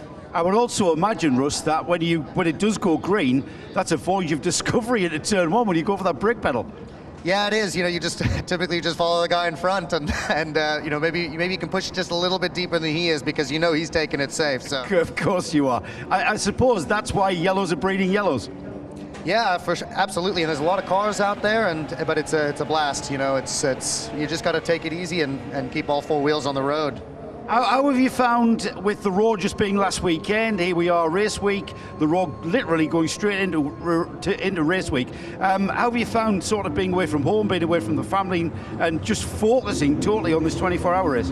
Yeah, look, it's a really great schedule, especially for the start of the year. You have that entire week to get the car just perfect for what I think is one of the hardest races of the year. And then you have a couple of days to relax, go to the beach, and come back and just hit the track at 100%. And what's your thoughts on getting qualifying out the way the weekend before, and then that's giving you race week totally to focus on the race setup and how you're going to attack the 24 hours? Yeah, I mean, definitely, get the qualifying out of the way, but qualifying doesn't mean a lot in the 24 hours because, there's so much going on. You have a lot of chances to get up to the lead. There are advantages to that qualifying race, especially for guys that haven't been here. You get basically 100 minutes of, flat out racing to test the track and get yourself prepared for the real one. So, okay, it's a qualifying race, 100 minutes. You've just said there, qualifying's not important. How important was it when that race went green last weekend? Yeah, look, it's still important. I mean, you're still going for it, and honestly, I mean, we came here and we won the race last year, and to come in and do pole position as well is just a cherry on top. So, to all the sponsors and fans that we have out here, Tecamet, First Horizon, Mobil One, all those guys, it's great to put the car up front and represent the brand. Now, Russell, I want to talk to you about the business of racing, so to speak. You guys expanded into Europe at the end of 2019 into 2020, and then the world imploded for us all. How much of a struggle, if at all, is to survive, I suppose? Yeah, it definitely has, especially with a lot of travel. I mean, we rely on some of their engineering support, and we do a lot of transfer of technology. It's one of the advantages we have. One of the advantages we have here at Winwood Racing is, we've got really you can throw a dart at a map, and if you can hit it, we can, put a race car on the racetrack over there. So. And you know what, Russell, you might be able to give me some insight as to this. We talk about customer race cars, and you guys are a Mercedes customer. You're a Mercedes customer race team. What exactly does that mean? Just how much support do you get? How much information do they give you?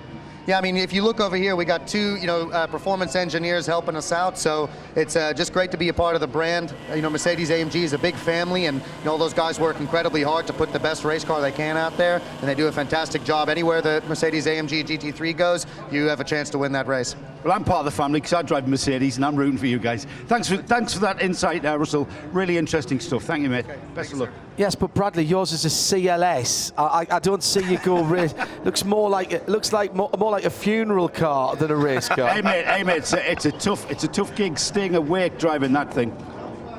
I bet it didn't come with 2 mechanics either, Joe, did it? No, I've got to do that myself.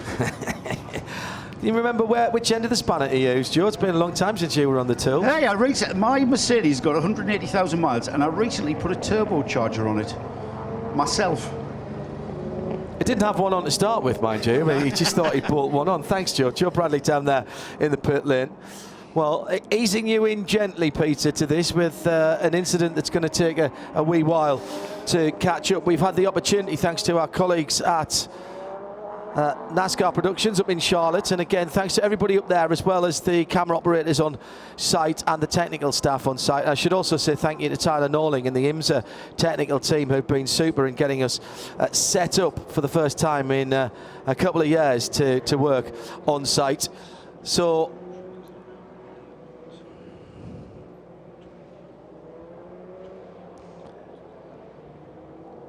just had an opportunity to review that.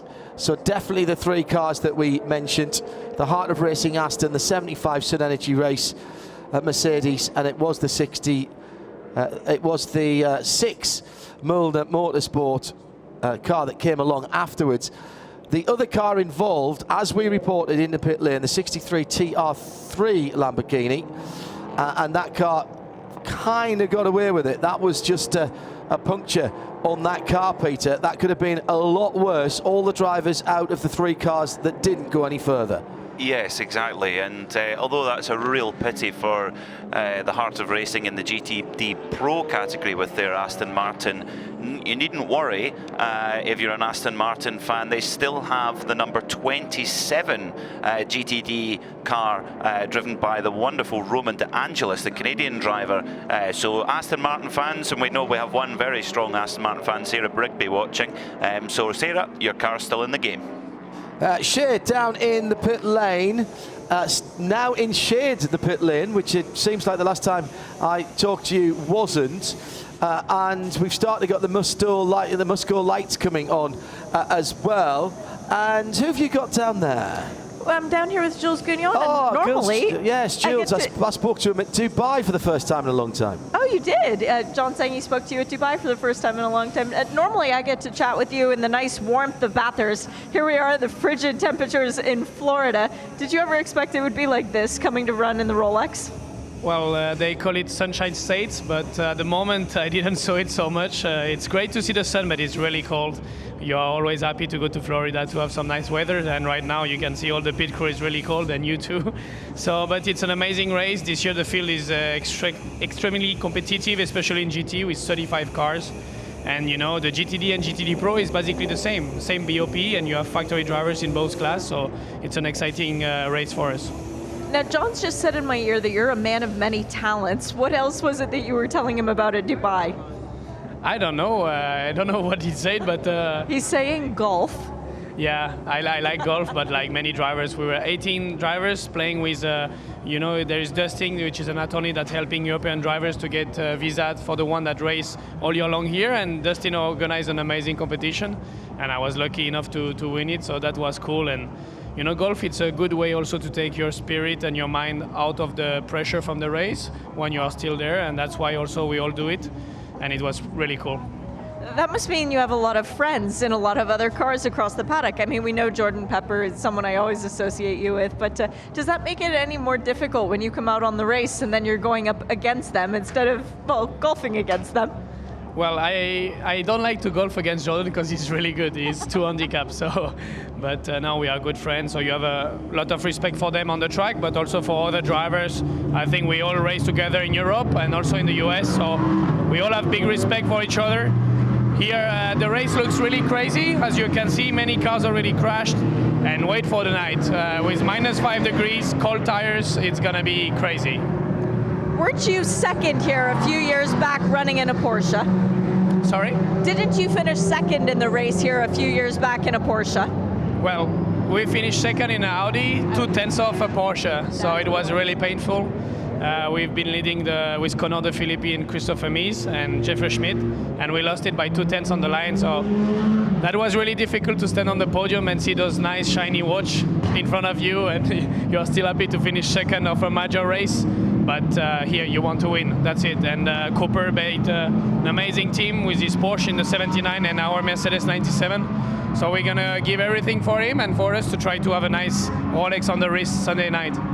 How long before you're in the car? I'm just after Mauro, so I think he has one more stint, and I'm in to get a bit warmer than now. Well, hey, have fun and enjoy that warmth. Thank you very much. Jean-Marc Gounon, of course, the father of Jules Gounon there, who we great to hear from Jules after his big golf win. His father, Jean-Marc, drove some incredible cars like the McLaren F1 GTR, the 333 SP, the BMW V12 LMR, and many others. So great to hear from Jules. And Jordan Pepper, a 2-handicap golfer. So he's a rapid racing driver, and he's a 2-handicap golfer. Some people are just blessed with more talents than that's a bit unfair, John. One thing at a time. I remember reading John McEnroe's book, You Can't Be Serious, and he was dating Patti Smith for quite a long time, and he'd finished his tennis playing days, and he decided to take up guitar, and then decided and told Patti Smith about this. It's time for me to start a new career in rock and pop, and she said, "You have one talent. Everybody has a talent. Yours is tennis.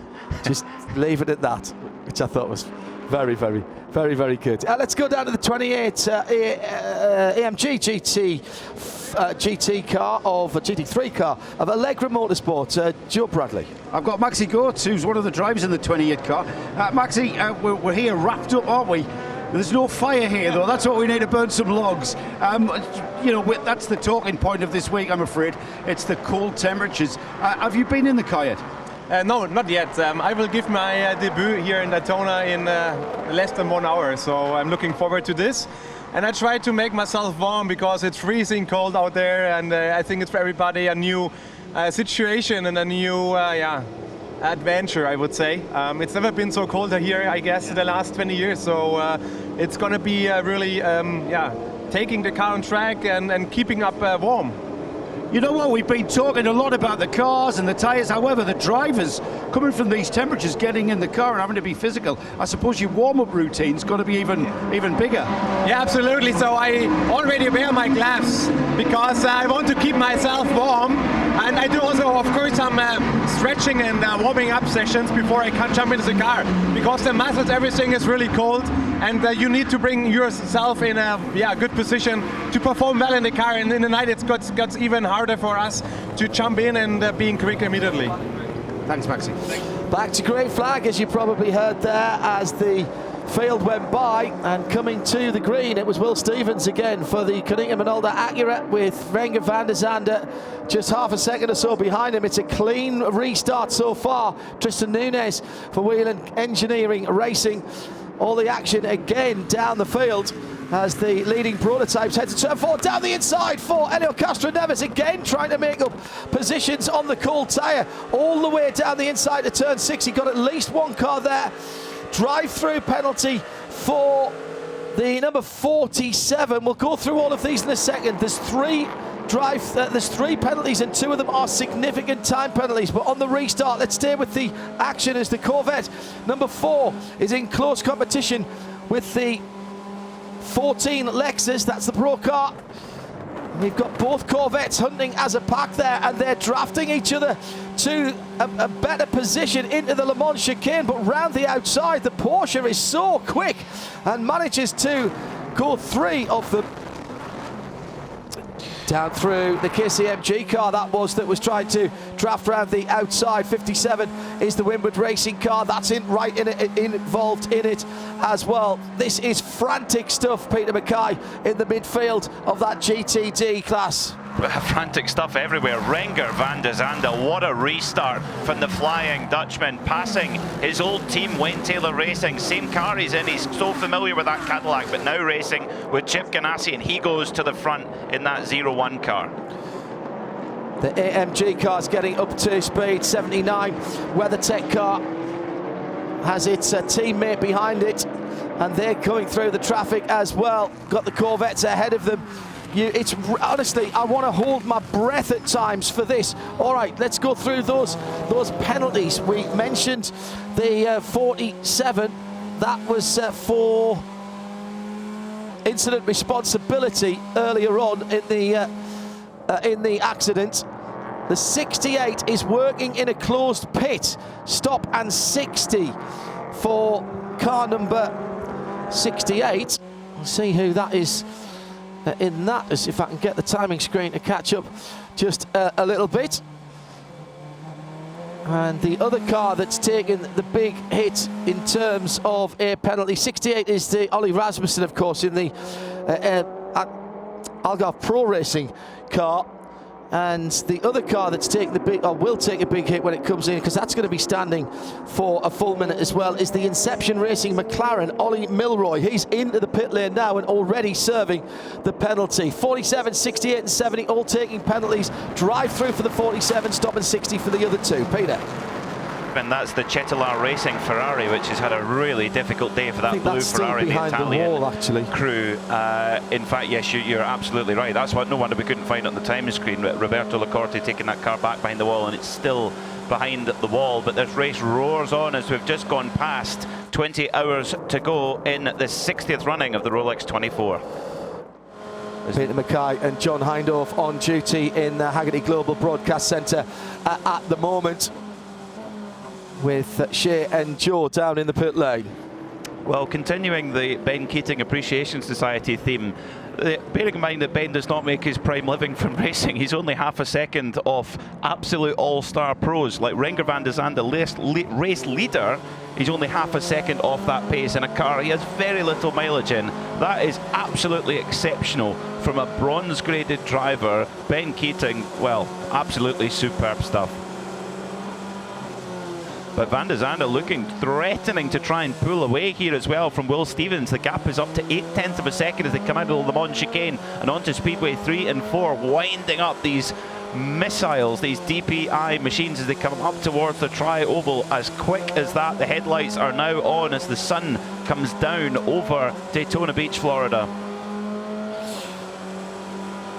So 79 two Porsche, penalties for the WeatherTech Porsche, I'm hearing, and one was running the pit lane exit light. This is the full season car for Cooper McNeil. That'll be a stop in 60, and not sure what the other one is yet, but that's a drive through, so that's going to take that car out of contention. We are under 20 hours of racing. Radio Show Limited, IMSA Radio, live from trackside here at Daytona International Speedway, Sirius XM 202, and on IMSARadio.com in sound and vision, as well as IMSA.tv. Another hour of racing starts right now.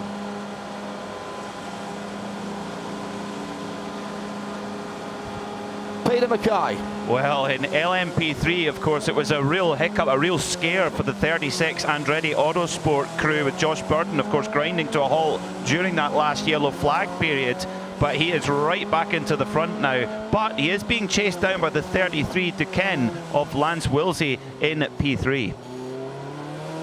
Already Raffaele Marciello is leaving in his hire car. Looks like he's got a Challenger and he's away in the bright red car. Let's try and be positive and think about Kyle Army. He says, see you next year, Daytona. I'm leaving. I've got a suspicion that might have been a burnout in the bright red hire car as well. Yeah, just from the angle of the video, I haven't even had to play it. It was indeed a burnout, says the responsible adult, slightly looking over the top of her glasses in the direction of Raffaele Marciello. New fastest lap of the race, so a new lap record for Renger van der Zande. Took 4/10 off the fastest lap that was set earlier on, but it's now down to a 1:34.042. Is this happy hour right now, Peter? The track temperature has dropped. It's been in the 20 Celsius for quite a long time. Now it's dropped to 17, air temperature 7. Just enough still to get some heat into the Michelins and get some grip out there. And of course, no traffic in front of him for a lap or two. No, when Renger van der Zande gets his head in the game, he is just so fast. He's been set the fastest lap of the race over a number of years in recent time at the Rolex 24. At the moment, the number 79 GTD Pro WeatherTech Porsche is sitting in the pit lane in the penalty box at the moment. 60 seconds stop and hold. That is such a great penalty. However, 2 years ago, Wayne Taylor Racing number 10 Cadillac, they got a 60-second stop and hold for exactly the same the same infraction, blowing through the red light at the end of the pit lane. That happened with 4 hours to go in the race, and they still won it. So you're still in the game, and especially if we're going to have as many yellow flag periods as we've had already. Earlier on, we were talking about the last GTP win and the Eagle Toyota and the return of GTP. Jeremy Shaw has just handed me a piece of paper that the fastest lap in 1992 was Masahiro Hasemi in the Nissan R91 CP GTP car. That was at 1:38.495. We've just done a 34 flat. That's 4.5 seconds faster than that lap record. And in 93, it was PJ Jones with a 1:39.363. And we're not that far away from the 19 raw qualifying record of Oliver Jarvis in the Mazda RT24P DPI, 1:33.398. So we're 7/10 away from that.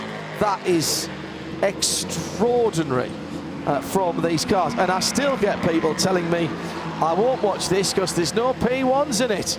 Yeah, right. Sorry, you're just wrong. And there's no two ways about it. Pit stop for the Racing Team Netherlands, number 29.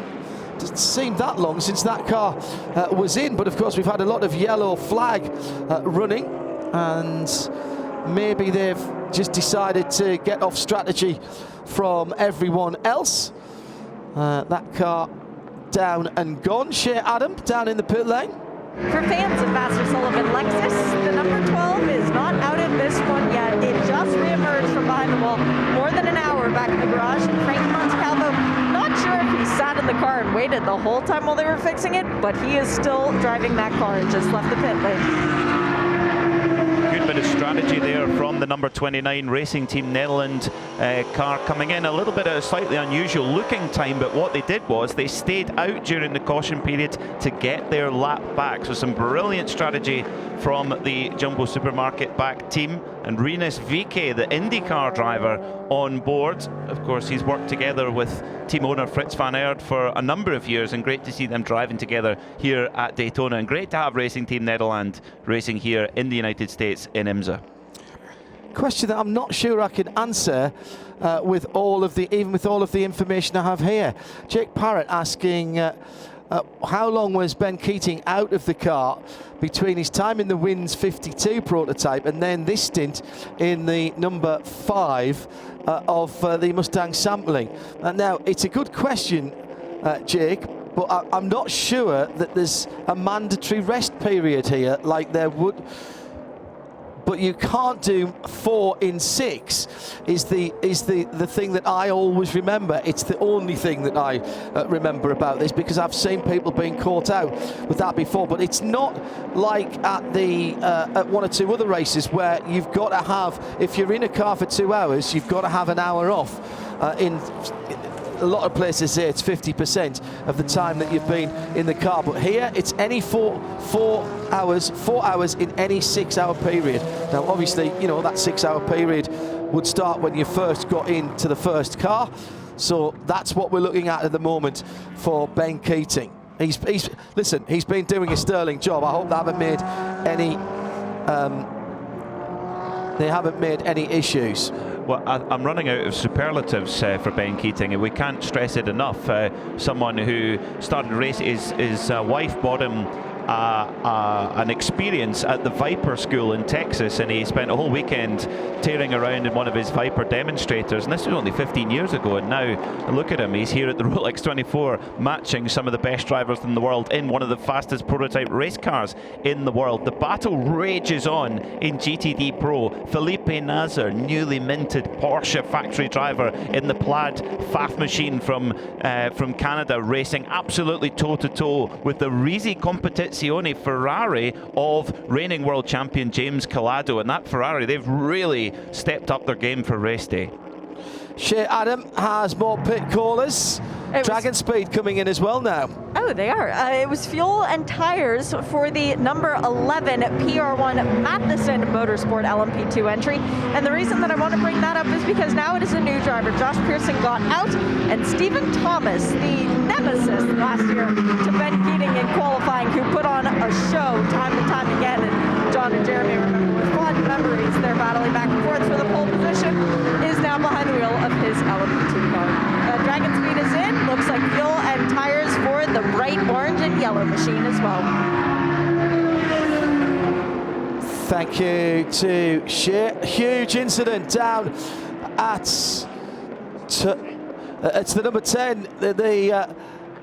Is the Konica Minolta Acura. That was at turn 1 just a moment or two ago, and that car is crawling. It's just dropped something on the circuit. This is the Go for 4 challenge that is already taking a dent. It is crawling along to the international horseshoe at the moment. Damage to the right rear of that car. It's trailing, and there's a little bit of smoke from there. There was contact. I'm pretty certain there was another car involved there. Unfortunately, I only caught the end of it because of the dust that was thrown up from the apron. I think it was right behind it was the Whelen Cadillac number 31 with Tristan Nunes behind the wheel, but that 10 has got nearly a full lap to go. This is a flat tyre for the number 10 Acura, so 2 flat tyres for both Acuras in the DPI categories within the space of an hour or so. Will Stevens now, he's no stranger to endurance racing, of course, but this is his first Rolex 24, and he is doing a super job here to get this car back going at a, not too quick, not too slow. We remain under green for now, but he did shed a little bit of debris off of the exit of turn 2, so the number 31 Cadillac has come in. Whelen Engineering is in with Shea Adam, check for damage. Alrighty, let me look at this car closely. The 4 Michelin tires are coming off of it. 4 new ones are going on. It looks clean from the front, clean on the left side, clean on the right side, and the back is clean. Whelen has no damage. Whelen has no damage. Score to Joe Bradley. Well, I've got a chance to speak to Owen Trinkler, and Owen's not just a 30-second interview. I've got a lot to chat to him about. Do you want to come back to me, John, when the number 10's made it to the pits? Yeah, can do. How's he looking, and is he all right? That's the big question. He actually looks alive, which is completely different to what he did yesterday. That's why I want a proper chat to him, see how he's feeling. Fantastic. I want to know what the cure was for that. Put in a 3-hour and 20-minute stint in the Michelin Pilot Challenge yesterday and gave his absolute all. We often hear that from drivers. This was absolutely no exaggeration whatsoever.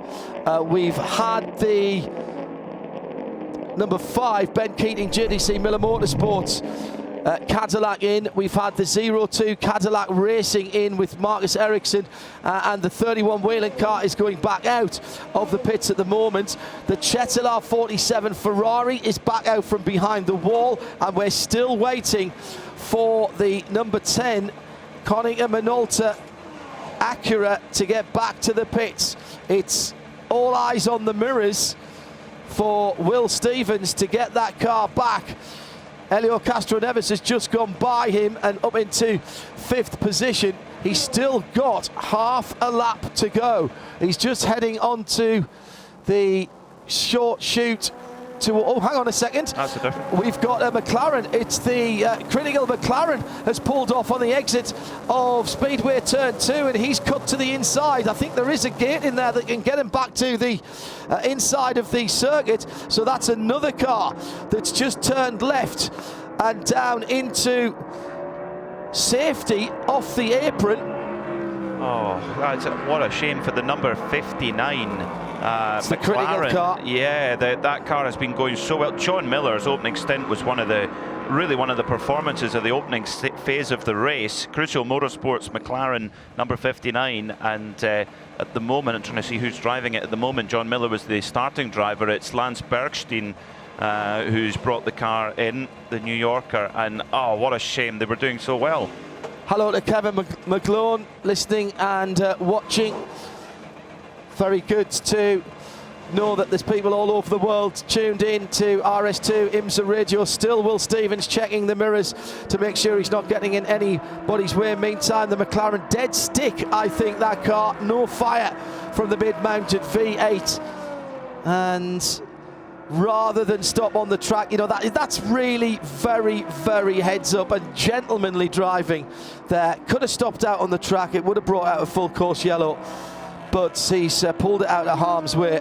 It might well be that car could be pulled back through the infield and to the garage area, and I think that's what the recovery crews who were down there are going to do. Just caught a flash of that car whilst I was looking to see where Will Stevens was, who is just about to make it into the pit lane. He has done an awesome job because the tyre that is flat is still on the rim. Shea Adam, it is the right rear, and he's done a great job to get that car back with no further damage. Yeah, the interesting thing is that, no, I was going to say it doesn't look that bad from the outside, but once you get up close, you can see that there is no life left in that tire. The crew going to work, changing the tires as they normally do on this staggered stop, meaning the right rear, which was the trouble tire, is the last one to get changed. Now they have 4 new Michelins on the car, waiting on a full load of fuel, and that was nearly a full stint worth of fuel. That was 28 seconds that the car was stationary in the box. 30 seconds is a full load. So maybe not the worst time. Maybe the tire was due. Yeah, I think Shea, what's happened is he's gone into turn 1 and spun and flat spotted the tyre, and one of them's gone through. It looked like a similar issue down at United Autosports number 22 as well. So was that the other car that was involved? But I think I saw flat spots on all of the Michelin tyres that came off the Konica Minolta, the Konica Minolta Acura, Shea.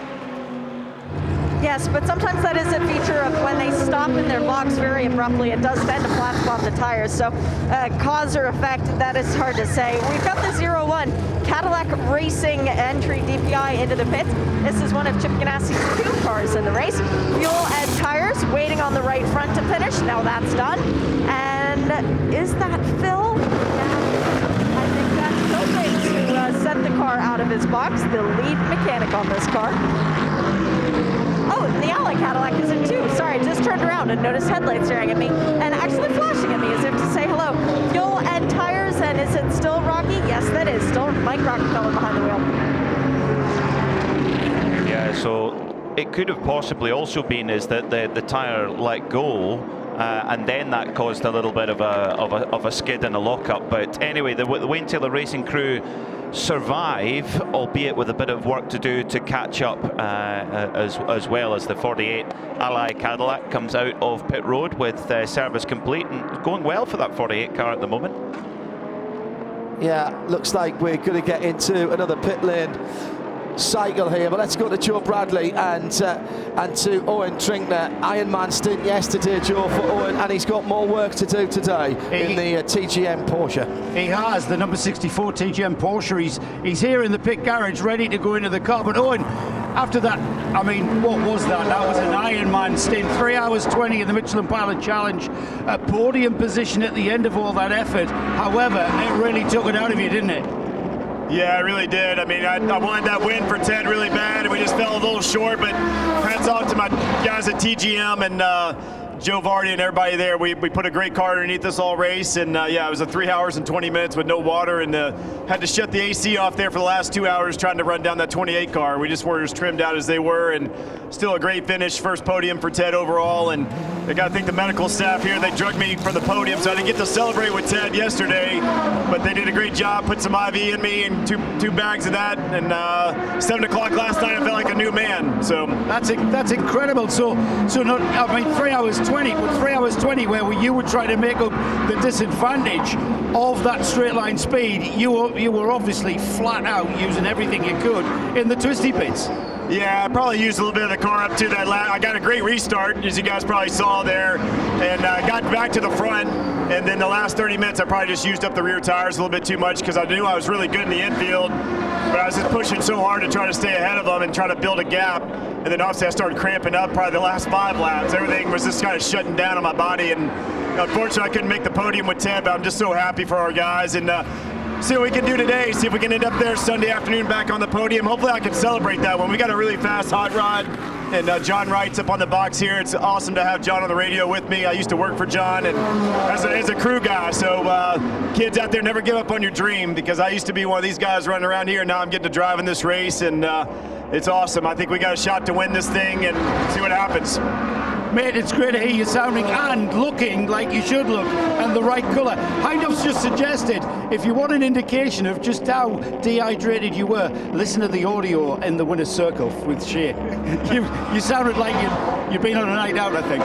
Yeah, I got a couple of texts from everybody that said, man, I can't repeat this on radio, but man, you sounded terrible. That's what they told me. And then a couple of buddies of mine there, I got a whole group from Nashville. They said, we just know what he needs, because they partied till 9:30 in the morning yesterday. They said, he just needs some IV and he'll be fine. So you know what they were doing. Absolutely. Great to see you, man. Thank you. Thanks. Yeah, as soon as I heard that interview in the booth, I said, oh, he sounds really dehydrated. I hope he's all right. Great to hear him back to his normal self. Owen Twinkler will be taking a stint in this race. 19 hours and 40 minutes still to go. Peter Mackay and John Hindhaugh in the Highly Global broadcast booth overlooking the Tri-Oval here at Daytona International Speedway. It's Joe Bradley and Andrew Marriott joining us in the pit lane. We'll hear from Andrew in a moment.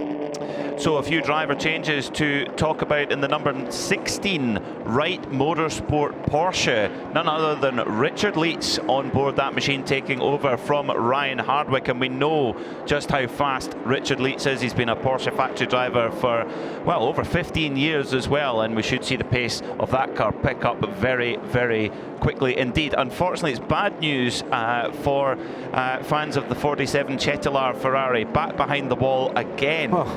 So the Daytona adventure for that Italian squad not quite going to plan. In, out, in, out. There's a song in that. That's somewhere they could be. Roberto Leclerc won't be seeing it in quite such a interesting way as that, and certainly not in as jokey way as that. They've not had a lot of luck.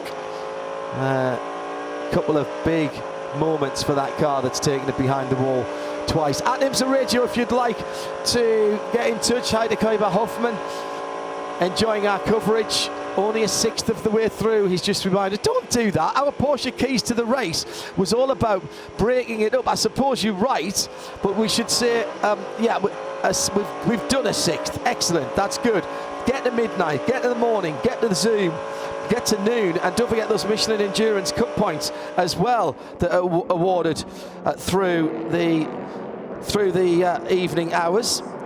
Darkness 6 o'clock, so it's officially sunset about now actually, and there is a beautiful red glow in the sky, just enough cloud cover or a little bit of dust in the air that we can see that reflected in the eastern side of the raceway, whereas of course the sun's going down behind us. Fantastic part of the evening, and the lights around the circuit, Peter, just beginning to take effect on pit lane and on the infield sections.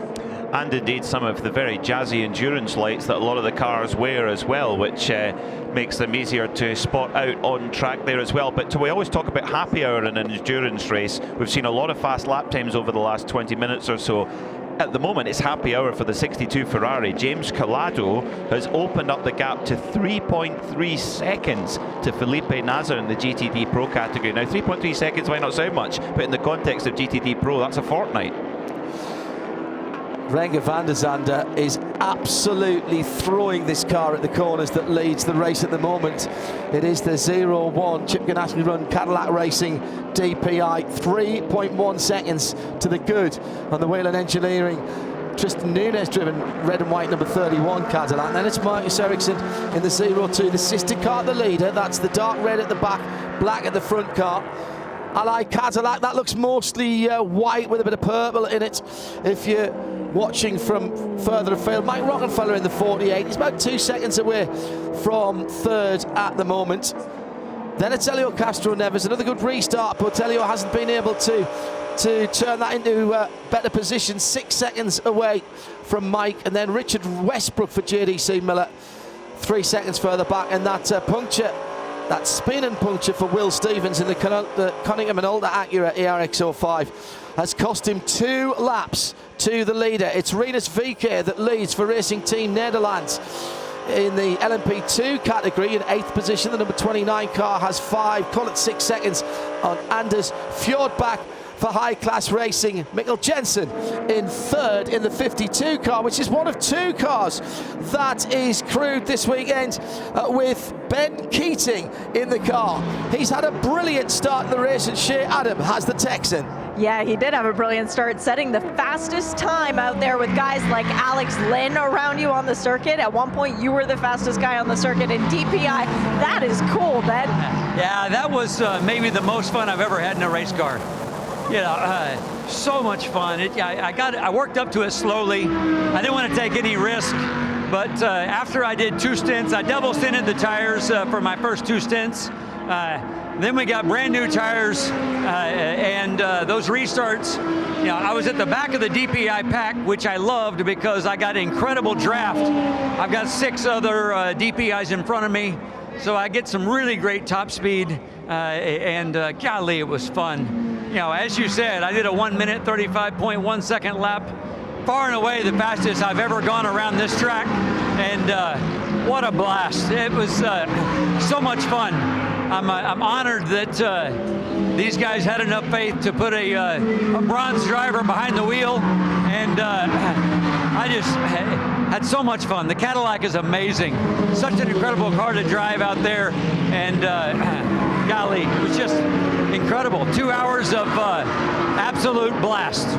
Are they going to give you any more time in the car? We'll see. We'll see. I need to go take care of my obligations in the 52 LMP2 first, and we'll see where it goes. Fingers crossed for you. Hey, thank you very much. Mega stuff from Ben Keating.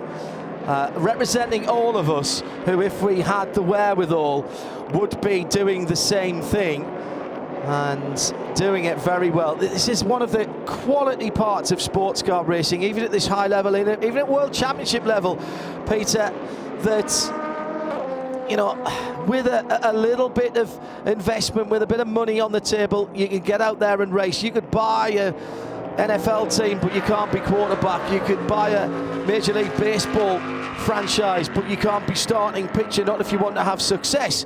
But in motor racing, particularly in sports car racing, you can go out and be on the same track as all of these names, and in Ben's case, be as quick as they were in that opening stint. Absolutely extraordinary.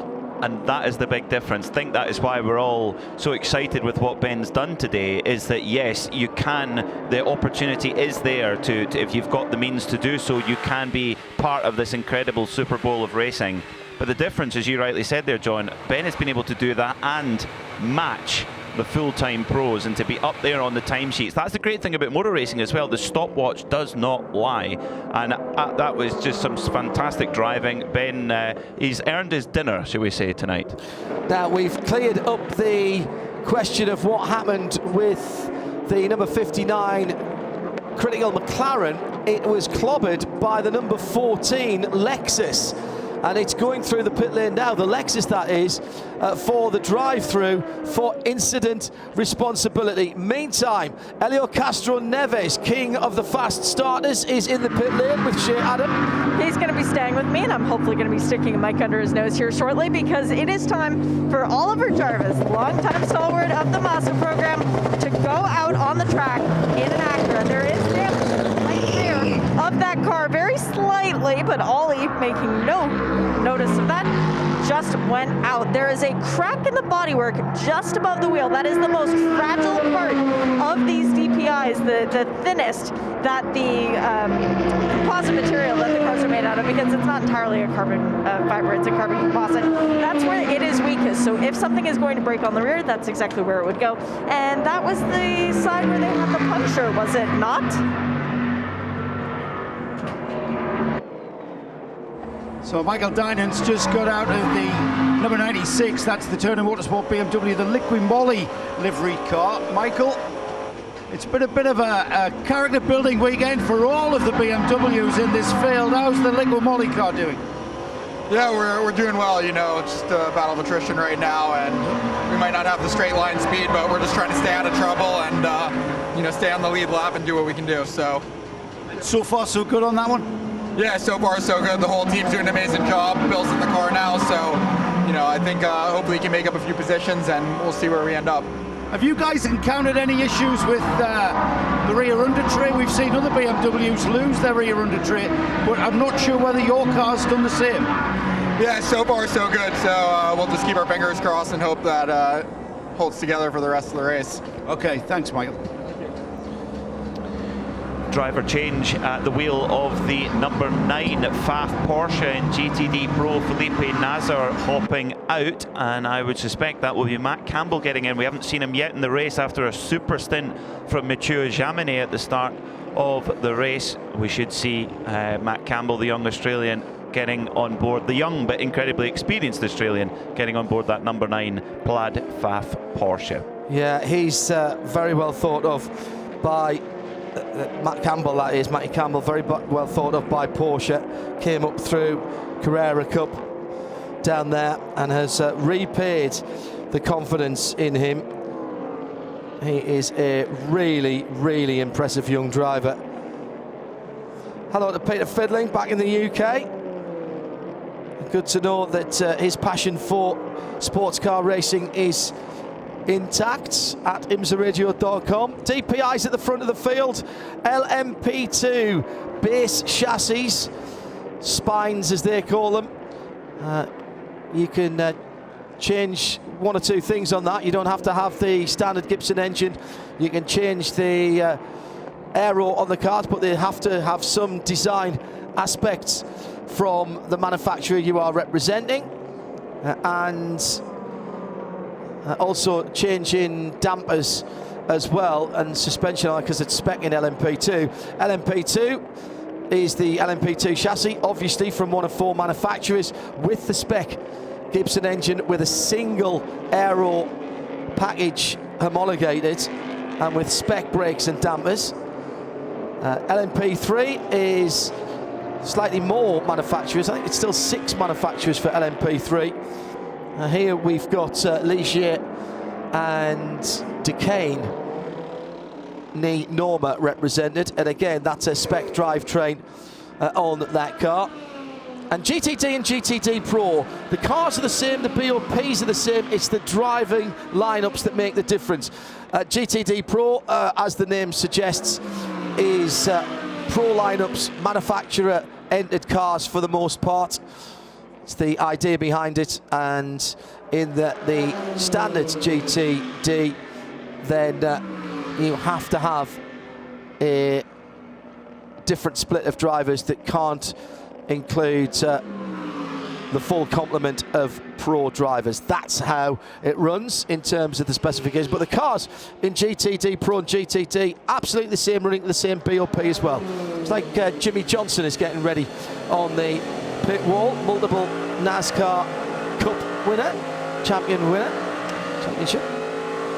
Yeah, the number 48, yeah, about to be handed over to Jimmy Johnson, 7 times a champion in NASCAR and 2 times a winner of the Daytona 500. Now, what a cool double that could be, winning the 2 great, the big race here at Daytona, to win the 500 and the Rolex 24. What a combination that would be. Been good round here in the Coca-Cola 400 as well. Shea Adam, how many times has he won the Coca-Cola 400, Jimmy? That would be 4. 4 times. So he came away with the Coke 600 win, which is the big race here. Sorry, yes. Yeah, it's the July 4th weekend. I tried to shorten it by 200 miles there. just a measly 200 miles, that's fine. A lot of people getting ready for pit stops down here on the GT end of pit lane as well, as Jimmy Johnson getting into that Ally Racing Cadillac. We've got the Lexus, the 14 with Jack Coxworth up on the wall. Roman DeAngelis just brought in the 27 Heart of Racing Aston Martin. And the reason that this pit stop is relevant, it is the first one that I have seen where they have done the data stick swap Now, this is something that IMSA mandates, as the 71 Lamborghini is going behind the wall, by the way. That's the T3 Motorsport North America.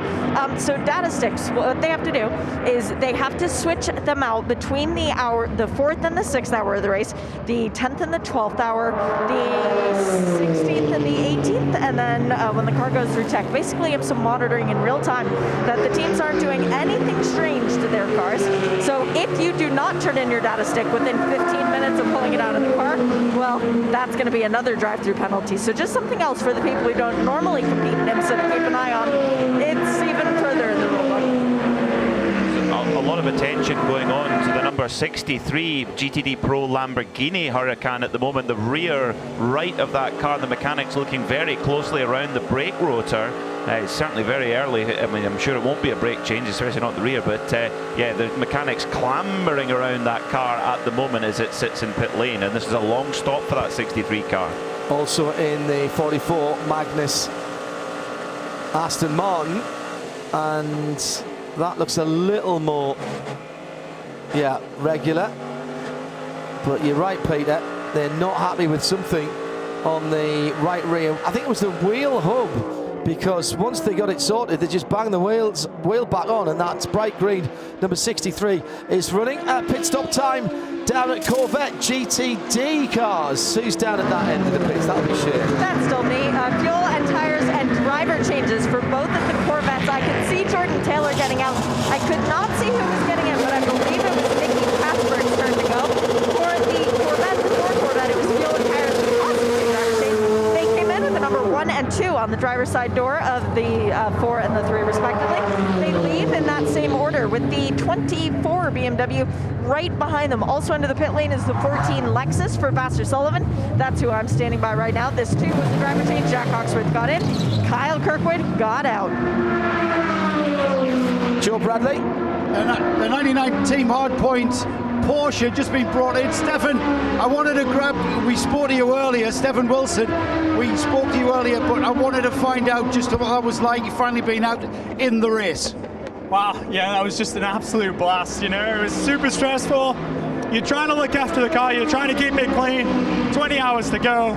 We know we've got a quick car. This team is doing such a good job, and I just put a lot of pressure on myself. I just wanted to execute, do everything right, and hand off the car in a good spot, and just had a blast. It's really fun racing out here at Daytona, and yeah, definitely a bit relieved now. So I've got a stint under my belt. I'll get ready now for another stint around midnight, and we'll go again. How tricky are the restarts, Stefan, after those long caution periods? They're really tricky, you know. I radioed into the team, you know. The first restart, I got on it, went after it. Really had to dodge a lot of carnage. And you're just asking yourself, there's 20 hours to go, we've got a fast car, how much do we risk it? You know, it's risk versus reward. So the second restart wasn't so good, I lost a couple of positions, just because I was like trying to look after my car. And then after that, I picked them off and regained those positions. So I'm really happy with that performance. The team has done such a good job with this car. We've just came on leaps and bounds ever since the war. And yeah, I can't thank the engineers here enough. Great stuff. Get your coat on before you catch a cold, man. He's from Yorkshire. He should be in his shorts and t-shirt. Although he doesn't sound that right now. Hello to Carol Brink over in Monterey, tweeting at IMSA Radio. Hello to Steve. Gotta love Ben Keating. He is living my dream. Not that you would expect him to, but you can hear, not that you would expect him not to, but you can hear the love and passion that he has for what he does. Totally agree with you, Steve. Hello to Kirsty Collin. Going to get cold tonight. Interesting to see how the cars and tyres cope with it. Anyone think of anywhere it gets as cold as this? Nürburgring, depending on which time of the year. We've had snow and hail there. Something going low and slow on the banking a bit earlier than they really need to get into the pit lane. Let's see if we can pick up what car that was. It did have lights on. Here it comes into the pit lane now,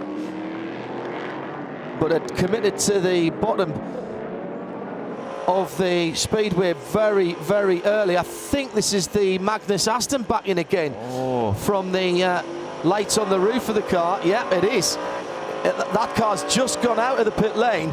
So it's Andy Lally, and he clearly doesn't like what he's feeling. That's Joe's end of the pits. He'll have a wander. Yeah, I was just going to ask you, John. This is Andy Lally's 20th Rolex 24-hour start as well. So trying to. This is not good. Of course, a new car for the Magnus outfit. They ran an Acura NSX last year, a Lamborghini. They came second with a Lamborghini Huracan 2 years ago, but a relatively short stop. So whatever the issue is, Andy's happy enough and the Magnus team happy enough to get back going. And they've got a Scotsman in their team this year, none other than Johnny Adam of Kirkcaldy. Yeah. Aston Works driver Joe Bradley is down at that end of things for us in the pit lane for IMSA Radio. Joe? Hard to fathom. Andy Lally brought the car in, driver's door open, 2 crew members engaged in conversation, and then the door was shut. So whatever the issue was, it was a very quick fix. I'll try and get an answer from the team, and I've just missed leaning over the wall and finding that out. Let's see if I can get a word. He can't hear me either. I'll find. What was the problem there? Bad steering wheel. Steering wheel wasn't quite on. We changed wheels and sent them back out. Right, okay. Steering wheel. A bad steering wheel. I'm not sure what that means. Probably not working correctly. Yeah, correct. They're full of electronics nowadays, of course. They don't just turn the steering column. All kinds of buttons and adjustments on there for traction control, ABS, engine maps, and the paddle shift as well, of course, on all the GT cars. In fact, on all the cars out here, there's not a gear lever in sight anymore. So out and back in again for that. Do I have to get my marker of doom out for the 59, says Ivan Chambers.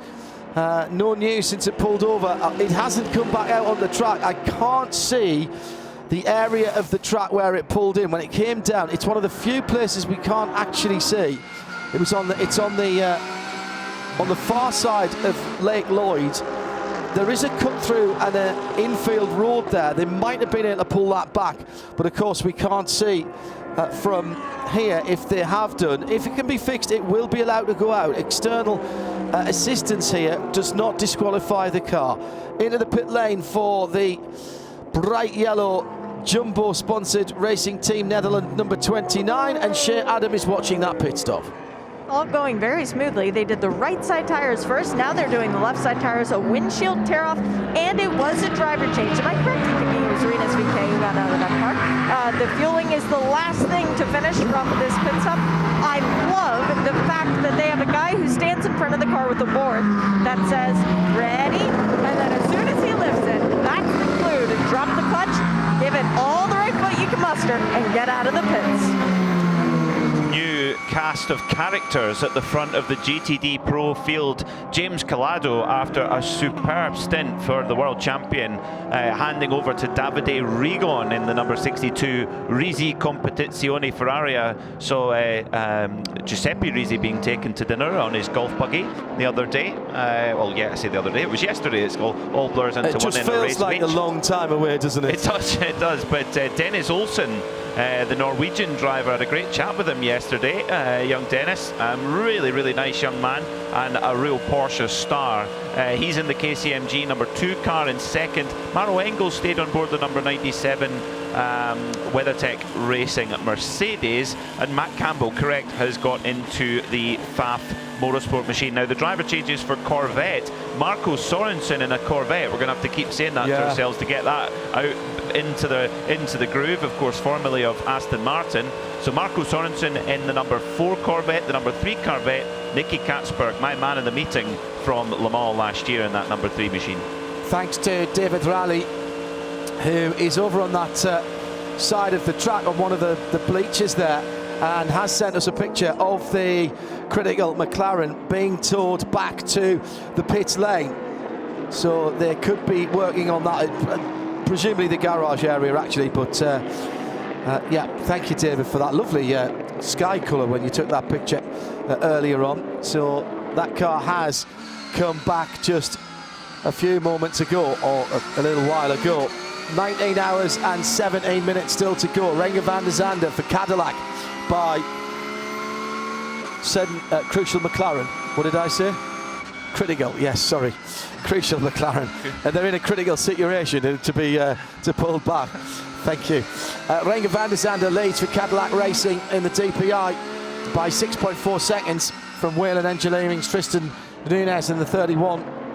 Then it's Marcus Ericsson, now 14 seconds further back and coming under pressure from Mike Rockenfeller in the Ally Cadillac.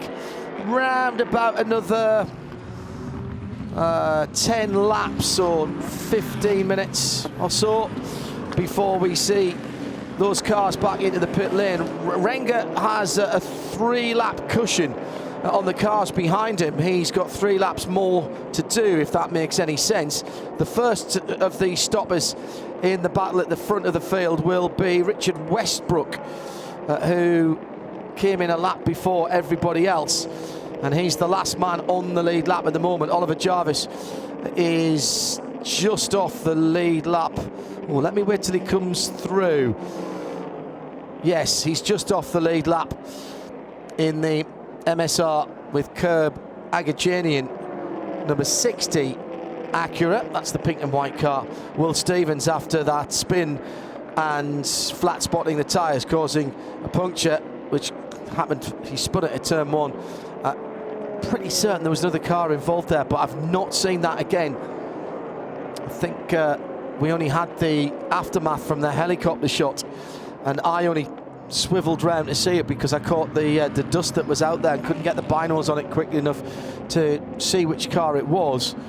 And there's not been an investigation announced either to give us a clue, but that's cost them dearly. 2 laps there from being at the sharp end of the field. Good news if you are a fan of the number 71, because that car, after an extended period behind the pit wall for the T3 Motorsport North America Lamborghini GT3 team, Matteo Lerena is back out 16th position in GTD. A couple of people asking about the BMWs. BMW M Team RLL, Sheldon Fontalinde is running at the moment in 11th in 51st position, and Jesse Kron is in 9th in class in 42nd position after their wars earlier on. 47 Motorsport being creative with the yellows and the yellow marker lights on their car, heading up onto the banking at the moment, whilst the AF Corsa prefer the light green. There's a few different ways of going about this. Peter Mackay. Yeah, for fans of the Lexus crew, the number 14 Lexus RCF, Jack Hawksworth at the wheel right now, driving alongside Ben Barnicoat, a new signing to that crew.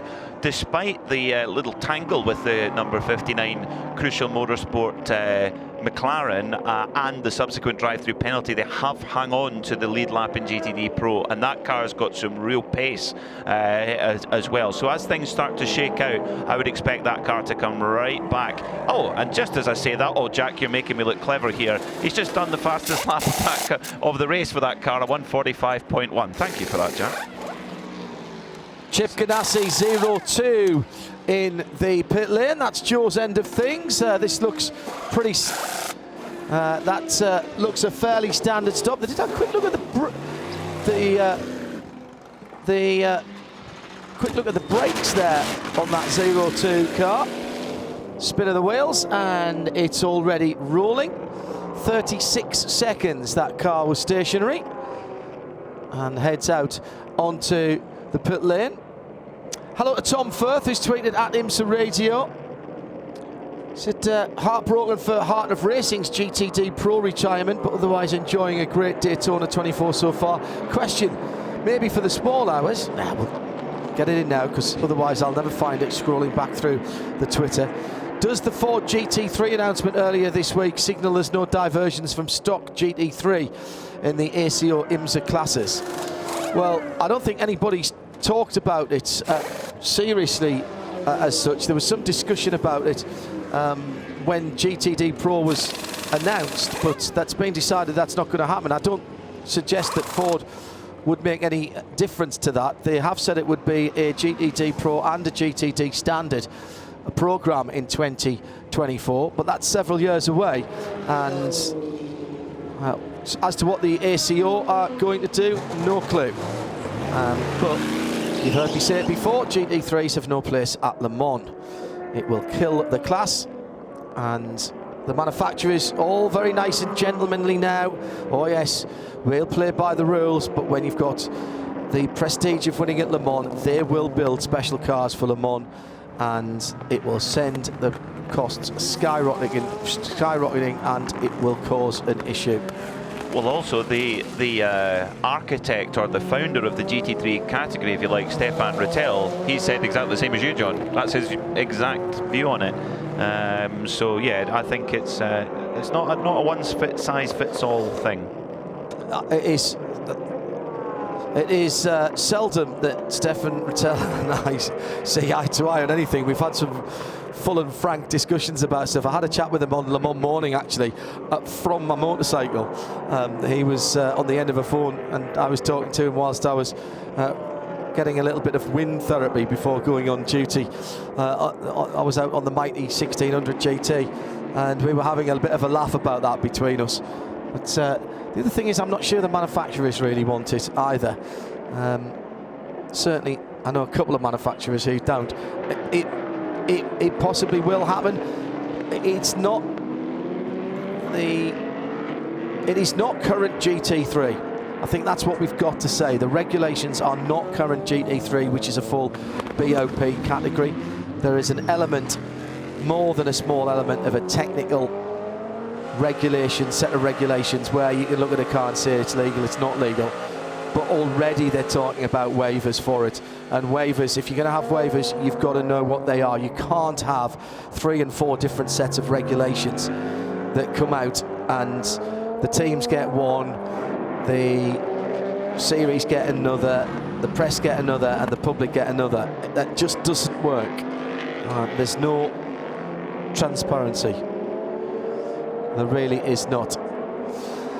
Let's pick up a bit of news from some of the cars that were involved in that big incident at Turn 6. Sun Energy 1 AMG GT3 was one of the cars there, and that got the Heart of Racing got a clobber on the right rear, and the Sun Energy car was in the wall as well. Joe Bradley has been doing some detective work. Yeah, I just saw some of the crew turn back up at the pit box, and I asked, is the car coming back? And unfortunately, the slash across the throat indication, I asked, is the driver all right? And it was like, yeah, driver's fine. But that Mercedes took a big hit, didn't it? That car's not coming back out. Okay. So Heart of Racing and the Aston Martin and the AMG. Right, down to Andrew, who has got the 48 Ally Cadillac right alongside him, and Jimmy Johnson's getting in there, Andrew. Yes, he is, John, and I'm just trying to sprint up there because I've just come on the pit lane. I've just seen the team working on the car, and hopefully I can grab a couple of interviews in just a minute or two. But literally, I'm just on the lane now, John. Thank you, Andrew. Jimmy Johnson plugs in his air hose and the communications umbilical. He is out, adjusting the steering wheel, getting himself sorted, tightening the belts down before he gets out of the pit lane. Very efficient pit stop, as you would expect from that team. And the Ally number 48 rolls out. Lara Plattman, photographer and journalist extraordinaire, says, would you mind awfully asking the drivers not to cause carnage while I go to sleep? Need a summary at 9 AM UK time, so that's 98765 who'll be on there. That'll be Johnny and Bruce who'll be on at the moment. At that moment. Oh no, it won't.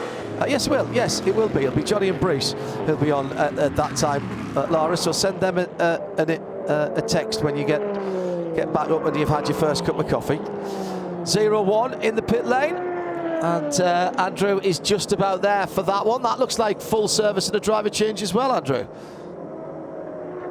Yeah, that's right, John. I just came into another pit. I'm just climbing back over the wall as the car accelerates away. So all the action down here, and just at the wrong time, I was facing the wrong direction. Well, the 01 Cadillac on the way as well, and Jimmy Johnson out onto the track now in the number 48. Now, this is not a new thing for Jimmy. Of course, we know of his exploits in NASCAR, but it's not a new thing to race here at the Rolex 24. Took part in this race for the first time back in 2004. So he has a lot of experience here as well. He's come second twice in 05 and 08.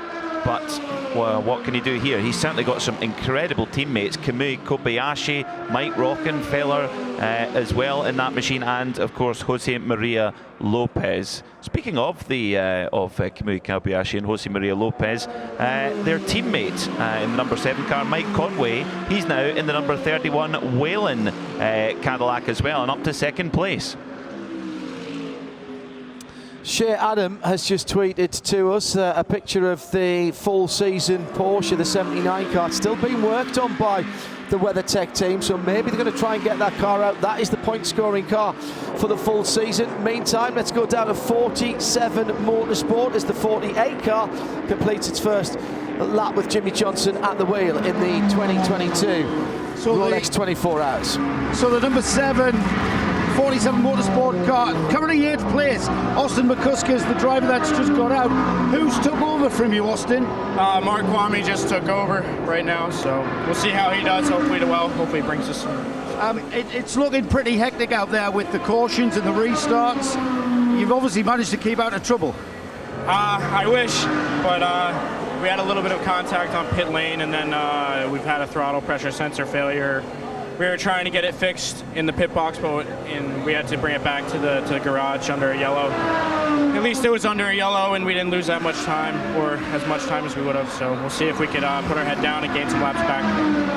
The LMP3 class is a very tricky class to be driving in. You're not the fastest prototypes, and the GT cars are all around, and you kind of get a just slightly quicker lap time. How tricky is the traffic to manage?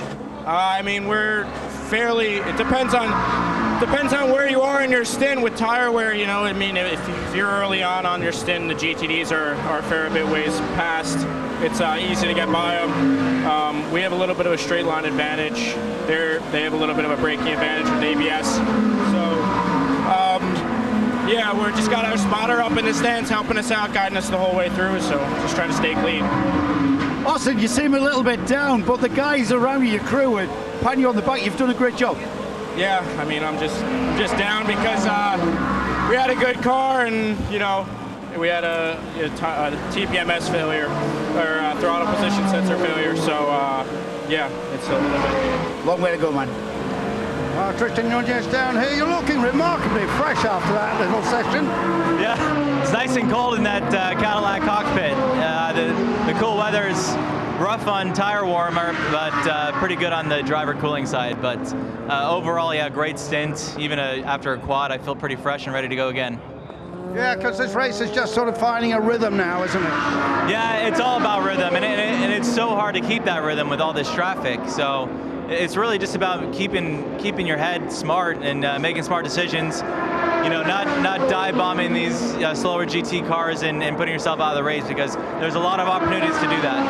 Yeah, the 31 Cadillac here from the Whelen team. You haven't had tire problems like the two Acuras. Yeah, I think that's just about staying smart on your stints. You know, not clobbering the curbs on the out laps and really just trying to stay out of the debris. There's been a lot of debris from these accidents, but yeah, keeping our nose clean just through and through is the way to go. Is that something you really think about, keeping off those curves? Yeah, it's very easy when you're in the car to get too antsy. You know, you see a big group of traffic and you try to be too aggressive and you put yourself in a bad situation. But you know, the team's been in my ear that whole quadruple stint, just saying keep your nose clean, smart decisions, and when we got clear lap, just go for the lap time, and that definitely helped me get through that quad. Congratulations, good stint. Thank you. Good multiple stint for the guys, for Tristan Nunez.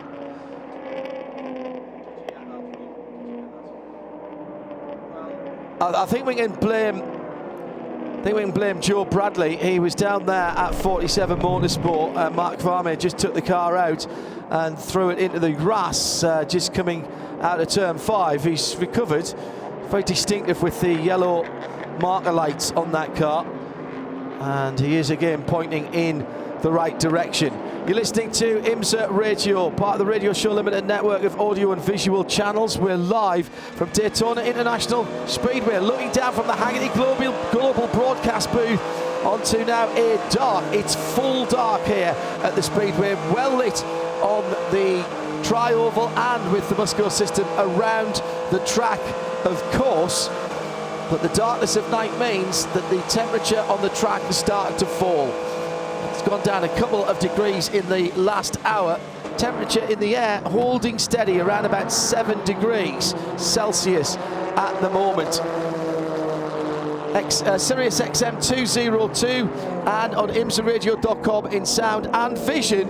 If you're in a territory that doesn't have any TV deal, you can get the international feed. If you want our audio, it's there for everyone, and no blocks or breaks there. Another racing hour starts right now.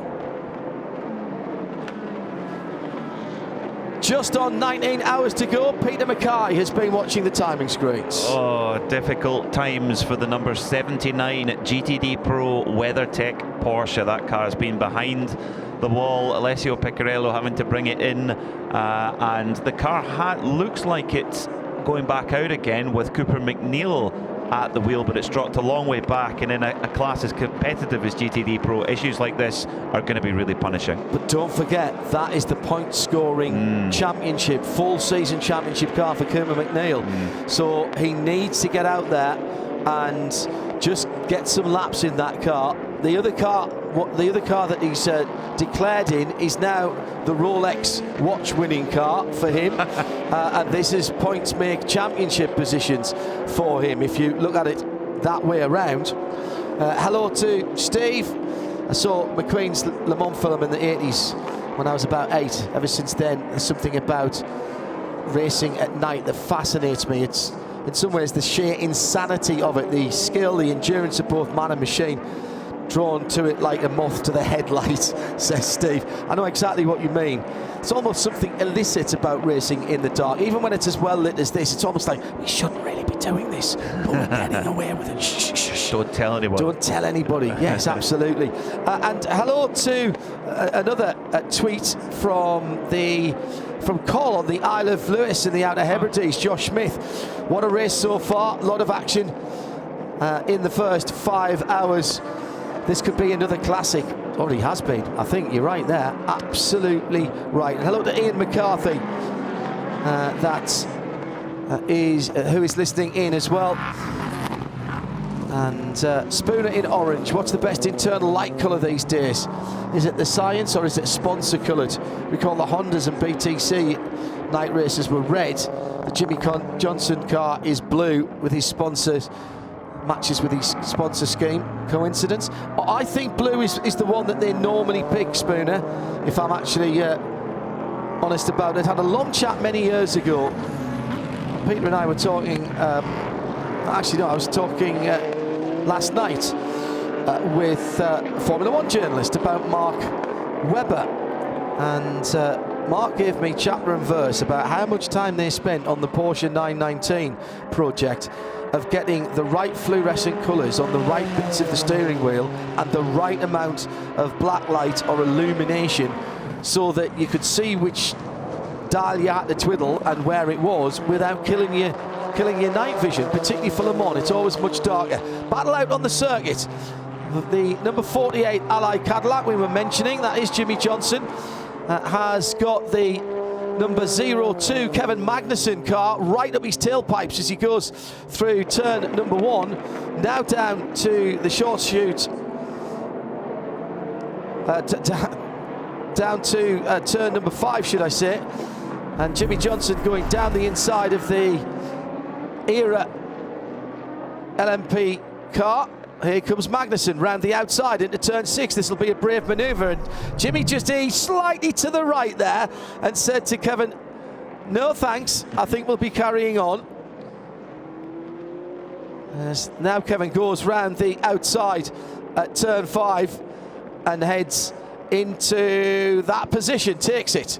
So I was right the first time. That was coming out of turn 1. That does look different from the helicopter. Very different indeed. So Kevin Magnussen and Jimmy Johnson battling for position number 4 with Richard Westbrook in Cadillac number 5. That's the Mustang sampling car in second. Mike Conway, world champion in the FIA WEC, the 31 wheeling car. And Scott Dixon, multiple IndyCar champion, out in the lead. So Scott Dixon leads Mike Conway from Richard Westbrook, from Kevin Magnussen, from Jimmy Johnson, from Ollie Jarvis, from Will Stevens. That's a pretty stout septet, isn't it? Just mull on that for a moment while Joe Bradley gives us some more from the pits. I seem to be going through a sequence of LMP3 pit stops. I'm watching in the 74 Riley Motorsport Ligier pit, and Michael Cooper has just brought the car in. Michael, what are you going to report to your engineer? I know you haven't had a chance to speak to him yet. Yeah, just a little bit about how the car balance is and what the track conditions are like right now. You know, my first stint in WeatherTech, you know, just doing a single, getting my feet wet, and, you know, we'll do some more running later tonight. Are you happy with the balance? You can tell him you're happy? Yeah, pretty much. Happy with the Riley Motorsports Ranch Resort number 74. So we'll keep running here. Let me ask you a question. Okay, if you weren't happy with the balance, what sort of things can you be suggesting to the engineer? Or what tools do you have in the toolbox to change it during the race? I mean, it's a tricky one. I just tell them what the balance is, and you know, let them do their thing, and I do my job. Yeah, that's a good point. Thanks, Michael. I'll let you get... I usually say at this point, I'll let you cool off. I'm now saying I'll let you warm up. Steam coming from him. Right, Renger van der Zande here has just zipped up his Cadillac racing jacket. He's got his hood up, and it's going to be cold, Renger. Yeah, it's getting cold out here. I mean, I'm having fun out there. It's you know, Daytona is always a special one to start the season with, and I'm feeling more comfortable than ever. We have some nice speed in the car. The crew is doing really, really well so far. It's still a long way to go. I mean, come on, we're only 5 hours in, and there's so much risk out there. If you cut through the traffic, it's every corner that you have to overtake someone. You're relying so much on your spotters. And then driving into the dark is always nice. It was a proper Florida sunset on the back straight, you know. So you had time to see that? I was just cruising out there and having fun. So yeah, I was looking at that. Of course, more cars in this race than for many years, and it does make it really difficult, doesn't it? It really does. It's something new, you know. For me, even I've been here since 2014, but this is something new. There's so many cars in front of you. Sometimes 4 wide, sometimes 3 wide, sometimes. I feel there's no spotter on their car, you know, and then they run you off the track if you don't back out of it. But it's really judging risk at every overtake you do. Got some great teammates here, so the Cadillac is running smooth. Long time to go, so no time for big risks yet, but comfortable lead so far. Will you be able to sleep? We're going to have a little sleep now.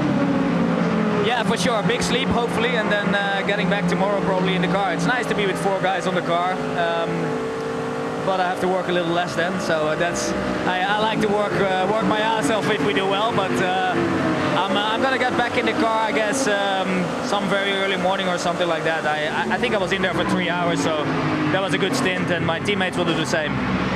Good stint. It was a brilliant stint, mate. Well done.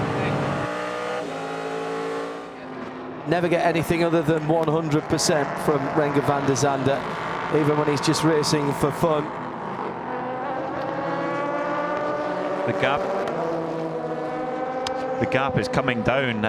Mike Conway is in the groove right now at the wheel of the number 31 Whelen Engineering Cadillac, that beautiful red and white machine. Of course, Mike coming off a superb 2021 season and winning Le Mans and the World Championship, but he's going to have to do some. He's going to have to go some, John, to catch that number 01 Chip Ganassi car. Oh yeah, I'm down with Mike Hull as the managing director of Chip Ganassi Racing. We were speaking earlier in the week, and you said 2 years ago when COVID started, you wondered if all this would be over for Ganassi Racing, and now you've got mega programs, even racing in the desert. Well, yeah, that's a great comment or a great observation. Just great to be here with the 01 and the 02 Cadillac.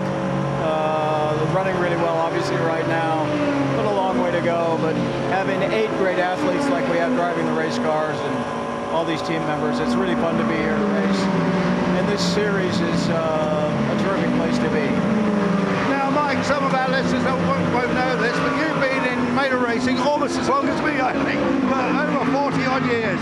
How long has it been? How long is it? I'm sorry, I didn't hear that. How long have you been in racing? A long time. Me personally, I'm almost dinosauric. Like me? Yeah, like you. I've been in motor racing for 60 years now, or around motor racing, and started racing cars when I was young and dumb, and just lucky enough to be accepted in and got to stay. Yeah. I think you've got 4 separate programs at Ganassi Racing, is that right? And do you attend all these different series? Yeah, that's right. I mean, but it's a team. It's not one person in motor racing, as you know. It's a group of people that work together, and that's what creates the longevity of racing teams like Chip Ganassi's team. We worked hard to build it block by block, brick by brick, and what people are seeing today here at Daytona is a result of that work, how hard we've worked to be where we are. Mike, thanks very much. He's being a little disingenuous, to be honest, because he's a guy that's put so much of this together for Chip. He's a great bloke. And every good commander needs his lieutenants underneath him, Peter. And when you look at Roger Penske with Tim Cindric, and you look at Mike Hull there with Chip, and you can go through all of those things down through the years. You've got to find the balance. It's like getting the right guys in the car that work well together. They don't all have to be exactly the same. We're not talking about automata here, we're talking about human beings. Yeah, you look at the combinations over the past, one of the most iconic combinations, I would say, at this race in our 60th anniversary was Harley Haywood and Peter Gregg. 2 quite different characters in many ways, but 2 exceptional racing drivers, but they just gelled, they just fitted, they understood each other, they went about it in the right way, and their win here back in 1973 was just incredible, to win outright in the little Porsche 911 RSR, and it's great to have Harley here as one of our Grand Marshals this weekend. You've spoken to Harley in the past. I had the immense privilege to chat to Harley. He gave up over an hour of his time for our interview, and it was just, I had a big smile on my face the whole interview, and for quite a while after. It's some fantastic stories, and what a polite man as well. I have spent quite a lot of time with them down through the years with the Primos connection, and some of the stories that he comes out with, but we've actually spent time talking about quite a lot of other things other than motor racing, which is really, really interesting. He's not a one-trick pony, and he's very interesting guy to talk to, and his observations about what's going on in the world and all that sort of stuff. Great guy to sit down and have a glass of wine with. Let's go to Heart of Racing. It's not been a banner event for them so far, with one of their cars already out of the running, and Ian James can talk a little bit about that and their hopes for their second car with Andrew Marriott. Yes, indeed, Ian's down here with me. Yeah, it's a game of 2 halves for you, really. The one car obviously out, but the other one's going pretty strongly, isn't it? Yeah, it was unfortunate for the 23 car. He got caught up in an incident with a Mercedes who lost it going out of turn 6. But yeah, 27 car's going well. We have a slight little problem with it, but we're soldiering on and keep pushing. What is the problem? We just got a very slight misfire, so we're losing a bit of top speed, but balance is good, and we'll keep trying. Ian, you've increased this operation now in WeatherTech to 2 cars. Have you had to put a lot of extra personnel on and a lot more effort?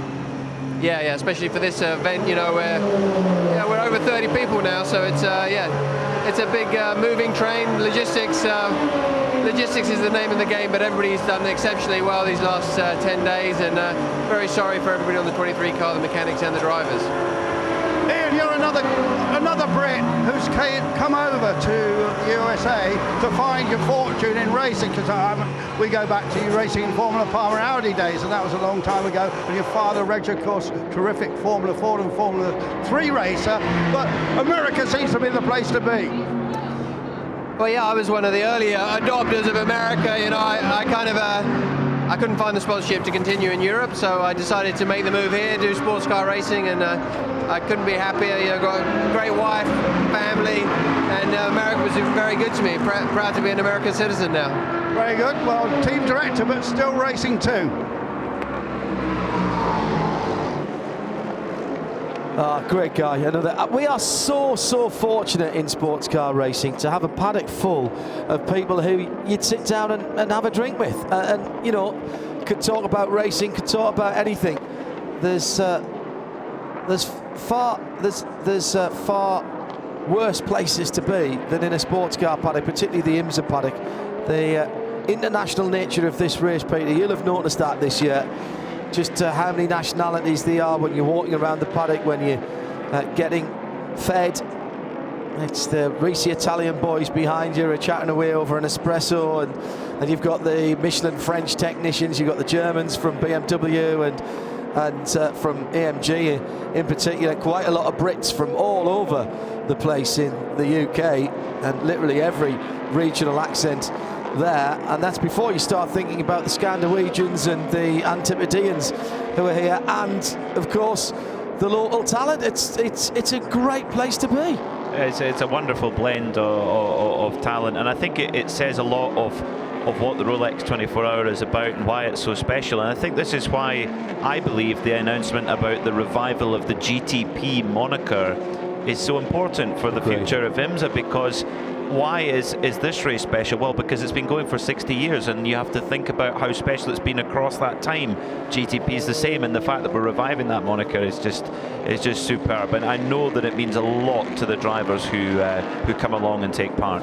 Davide Rigon is leading in GTD Pro at the moment, but this gap is coming down to Dennis Olsen in second. Ferrari 488 GT3 leads from KCMG Porsche in second, 62 and 2. So we'll try and pick them out for you the next time they come past us on the start-finish line. And it's normally relatively easy to spot the Ferrari as it howls past us. They're just going into turn 6 at the moment and onto the high banks. So they are heading through Speedway turn 2 now and down towards the braking area for the new Le Mans chicane. And in fact, bit of side-by-side action at that area with the G-Drive LMP2 car, one of the Algarve Pro Racing cars, just getting in the way of Scott Dixon at the moment, but only for a moment. And the 62 on the banks on the far side. Let's see if we can pick them up, because they were pretty close together. And in fact, is that the 62 heading to the pit lane, followed in by... No, that's Prototypes coming in. Literally all you can see is headlights. Looking at there goes the 62 over the start-finish line now, heading down into turn 1. Davide Rigon hard on the brakes in the 488 GT3 with Dennis Olsen in the white, blue and black Porsche 911 right behind. So it's game on in GTD Pro. But at the front of the field, interestingly, we talked, it looked like Mike Conway was closing in Scott Dixon really, really fast, and the gap had got to about 6 seconds. It's now all the way back up to sort of 10 or 11 seconds recently. It looked like there was obviously a big pocket of traffic that Scott Dixon had to get through, and that was what slowed his pace up a bit. And then with Mike Conway, same thing happened, and it's kind of equalised out again. What do you see, John? Down at the Western Horseshoe, the gap is down to nothing in the GTD Pro leading battle. Dennis Olsen is right on the tail. The Risi Competizione car, they've eschewed any... I think they probably think they're vulgar lights on a Ferrari. It would be like putting go faster stripes on a Ferrari, wouldn't it? You just don't do it. The KCMG Porsche, easy to spot because it's got the very bright blue on it as it is closing in. It's almost like the KCMG car, fittingly, given they're a team from Hong Kong, it's almost like the Hong Kong skyline with all the lights across the skyline. Interesting, I think the Risi car has got a red a red light bar only on the left-hand side. Yes, it has. Oh, wow. So I hadn't noticed that before as it came past us. They're in the Speedway's turn 4 at the moment, and Olsen is getting a good run. Leader staying down on the low side there for Davide Rigon. Underneath us, yeah, definitely only on the left-hand side for that light marker board. Oh, and Olsen really putting the pressure now as well. He got a great toe coming out of the Le Mans chicane and then getting that toe all the way around the super speedway. So Dennis is such a polite young man, the bespectacled Norwegian. Like many drivers, had a great single-seater career, but the sheer colossal amounts of money required to progress kind of halted single-seaters. He found GT racing, and Porsche found him, and he's driven for all of the top Porsche customer teams. And I had a great chat with him about driving for the Fricadelli team in Germany, and he really spoke it really with a lot of heart about driving for that outfit, and he's doing a great job for KCMG right now. Go to Andrew at Racy at the moment. Just watch what plays out here, and a little bit of a stumble there for the KCMG car stuck behind, ironically, the AF Corsa Ferrari. So Andrew, whilst that gap has gone out again, let's have a word with the Racy team manager. Gary Holland's down here, and do you know what? He's making me a cup of tea. Gary, this is so kind of him. Now, you're right in the battle here, isn't it? But it's early days. Yeah, very much. We've got a long way to go yet, so just going through the process now. Gary, am I right? You're setting up your own team as well in the future? Yeah, that's correct. Yeah. Tell us a bit about that. Vector Sport LMP2 in WEC. Early days yet, but we've gone through our testing program and we're looking forward to getting going. Excellent. Well, thanks for the teammate, and well, fingers crossed. Thanks, Andrew. That was a perfect time to get down there for Andrew to get his cup of chat, and also for the Davide Rigon driven car to just eke out a little more of a gap between himself and Dennis Olsen. We'll keep an eye on that as best we can as they come back to the line. Again, Allegra Motorsports are back out on the circuit. The number 28 car has come back from behind the wall. So again, early days in this particular fight. But proof, if proof were needed, that there's plenty of spirit of endurance racing out there. Just after 7 o'clock local time. Good to have your company. Thanks, Peter, for the last couple of hours. We'll see you a little bit later on, and Jeremy Shaw will be back with us right now for the next few hours. Been sitting watching what was going on. And whilst Jeremy gets himself strapped back in, let's hear from Daniel Serra. Yeah, well, Daniel's just playing with the drinks tube and his crash helmet here. Daniel, got a little bit of modification to do here. I couldn't hear. Just talking about you sorting out your crash helmet. Yeah, I'm just trying to fix the drink system here, but everything's fine. Just waiting for my turn. And your turn's going to be pretty important. Big battle going on with the Porsches. It's the same old story, Ferrari and Porsche at the front. So far so good. I think it's still really early. There is a lot of race to go, but it seems good. I'm an old friend of your father, Chico's actually, and I've been very interested in how you've really got into sports car racing. But did you ever have any thoughts of following your dad into Formula One? Yeah, of course I started racing because of my father.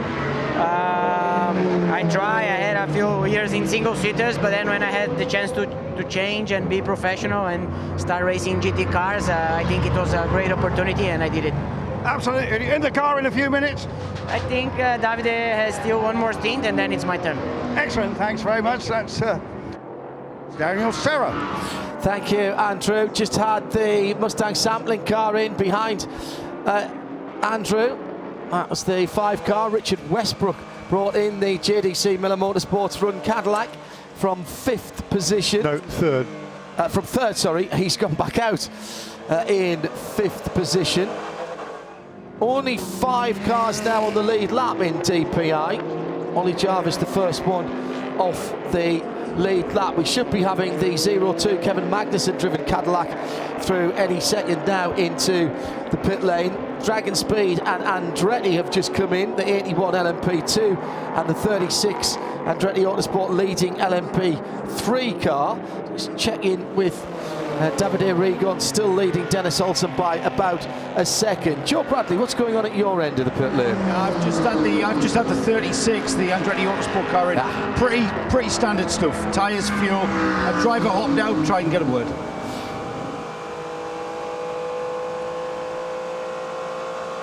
Will Stevens trying to make up time after that off at turn 1 and the puncture that followed it. 02 in on time. Now the car that looked red in the daylight looks much more of a copper colour under the bright white lights. Andrew is down at that end of the pit lane, but this looks fairly standard.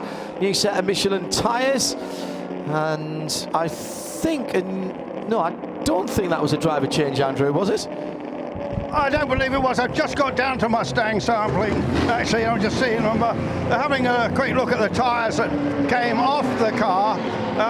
So I was just still down in Reese. But I don't think they changed driver, did they, down here at Mustang sampling? No, they definitely didn't, and I don't think they did at the 02 Ganassi pit as well. We've had the 52 PR1 Matheson car into the pit lane. That was Nico Lapierre coming in from second, but Anders Fjordbach came in the high class number 20 from the lead, and Louis Delatraz for the number 8 Tower car still in 4th place, so still challenging despite his problems earlier on, but it is a lap away from the LMP2 lead battle. Kevin Magnussen stays in the 02 Chip Ganassi car as Mike Conway is in the number 31 Whelen Engineering Cadillac. And where's he gone? Oh, there he is. He's in very dark down that end of the pit lane. Now, what am I seeing? That is a reflection on the window. I must be getting a reflection from race control, I think. So, pit stop times, these are all absolutely on time, Jeremy, aren't they? They are indeed, John, yes. 22 lap stints for each of those 3 cars have just been on the pit lane. The number 5 car, the previous stint was 21 laps when Richard Westbrook took actually 21 lap stints actually for number 5 car, 22 lap stint for the Ganassi cars, the 02 and the 01, which of course is still out there now, and I don't expect that car to be on pit lane for another 5 laps or so. It's been a change in the GTD Pro category because KCMG have inherited the lead with Davide Rigon coming into the pit lane. New set of Michelin rubber for the Pennzoil Risi car. Looks like the tyre change is finished. They're just waiting on the fuel. Still going in on the left-hand side of the car. Doing a bit of clean-up of the lights and the windscreen and anything else they can shake a microfiber cloth at. A little bit of oh, it almost catches.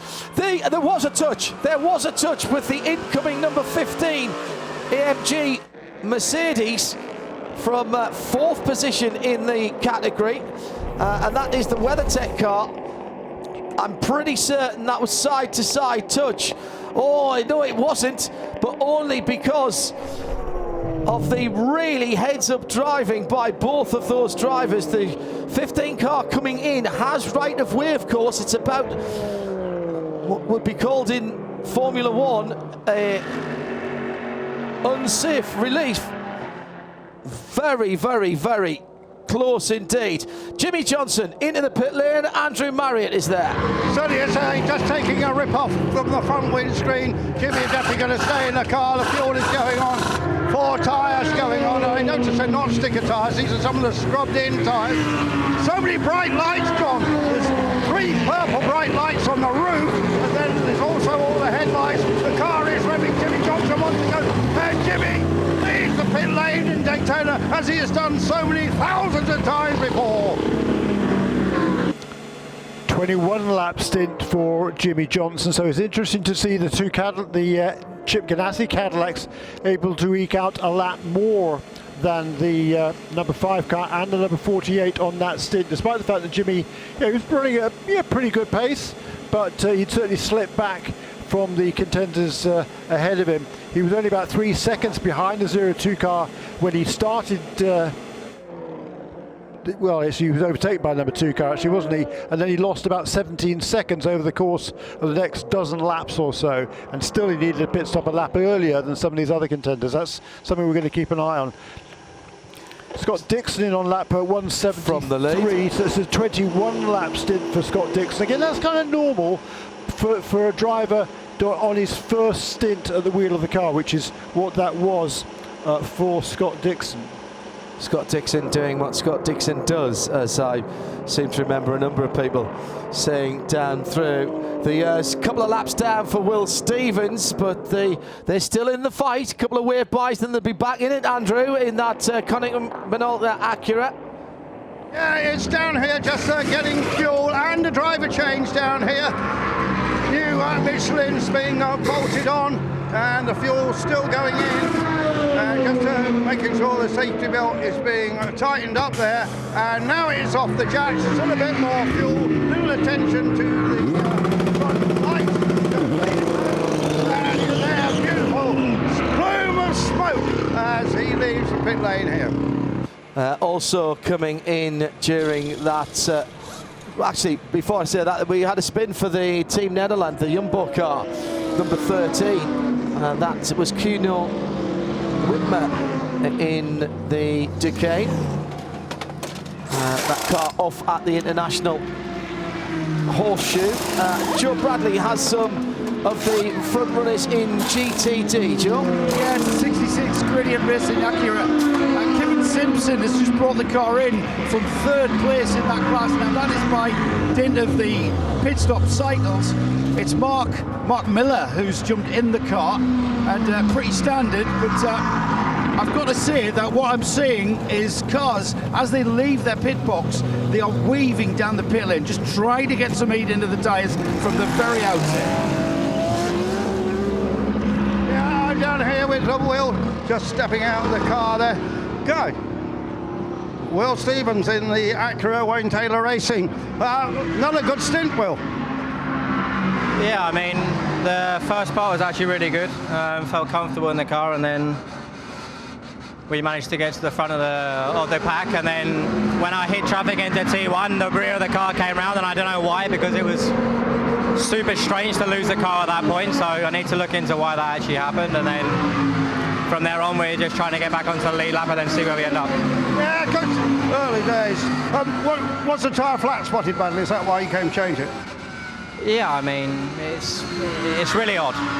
As I say, I don't know why that happened. It's a really strange place to lose the car. So there was a lot of debris on track, so I don't know if we had a small issue with the rear left before that happened, but yeah, after that we just boxed, put a new set on, then we could get going. Well done, mate. So Kevin Simpson, we just watched that pit stop. You guys came in 3rd place, so you're in contention at this stage for sure. Yeah, I didn't know where I was at the time. I was just racing and just trying to do the best job I could. It was really tough racing some of those guys out there. They're really quick, so with the way the cars handle and all the stuff that I'm not used to from racing other cars, that it was quite difficult to get used to, but it was a lot of fun. So how much of a sprint is it? What's your engineer? Is he giving you a kind of a lap time to go to, or are you really pushing? He's not giving me a time. I'm just pushing as hard as I can to try to get us up there, and he hasn't told me to save fuel or anything, so it's just flat out as much as I can to try to get by these guys. I've never met you before, Kevin. What's your racing experience? I'm the FR America's champion of last year, and this year I'm racing Indy Lights. So that's Formula Regional, is that correct? Sorry? Formula Regional. Yeah, Formula Regional Americas this year, and I raced the full season, and I also raced Indy Pro 2000. So that's a single-seater formula, I believe, yeah? So this is a new venture for you in endurance racing? Yeah, this is completely new for me. I've had a couple days in the car last year while doing the HPD GT3 Academy, which taught me a lot of what I need to know for this stuff. So they've helped me a lot for this race and preparing me. Given you've got to have a very selfish attitude in single seat, it's completely different sharing your car with teammates. How are you finding that? It's a little bit different. They've been mainly helping me out the most, and it's a lot more like in single seaters, like a coach would be for you. And they've done a great job helping me out, so I'm super grateful for them to be helping me. What do you see in the distant future? Where's your ambitions? What do you want to be in? I'm really hoping to get to IndyCar one day, but future in sports cars would also be super fun, and I've very much enjoyed this race so far. But as of right now, I would like to get to IndyCar, but any sports car opportunities I'd be very happy with. We'd be happy to have you as well, man. Well done. Thank you, Joe. And Andrew, I mentioned a little while ago that the Allegra number 28 was back on track. What I can't remember, Jeremy, and I don't know if you can, is why did it go behind the wall in the first place, the 28 car? No. I'd forgotten that as well. I can't remember if it was accident damage or they had a technical problem. The WeatherTech number 79 Porsche had come out from behind the wall a little while ago, but I'm afraid it's back in the pits, and it looks like that under pit crew power, well, it would have to be, it's being pushed backwards in the pit lane. You're not allowed to reverse, so that's going down to pit in to go back behind the wall. Now, Cooper McNeil has another seat to get himself a Rolex winner's watch in GTD Pro in one of the two AMG GTDs that are also entered under the WeatherTech banner, but that is his full season point scoring car, that 79, and only that car. You can only score points for the season in one car, Jeremy. Yeah, and he started the other car, he started a 97 car, didn't he? Normally the car you drive first in a race is the car you score points in, but but that's not the case, right? That's what I was told that was who he's nominated in. We've got the 64 TGM Porsche off the circuit, and that is who's that in that car? Is that Owen in that car? Yeah. I think that might be his first stint. Yeah, Owen Trinkler, his first stint in the car. It's at the International Horseshoe. He just got in the car. Right. Meantime, a great battle. Not for class position, but the battle at GTD Pro continues. After the pit stop, Dennis Olsen is now ahead of Davide Rigon. So it's the number 2 KCMG Porsche on the pit stop cycle that leads. And now I've said that. No, it must be, because otherwise it'd be far too far behind. So KCMG have done a great job. It's a huge organisation, KCMG. They've raced in all kinds of things, including at World Championship level in LMP2, Nürburgring, in various series in Asia as well. KC Molded Group is what KCMG stands for, and if you don't believe me, go and look them up. Pfaff Porsche is in 3rd position in GTD Pro with Matt Campbell behind the wheel. Then Gilles Gounon for Mercedes 97. And Jack Hawksworth for the number 14 Lexus. So Dennis Olsen, Davide Rigon, Matt Campbell, Gilles Gounon, Jack Hawksworth. Not a bad top 5. GTD, it's Russell Ward back at the lead of the field in the Winward Mercedes. So from pole back to the lead. And we are full course yellow. Full course yellow for the TGM Porsche in the wall. Owen Trinkler at the wheel, and he just can't get that car back out of the barrier at turn 5. That gives us the opportunity to pick up some more interviews down in the pit lane. We'll start with Andrew Marriott. The 22, you just heard the Gibson engine powering the United Autosports car out, and Jim Maguire, their gentleman driver really, just stepped out of the car, and Will Owen, making his return to racing after 2 years, stepped into it. I'm going to hop over the wall, John, in a moment, and I'll bring you Will Owen. Just give me a moment. just over 2 hours, Jeremy's just mentioned to me, of green flag. Cooper McNeil out of the WeatherTech Porsche with a blow out of air, puffing out his cheeks and a little micro shake of the head. He's talking to the team back in the garage as more of them can work on the car there. But this is not a good sign for this full championship entered car, Jeremy. No, it's not. That's true. Hey, look, we're only 22 minutes away from a 6-hour point in a race, which is where points for the Michelin Endurance Cup are handed out for the first time.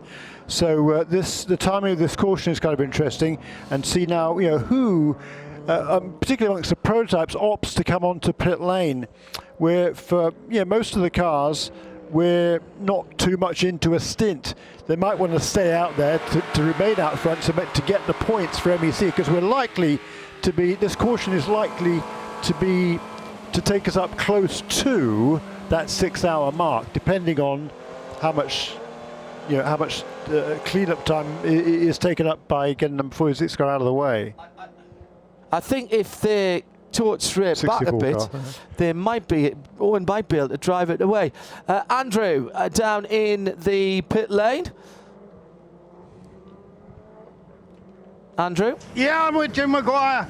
Jim just climbed out of the car. Jim, we're used to seeing you in LMP3, but LMP2 just that bit faster, eh? Oh, just a bit faster. I ran 3 of the races last year, endurance with United. It was fantastic.